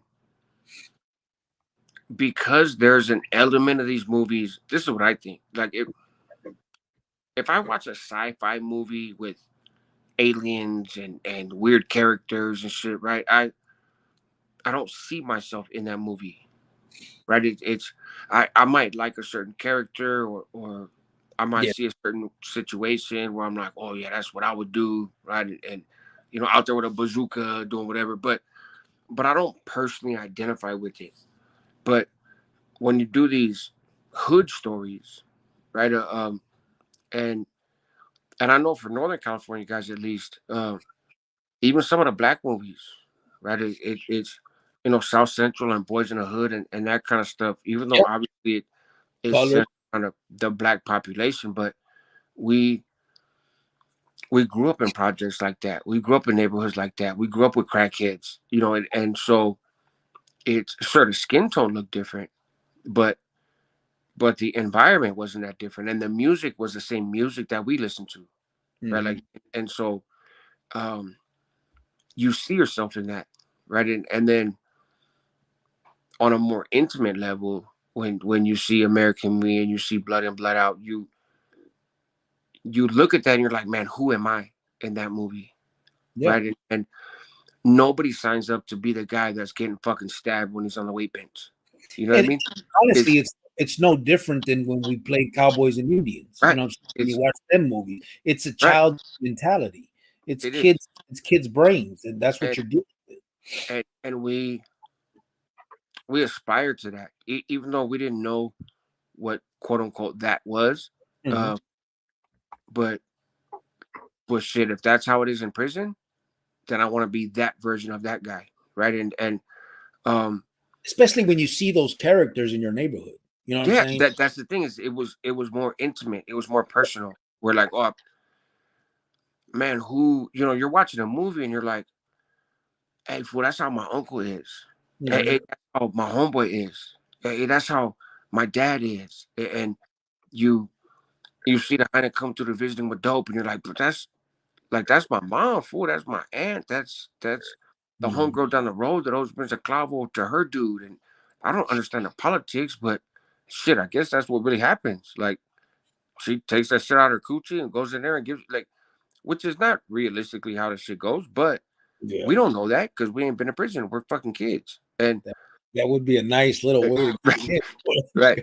right. But we're like, yeah, like sign me up, right? Sign me up, and this must be because you see these young dudes gang banging in these movies, and we're like, we gang bang, like that's what we do, right? We spray paint on walls, we fucking drive by, we shoot at people, we check rivals, we do all that stuff. So I guess this is the natural progression of Mhm. this lifestyle, right? Because in this movie, I see people my age doing this shit that people my age do. And I Yeah. see people younger than me doing the stuff that I did when I was a kid. Then I see the older version. Well, I haven't made it to the older version because I'm not older. But Mhm. but now you've normalized that. And so I said, I'm not tripping off going to prison because when I go to prison, I'm gonna be these guys. Right. Yeah. And and then you go to prison and you want to be those guys.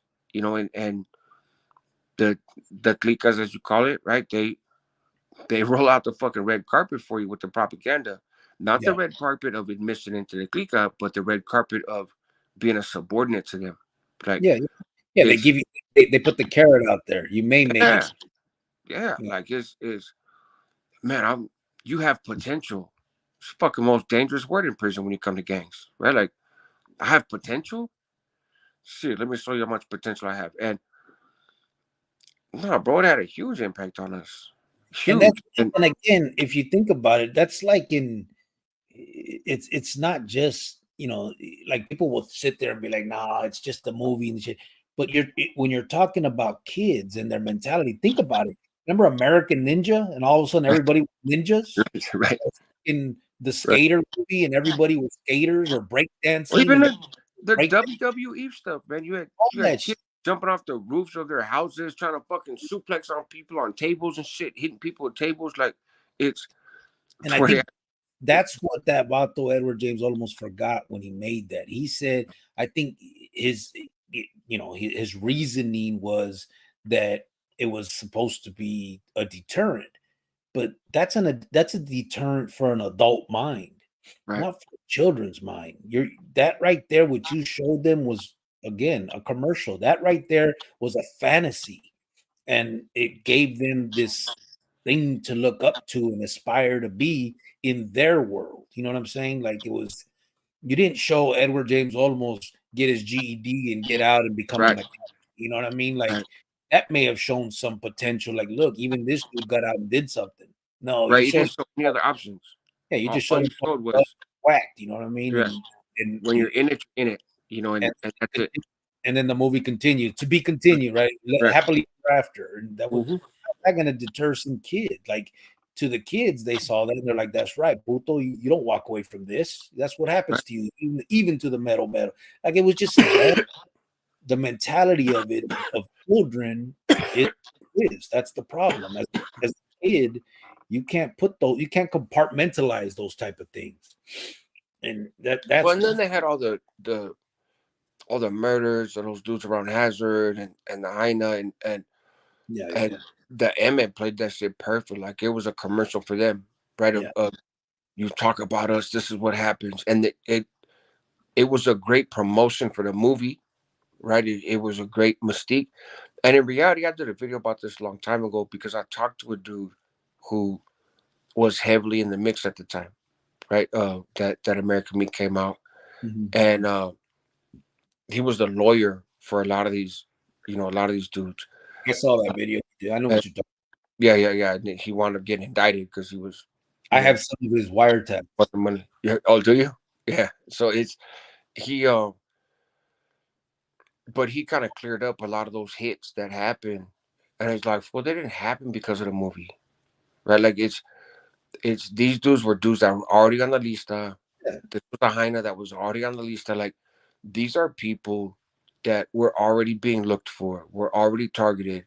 They would have been whacked whether American Meat came out or not, but because they happened to have some type of role with American Meat, no matter how remote it was, right? Mhm. Like this dude was on the set one day and then he got killed the next day.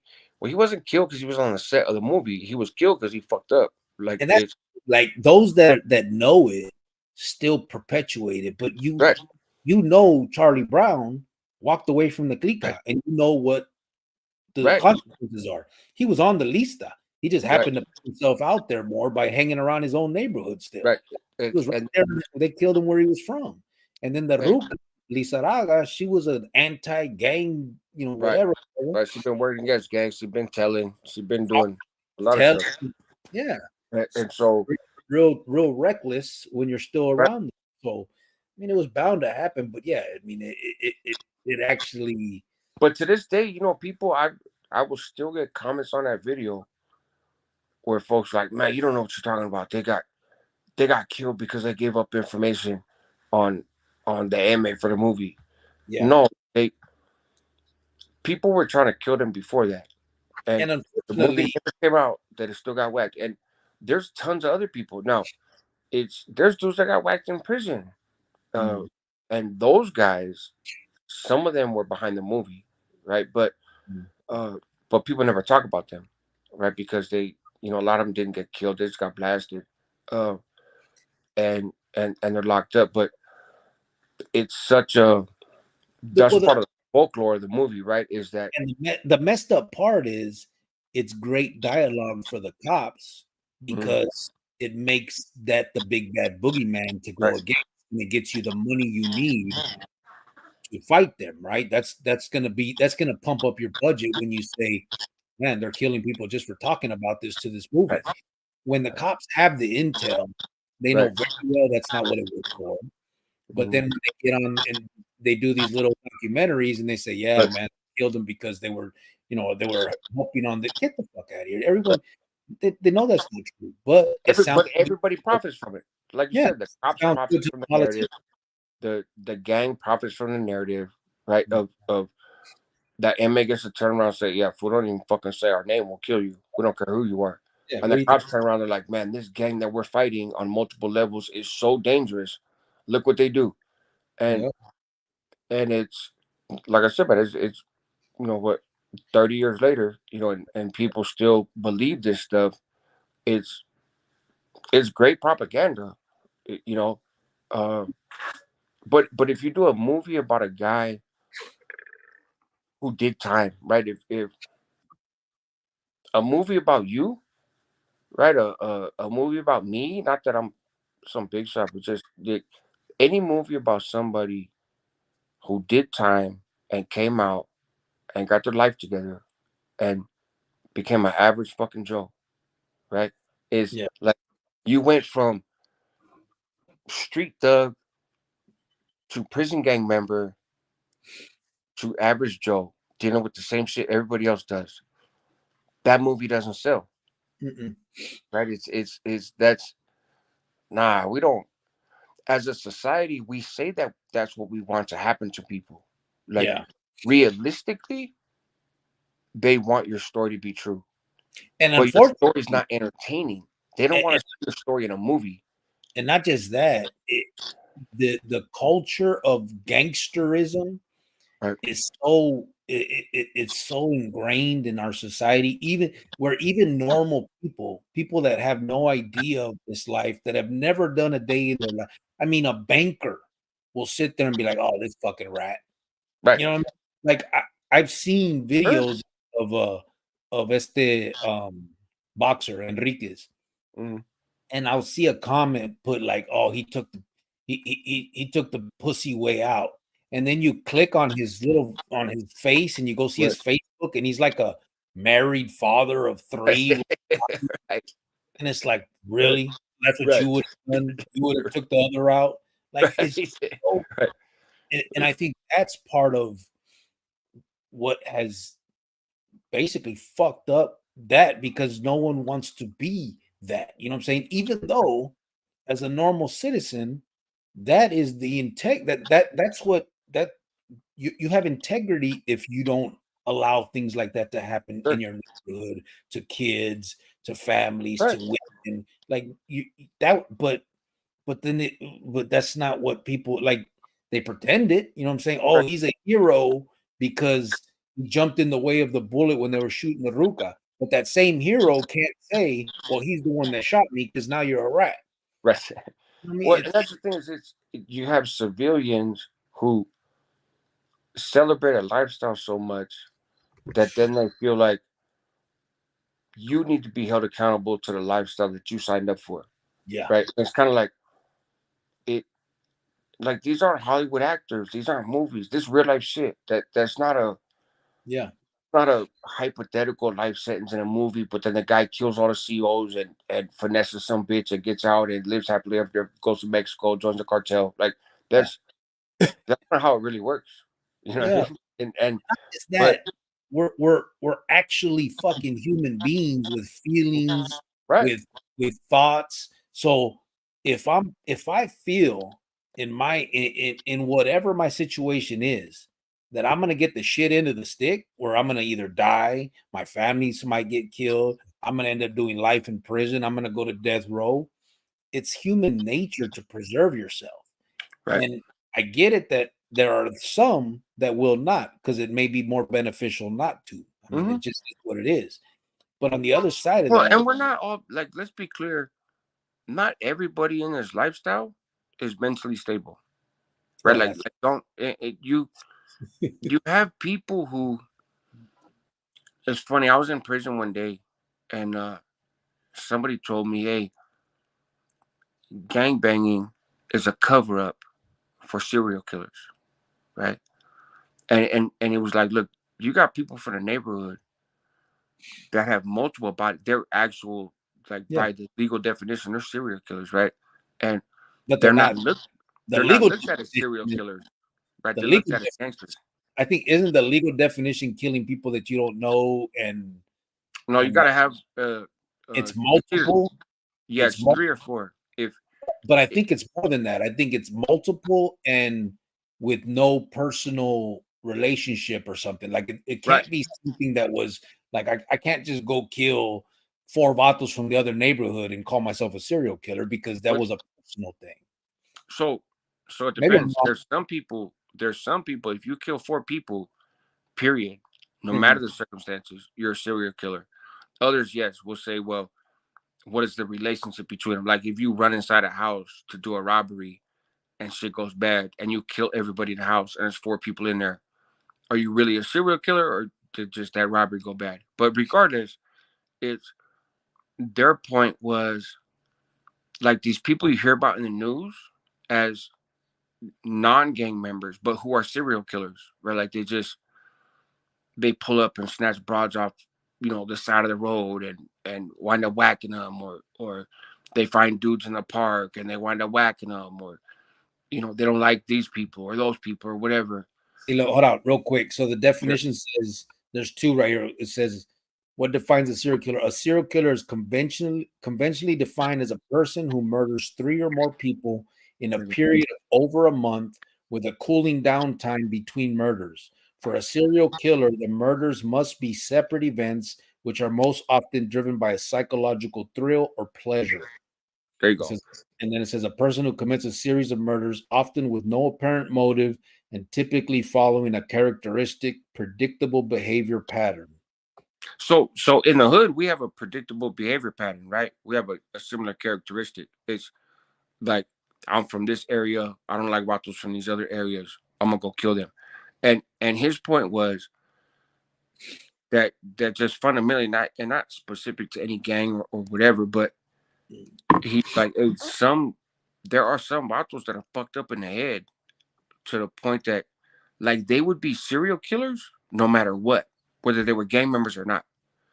But because they grew up in the barrio, the gang gives them a pathway to be a serial killer with some sense of righteousness, right? Yeah. But if if you take that exact same mind, but you put them in a, let's say, upper middle class environment somewhere, but that same mind, they're not going to become a gang member because they don't have access to gangs, right? Yeah. But they're still going to be a serial killer. They're going to be the, the dudes that find some other type of victims. Yeah. But and that's rare.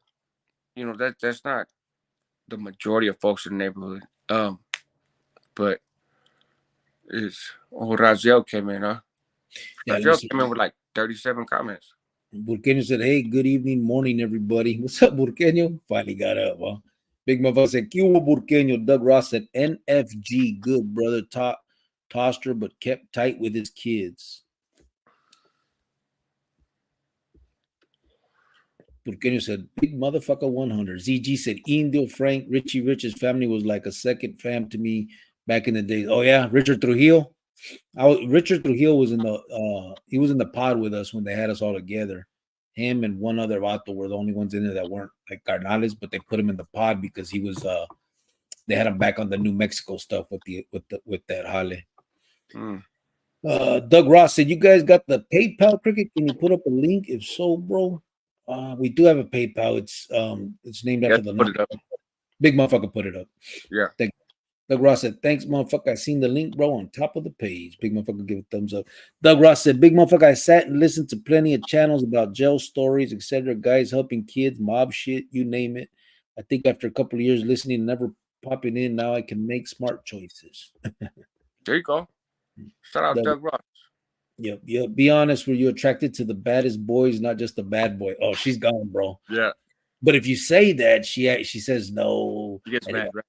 Yeah, she gets mad. But Geronimo said, "Just woke up. I'm wide awake." What's up, Geronimo? Big Mother said, "Thanks, cool, bro. Cricket and Joanna are the real deal." Hey, thank you, brother. That's true. Doug Ross said, "A lot of shady motherfuckers, bro. There is that. And you can pick them out. Don't take long in the chat. Like Cricket old lady is talking this stuff. It's real. You feel it. I think, okay, on my opinion. Yeah, listen, bro, we're just talking about real life shit. We try not to do too much of the glorifying and telling the prison stories. We know that's the interesting shit, but whatever." Doug Ross said, "Oh man, oh fuck, man, Trooper Jovan." That's hilarious. I'm all fuck. He's gone already. He's at 2:49 a.m., bro. Got to get up in a few hours and be kind of like, thanks to all. Okay, talk soon. Yeah, it's 4:20 here. Raziel said, "Watch out now. What are you smugglers doing up?" He said, "With real long-lasting consequences, nightmares." Yeah, they can be, bro.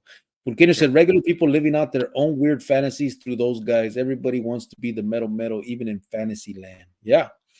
Everybody except for the metal. Right. This was crazy because they know what's coming. Raziel says, "Sup, Vulcano? I didn't think anybody was here, LOL." He said, "Exactly. They could say JSOC and DEVGRU Special Forces guys are real killers, are serial killers." JSOC, what's that? DEV? No. I don't know what those are. Military terms, bro. We didn't get to do it, so we don't know them. Right. Raziel said they run missions for a living. Yeah. ZG said the movie South Central had a pretty good message in it. That one actually did. It did, yeah. I remember. And you know what's crazy? But in watching that movie, you don't, if you're already in the streets banging, I was gonna say that. You don't want to be that guy. You're like, oh man, that's dope. Like, you feel for him, but he is not you in the story in your mind. Yeah. But if you're not banging, if that's not your lifestyle, if you're an observer, right? If you're still kind of on the porch, so to speak, which a lot of people put down, and I don't mean it that way, but if you're sitting on the porch, that movie can be like, oh fuck, I'd rather be this guy that doesn't have to go through all this. But if you're already out there, if you're already exposed to it, if your homeboys are already packing pistols and you're already banging, then you're not the star of the show. You're everybody else. The other side of that is what I think about when I see it is, as a kid looking at it, it tells me, oh, you can do all this shit and then still have a life after. Right. Like, right. A miracle will happen. Yeah. I'm still gonna get out and be with my kids and Right, all that, and I'll take the black heart off later. right, right, You know, but right. it's that childhood My type of, dad's gonna come save me. Right? yeah, yeah, Is you know, yeah. uh, Deuce. They got off on Deuce it. here. What was that one? Remember the Sherm? The Oh, Sherm head? fucking OG Bobby Johnson. No, the Oh, the Sherm Sherm dude. Yeah, it's when he was in a band, he was fucking up. What was his name? local, local, Yeah, I think it was Loco. Yeah, shit like that, right? yeah. Gracias. ZG said gangs rules and guidelines were basically made up, created by children for a grown man to still feel he was a fellow, has to follow them. Some rules is pretty fucking insane now that I'm damn near 40. Yeah, absolutely. I got a video. So I've had this conversation with a few people, and I might have somebody on to have the conversation with me. But if not, I'll do it by myself. But to some degree, we can argue that gangs are normal adolescent behavior, right? Like there's always kind of been the wild west spirit in the United States. The issue is growing out of it, right? It is adolescent behavior. It's, hey, bro, it's my buddy. You don't like my buddy? Fuck you, right? It's testing the boundaries of the law. I don't care what the rules are. I don't care what the law is. I'm gonna do what I want to do. But then ideally, like you have a kid or you grow up and you can't stay at mom's house no more. You got to go get your own fucking house. So how you gonna afford that, right? Like it.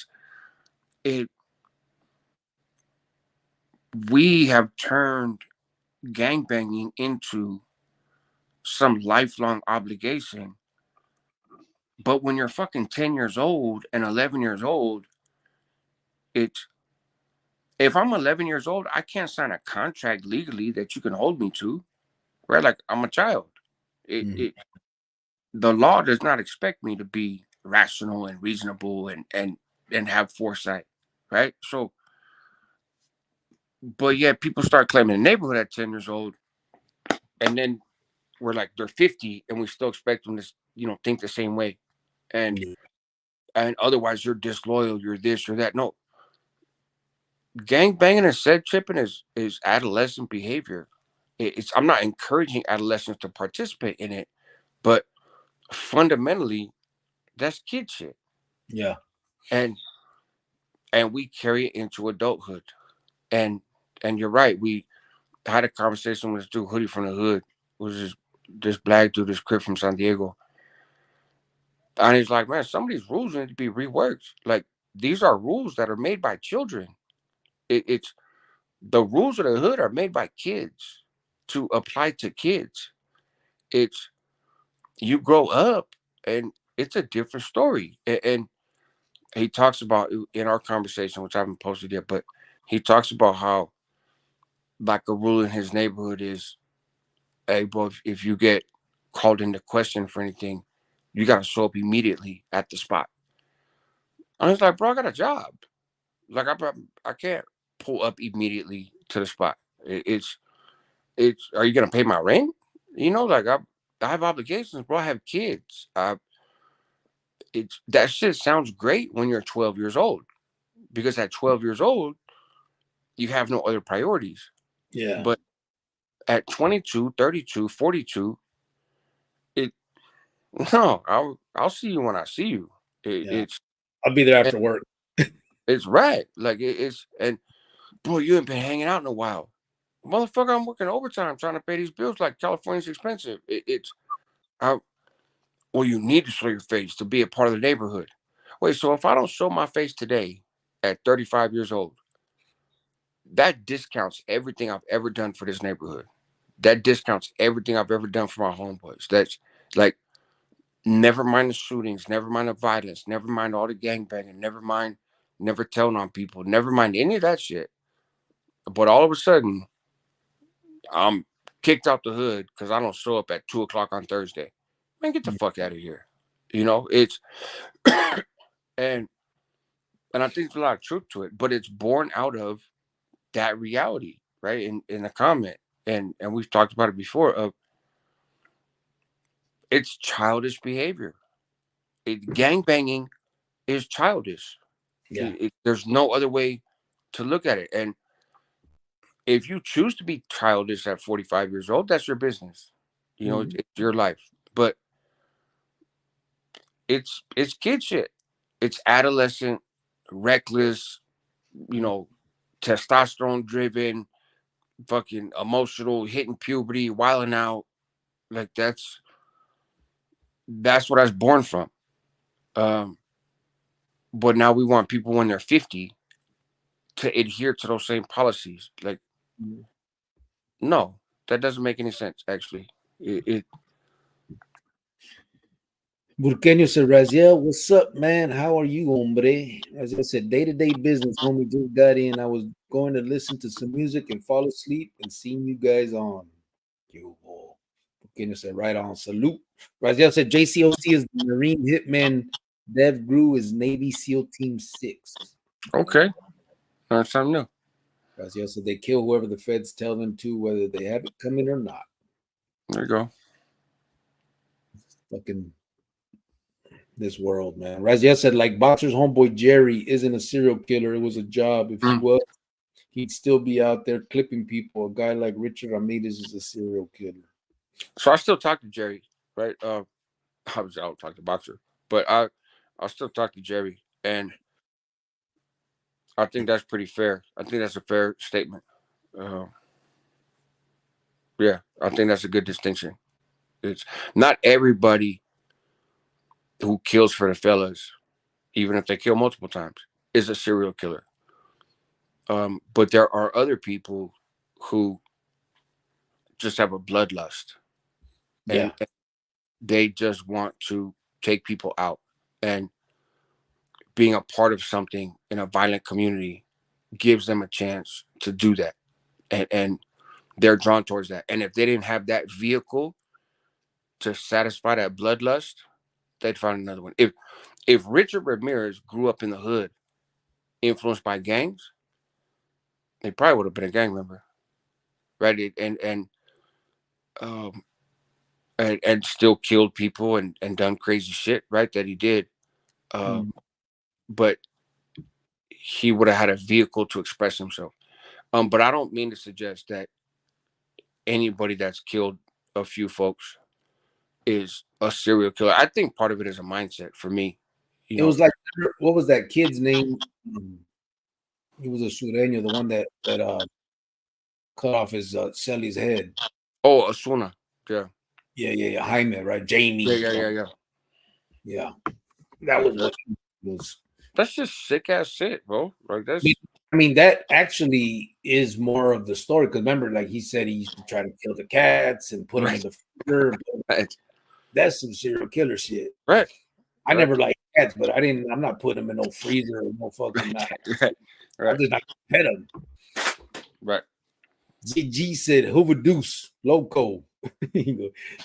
Raziel said, yes. Yeah, testing. Get the fuck out. You got to go out and earn somehow. He said, Ray had your son stealing car stereos, said ZG. He said, all right, I'll stop with quotes. Raziel said, you ever go do lives with Hoodie, Josh? I've never done a live with him. I'm in the comments on his live sometimes, but I talk to him offline. Like we've talked on the phone several times. Like I said, we have some content together, but we did an interview. So it started off me, him, and Nate Dogg 916. Nate Dogg 916 is like I would count him as a real friend. I've been to his house. He's been to my house. Like we talk shit a couple times a week. That's my guy. So me, him, and Hoodie sat down on camera and had a conversation. And then midway through, because everybody was running late, Nate had to get some family stuff, and it wound up just being me and Hoodie. So I cut that video up into 3 spots. Nate Dogg 916 already posted his part. I sent part of it to, 1/3 of it to Hoodie, but he never got it. And so we're just kind of waiting. And then he got caught up with other stuff and everything else. People have lives and jobs and families and whatnot. So I still have all the content, but I want to make sure that it gets spread out amongst all 3 channels and not just post it all myself. So whenever I get lined up with him, I'll put it. But we'll probably do a live together at some point. Like um, that's my dude. But no, at this point, him and I have never done a live together. I'll be in the comments on his live, um, and he'll be in the comments on my live sometimes. But we've only recorded content together, never done a live. But can you say, what do you guys think about gang structure crumbling? Yet in many areas like mine and probably yours, kids are acting accordingly with less to no rules anymore. Yeah, so you're talking about like no more like veteranos keeping shit in line and the youngsters just willy-nilly acting crazy. Well, I think that's a product of less gangs, right? I don't think people aspire to be gang members anymore, but they do want to be crazy. Hmm. Like kids, like, I think a lot of it is, yeah, I'm not gonna put video games, but I just think that a lot of kids are desensitized to Yeah. crime, to hurting people, and I think it's just a cultural thing. I think every song you listen to, all that stuff that is out there makes it seem like that the lifestyle you must live, and if you don't, you're corny, you're soft, you're what, you fill in the blank. And so, but I don't think necessarily the answer would be having a structure and a gang. I think it's more just trying to figure out how to reach these lost kids, same as the gang members in our day or any members now. I think that these kids, if you were to talk to them, have the same, you would have the same conversation with them that we have here all the time. They're probably from a broken home, father's in prison, father's not there, mother's a crackhead, mother's not there. Whatever the situation, everybody has their own story, but it's all very similar. And more than likely, it's that. I don't think necessarily that anything has to do with structure. I think it has to do with just hurt people. Hmm. And these kids, you know, they lash out, and some people will say, well, they don't have the respect they used to have. I don't think that even when we were doing our thing, we didn't have no respect, bro. I mean, Right. we did all the same shit these kids do nowadays, and it was under the guise of, there's veteranos that would scold us, but come on, we didn't give a fuck about that. Right. All the fences were still, hit up. The old lady on the corner fence was still full of the tag. Nobody respected anybody in the neighborhood. Most of the crime you did in your own neighborhood because that's the easy thing to do. And so I don't know. I think that we have this a lot of times we we we have this nostalgic Yeah, like uh this romanticized view of it. Yeah. this memory that wasn't really there. Like we sit there and say, well, it used to be better. It used to be, but I've heard that same shit about us. When I went to the point, the veteranos used to say, man, we used to respect our elders. And then I've heard that the veteranos to them told them the same shit. Like all the way down the line, every generation respected their elders and were nothing like this generation. But it's bullshit. It's always been the same. I think it's just, again, everybody's story is very, very similar all the way down the line. There's always an underlying reason. You usually don't have the good kid. Yeah, once in a while you do, the fucking nutcase, but you usually don't have the kid that grew up with both their parents, that had the fucking, they bought them everything they wanted. I'm not saying spoiled brat type shit, but normal upbringing. They're usually not the ones that are out there gangbanging. No, Just not. healthy, well-adjusted kids that have an identity and have a community and have support don't join gangs because gangs aren't attractive to them. Right. It's gangs are only attractive to a certain population of people, right? And it's a population of people like us when we were younger who are missing something, right? And that doesn't mean that individuals should not be held responsible for their behavior.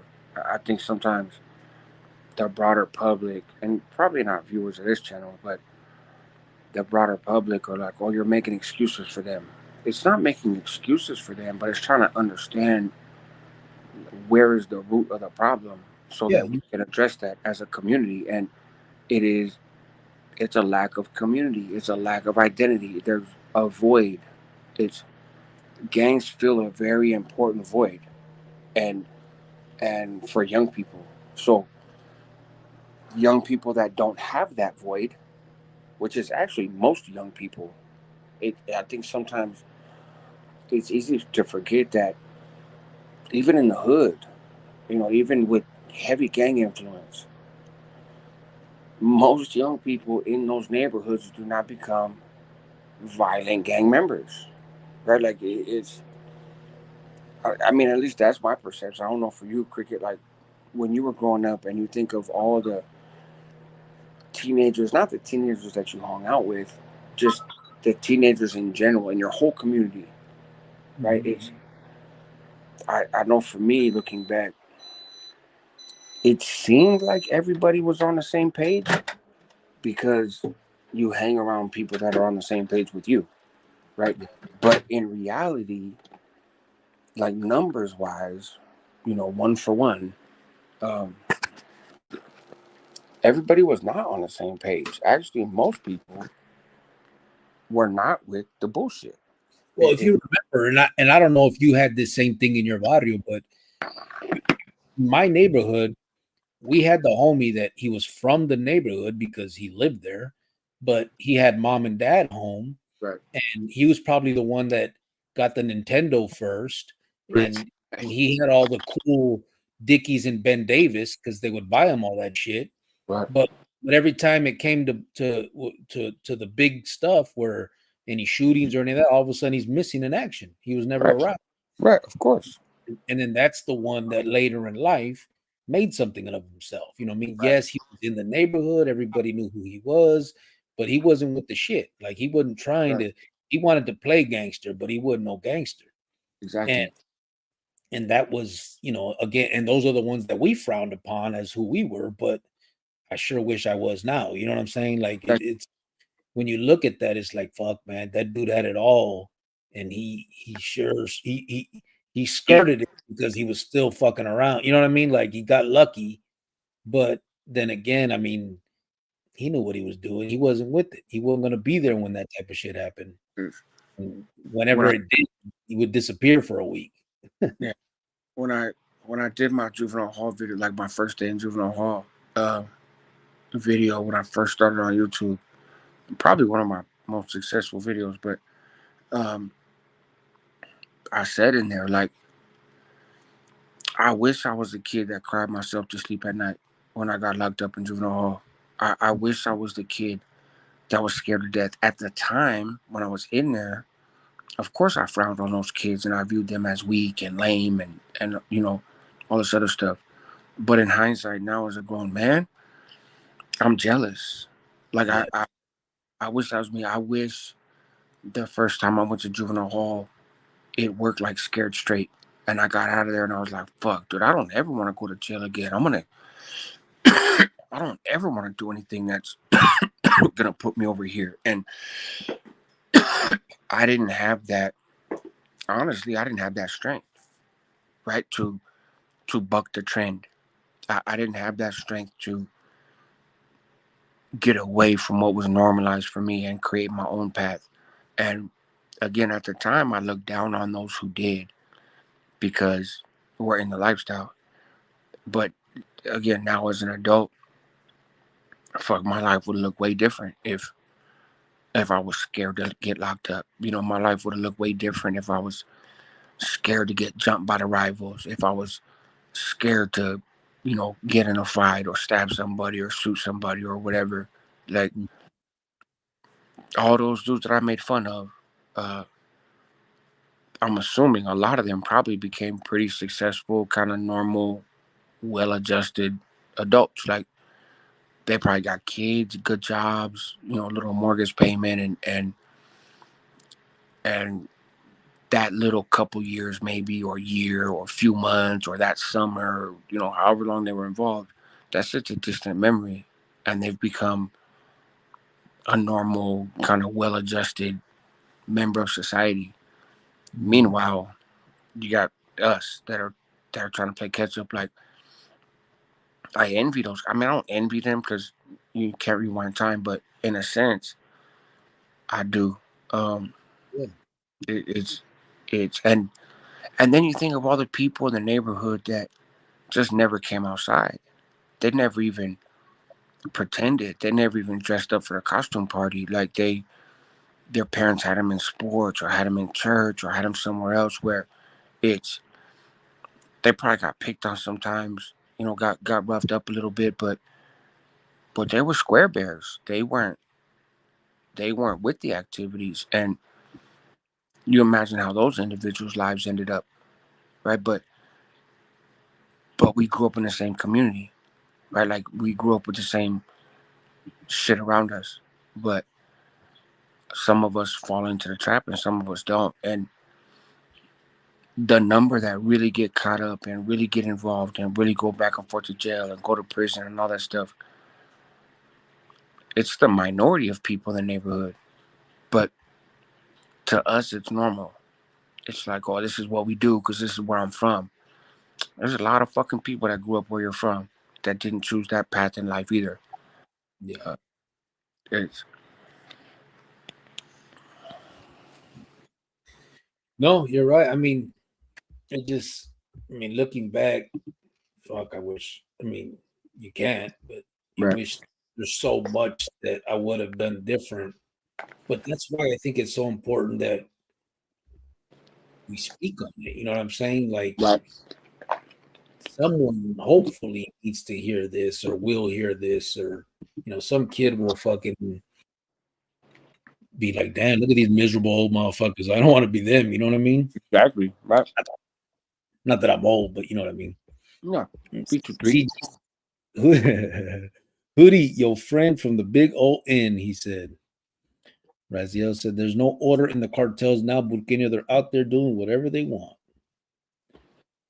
CG said, Burkina gang life as we knew it is damn near extinct. What they're doing now is just pure dipshit behavior. Yeah, it is, right? I mean, I'm obviously not out there in the neighborhoods anymore, but it just doesn't seem to be what it was. Like when I drive out, when I'm in the neighborhoods that I know, you don't even see like hit ups anymore or nothing. It's No. weird. Everything's online. Oh, people aren't. It's when we were young. I'm guessing the same was true for you, but like we were outside all the fucking time. It's it, Mm-hmm. We were always outside, walking up. We walked everywhere. If they had those little things that track your steps back when we were young, Mm-hmm. I probably would have gotten like awards or commercial deals or something. Fuck We yeah. walked everywhere. Like we walked everywhere. So we were always accessible. We were always out there. And a lot of hoods you drive through now, you don't see that. You don't see a bunch of youngsters posting up in front of the liquor store, posting up in front of the corner, posting up at the park. And we used to be in all those places. Like, And I see that a lot. Like I saw that when I got out with my son. Like I'd be like, man, you gonna go to you gonna go play or your friends out? Like, yeah, we're playing. They would talk on the stupid thing right? and play their video games, but from room, this fool's in his room and he's in his room, and I'm like, don't you guys want to go out and like Yeah. do No. something, walk the streets? That shit didn't even interest them. It's crazy. Yeah. Oh, Raziel ZG, absolutely. Raziel said Jerry's a good artist, Josh. He's He is. got together. Yeah, he is a very good artist. Raziel. We can say, yeah, Jerry's work is crazy. I was impressed. I'm have him on a channel at some point. Not to talk about NF stuff because he don't really want to talk about that shit. Like that's not what interests him. What interests him is living his own life and kind of getting healing for his own trauma, but also keeping people out of the lifestyle. But because he's a well-known name in the history, and because he was involved in a big indictment and all that shit, everybody wants to hear his prison story. It is, tell me about whacking this fool. Tell me about doing time with this fool. Tell me about the politics over here. Tell me about, being a part of a RICO indictment. And like a lot of dudes that have done real time and been involved in real shit and left that lifestyle, however they leave it, it's their business, but left that lifestyle. They're not trying to relive it on YouTube. That's how Chongo is too. Yeah. Chongo don't want to talk about all that. Like he don't even like the people he fucks with on a day-to-day don't even know nothing about all that. Well, I like that dude, man. I appreciate you getting us connected because him and I have talked offline. Pretty fair. And it's I'm glad to be connected with him. That's a good dude. Yeah, he's a trip. Man, I'm telling you, bro, in there, that fucking clown with the best of them.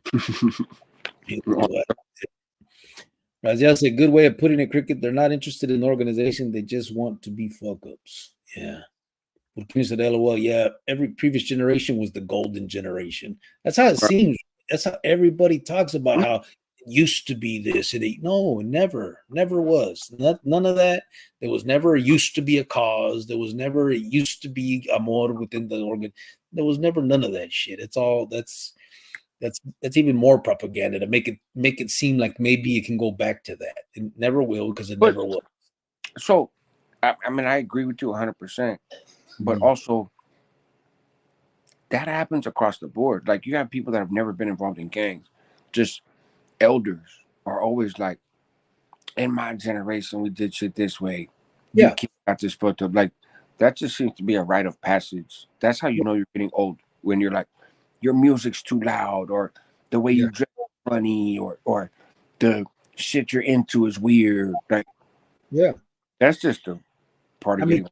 You would never believe, bro, that kids that are heterosexual, so-called like tough guy gangsters, whatever you want to call them, all the stuff that you want to say, would be running around with fucking skinny jeans, no shirt, and fucking sagging that shit. Right.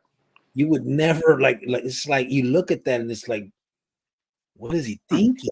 Like you're almost like a baruka laying down to put them things on. Right. Bro, dudes that have never done no time got their whole face blasted with fucking ice cream cones and words and weird shit. Like it's the tattoo thing went crazy. It's bananas. Like it's I look. What's funny is when I was young, if I would have seen somebody like me coming out of prison, I'd have been like, oh man, that's the homie. Like you can tell, right? Yeah. And obviously dudes that done time can still tell, but just for the general public, be like, oh, okay. Nowadays, I look conservative walking around. Like, I only got tattoos on my arms and my hands and my chest and my back. Like, I don't have any on my fucking eyebrows and forehead. Base of the head. Like it's like I look like a square dude. When it's funny, it wasn't like that when I came home from prison. Right? People look at you sideways, but now because of how the culture has changed, like I'm reserved in just having tattoos, from the neck down. Yeah. It's weird. Yeah, it's crazy. Paul Ceballos said all-nighters. I know, bro. We fucked 5 hours and 27 minutes. ZG said, in my hood, we had subsets in the clique. Some that were more about money, some that were with the shit. Yeah. Some that were banging the hood, but more trying to party or crack a bitch type shit. Yeah, same. Mine too. I remember that. I mean, even when the tagger shit came out, you had a whole little clique of taggers, but they were from the barrio. And then you had the dope dealers. Obviously, you had the party crew vatos, and then you had the gangsters, the ones that were doing it. You know what I mean? And yeah, it was. And then you had, and then they all fight amongst themselves. Like you had the gangsters were mad at the taggers because they weren't banging, and it was just crazy. But Kenny said, Z, same. We had several different sets doing different things, all connected but separate. As Yel said, walked back and forth across the United States twice in a year with the step counter. We were always in the street too. Hell yeah. Exactly. Yes, man, I remember when MSN chat first came out right before I went to the boys' school. Everybody banged in the city chat, so it's not surprising the crap that's happening now threefold. Yeah, I remember. I missed the MSN chat. I was already in the joint. Yeah, I never saw that either, but I remember the party lines on the phone. Oh, I remember those. Yeah. The party lines where you push the little button to Right. go into a different room and shit. Oh, I that's just crazy. see that's what I mean about him having the shit together, Josh. He doesn't even want to talk about it now. Raziel said, I've been sounding like that for almost 15 years, Josh. Back in the day, Right. he said, I stopped talking about it. I was also glad to run into you where I could talk to people I could relate to and not feel any kind of way talking about a lot of shit. That's right. He said, damn, you guys have been on for a minute. I know. Jawan left at 4 I've hours. been on for an hour. This dude's been on for like the whole fucking day. So I don't know. I don't know how it became. We got on at 11, but I don't know how You it got became. on at, Huh? you got on at 11. See, I can't see how long I've been on because it just gives me the counter for the whole stream. It doesn't give me a counter for my time on the stream. But Yeah, probably like an hour. we could look at your last regular at 223. You said B23 Magic, but there was something after that where you no, that was Oh, here, you know what? I'll tell you right now. because then I put the thing up at 223. But I don't know how you missed all kinds of shit, Raziel. We went So into it was the like whole 1. I probably came on like at 1 a.m. So fuck, I've been on here for 2 hours already too. 1 a.m. your time. Yeah. Yeah. Bro. Shit, my lady's about to get up and start getting ready for work here in a minute. I was telling Raziel he missed there was a whole fucking set of talking about mine and Jovan's fucking relationship and love story and Yeah. I don't know how that happens. See what I mean? I've been sounding like that. I stopped talking about it. All right, damn, you guys been Burkina said when I was 11 or 12, old girls started getting tatted up. You knew shit was different. I know, right? Raziel said gangsters trying to steal your dope. LOL. Yeah. Yeah, if you're slanging, then we're gonna try. Burkina said, notice how when Jovan leaves, everything calms down.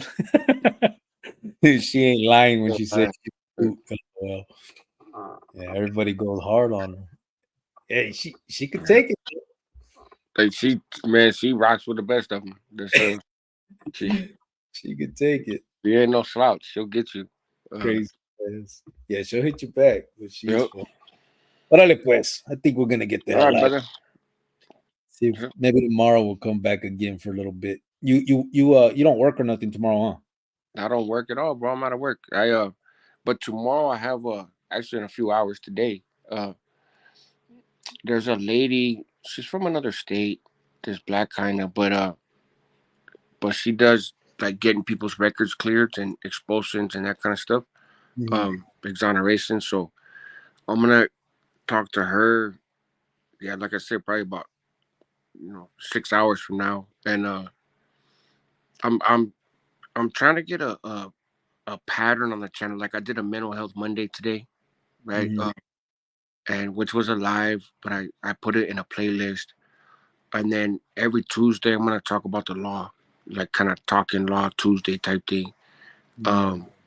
Wednesday mornings I think I'm gonna do a live, like just kind of me with my robe being hoity-toity, having coffee, right? And and then Thursdays I have my homeboy on there. We talk about like dogs in particular, like dogs training, diet, breeding, all that shit. So it's kind of like a niche. That's kind of a niche audience, um, but he's that's what he does. He's a professional dog breeder and he's been a supporter of the channel for a long time. So I'm trying to create a schedule sort of. So tomorrow I'm gonna talk to this broad for about the expulsions and stuff, and I don't think it'll be a long conversation. I'll probably post it, but I'm gonna try to post other videos every day too. Just to if you come on, if you have time, go live and I'll come on your shit. Yeah, we can do that, of course. And so we'll bullshit over there. Yeah, we'll figure it out.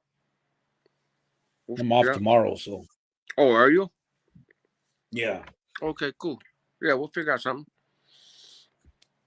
But Right. all right, but yeah, salute to the chat, man. I appreciate all you guys. Obviously appreciate you and what you bring to the conversation, man. So thank you. Thank you, brother. Appreciate you coming in. Raziel said, good to catch both of you at the same time, Josh and Cricket. Thank you. He said, I like these lives. I can use the dog breeding knowledge, he said. There you go. McKinnon said, all right, everybody. Cricket, Josh, Raziel, ZG, chat. Good night. Gente, take care. Appreciate everybody's time. Raziel said, all right. Pequeño, not bro. Raziel said, night, everybody. Órale. Buenas noches, everybody. Guys, until the next one. Buenas noches. All right. Buenas noches.